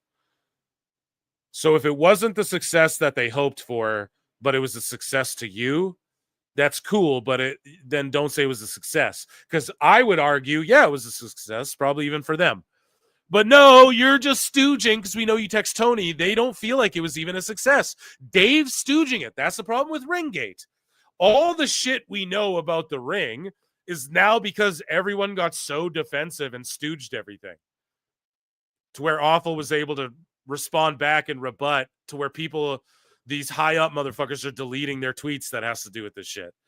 As far as like wrestling media, shills, if you want to call them that, Meltzer, whoever the fuck. Right? Awful's got everyone backed into corners with this whole ring fucking situation. Everybody's freaking out about it. Why?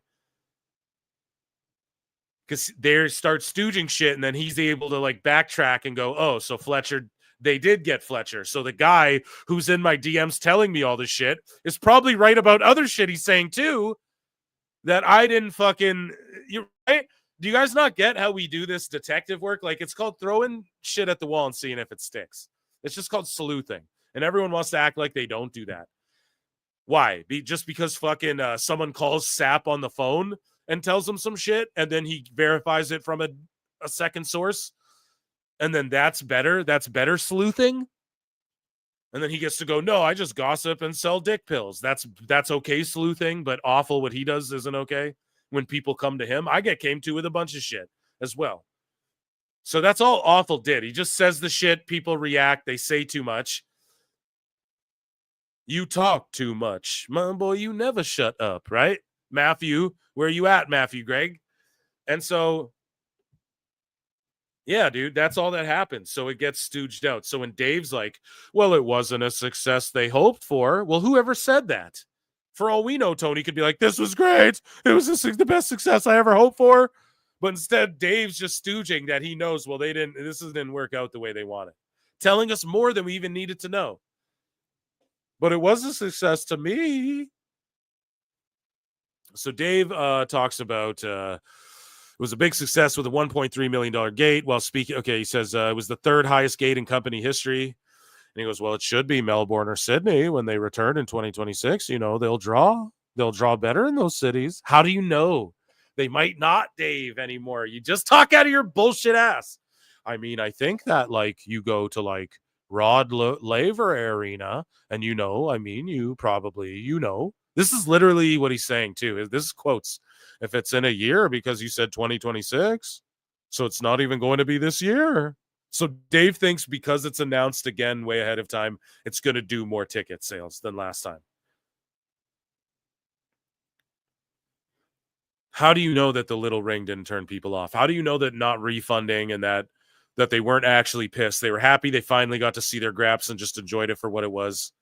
How do you know that they're not going to go, no, because we got ripped off last time. I'm not doing this again. I'm waiting till the day of and getting my tickets for $100.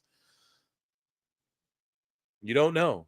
So Dave goes, so if they go in, a year or whatever, Melbourne or Sydney for the first time, I think that being established, it's not established. They did not establish shit. Dave thinks that was establishing shit. Last minute moving to another place. Well, if they go back to one of these places, they'll at least be able to, I think in those markets, get 15,000 people. You're such a clown, Dave. And it's, a big gate. I mean, it was the third biggest gate in the history of the company. I didn't get the final number, but, they'd passed. They were at 1.3 million at least on Thursday, 2 days ahead. How or why would he know if they're a private company unless he makes money from the company? How or why would Dave know unless he's looking at the books or someone's telling him or he's invested or something? It was not a big enough success to be a stadium show, but that's a big ask. Well, then why did they try to do a stadium show when everyone said they couldn't? And when they should have known logistically they couldn't. So they were going to do the stadium show with that little ass baby ring as well. That's what they want us to fucking believe too. Months ago, we said we ordered that ring. So months ago, when it was still a stadium and a pay-per-view, you were going to use that baby ass ring for a stadium and a pay-per-view. You what? Somebody lied. Liar!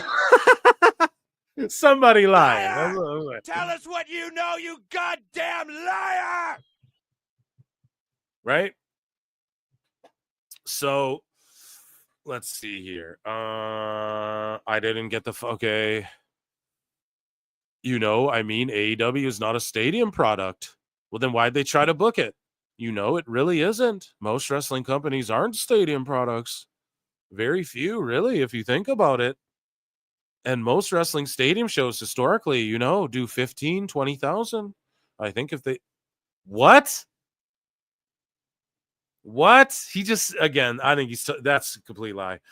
If they'd stayed at the stadium, if they did 11,000 here, maybe they could have done 13, 14 at the stadium. Wouldn't have looked as good. Yeah, so then why do it? Why 10x the cost to have fucking 400 extra people there, Dave? You're just such a nincompoop, dumb fucking moron shill. This is why you're shill. We'll never stop calling you a fucking shill. This is why. It's never going to stop, and this is why I continue to do this segment. And that was, ladies and gentlemen, Dave Meltzer's dumb moment of the motherfucking week. Let's go.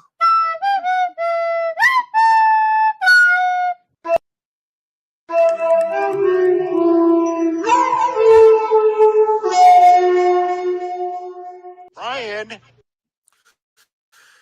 Ladies and gentlemen, it's been about 4 hours. That was PWT Live Show. Keep an eye peeled for PWT Podcast episode 90. Make sure you tune in Mondays, Wednesdays, Saturdays. We go fucking live. You guys know the time. 6 Central, 7 Eastern, I believe. Thank you for tuning in. A round of applause to Chat and Awful for checking in tonight. Amazing show. Amazing stuff. I'm sick as fuck right now. I love you all. I hope that was a great show. Make sure you hit like. Make sure you hit subscribe. Make sure you leave a comment. Make sure you hit dislike. Make sure you check out the Patreon. Make sure you support the channel. Become a member. Any of that sort of shit. I really appreciate you guys. Thank you all so much. And take care of each other. Let the news pile up. Be sure to keep tagging me and shit. Check it in on each other. Join the Discord. That's all my plugs. It's been 4 hours. I'm sick. I love you all.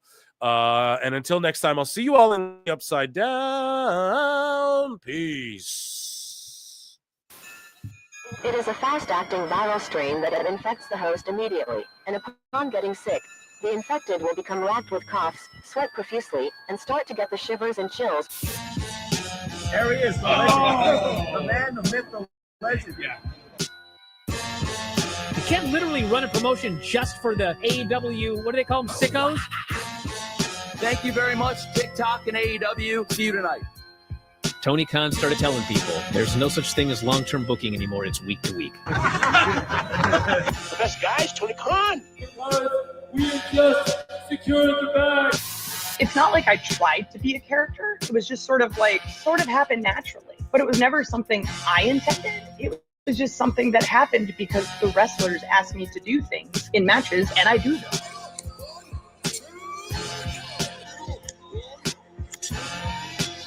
If you run a promotion just for the sickos, you're going to do 400,000 viewers eventually.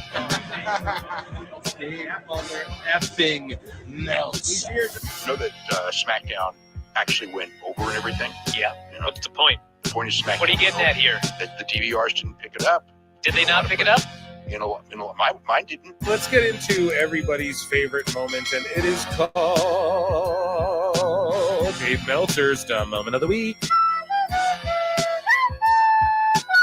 What would you like to listen to in your ears? I'd like to hear the flute. Well, if you'd like to flaunt your flute, then we can find you a flautist. We just secured the bag. It doesn't help me. Okay, so complain, but I will complain. Let me out of my misery. And when I heard that, I was like, what? Thank you, fuck you, bye. Boom.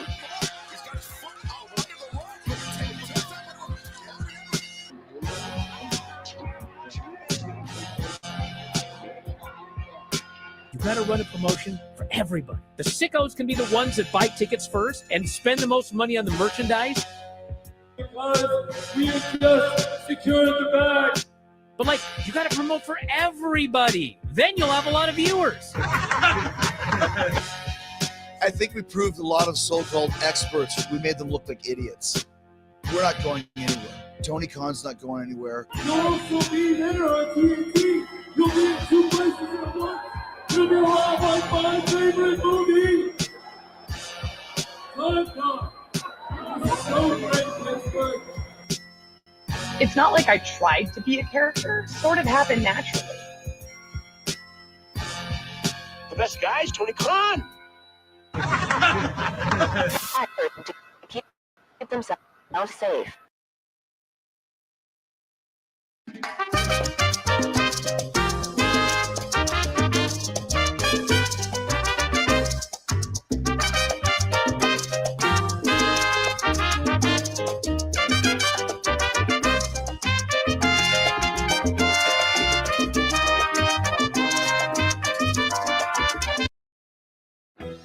We don't want to make false accusations here on the program, Brian. We do not want to accuse people of behavior, either unsavory behavior, possibly criminal behavior, certainly behavior that shouldn't be imitated. We don't want to do that if they're not guilty of it. If you want outlaw but shows, you know just where to go. Tony Khan. And a Game 6 is far more likely than a Game 7. And actually, there was only a 28.1% Well, chance. it's time.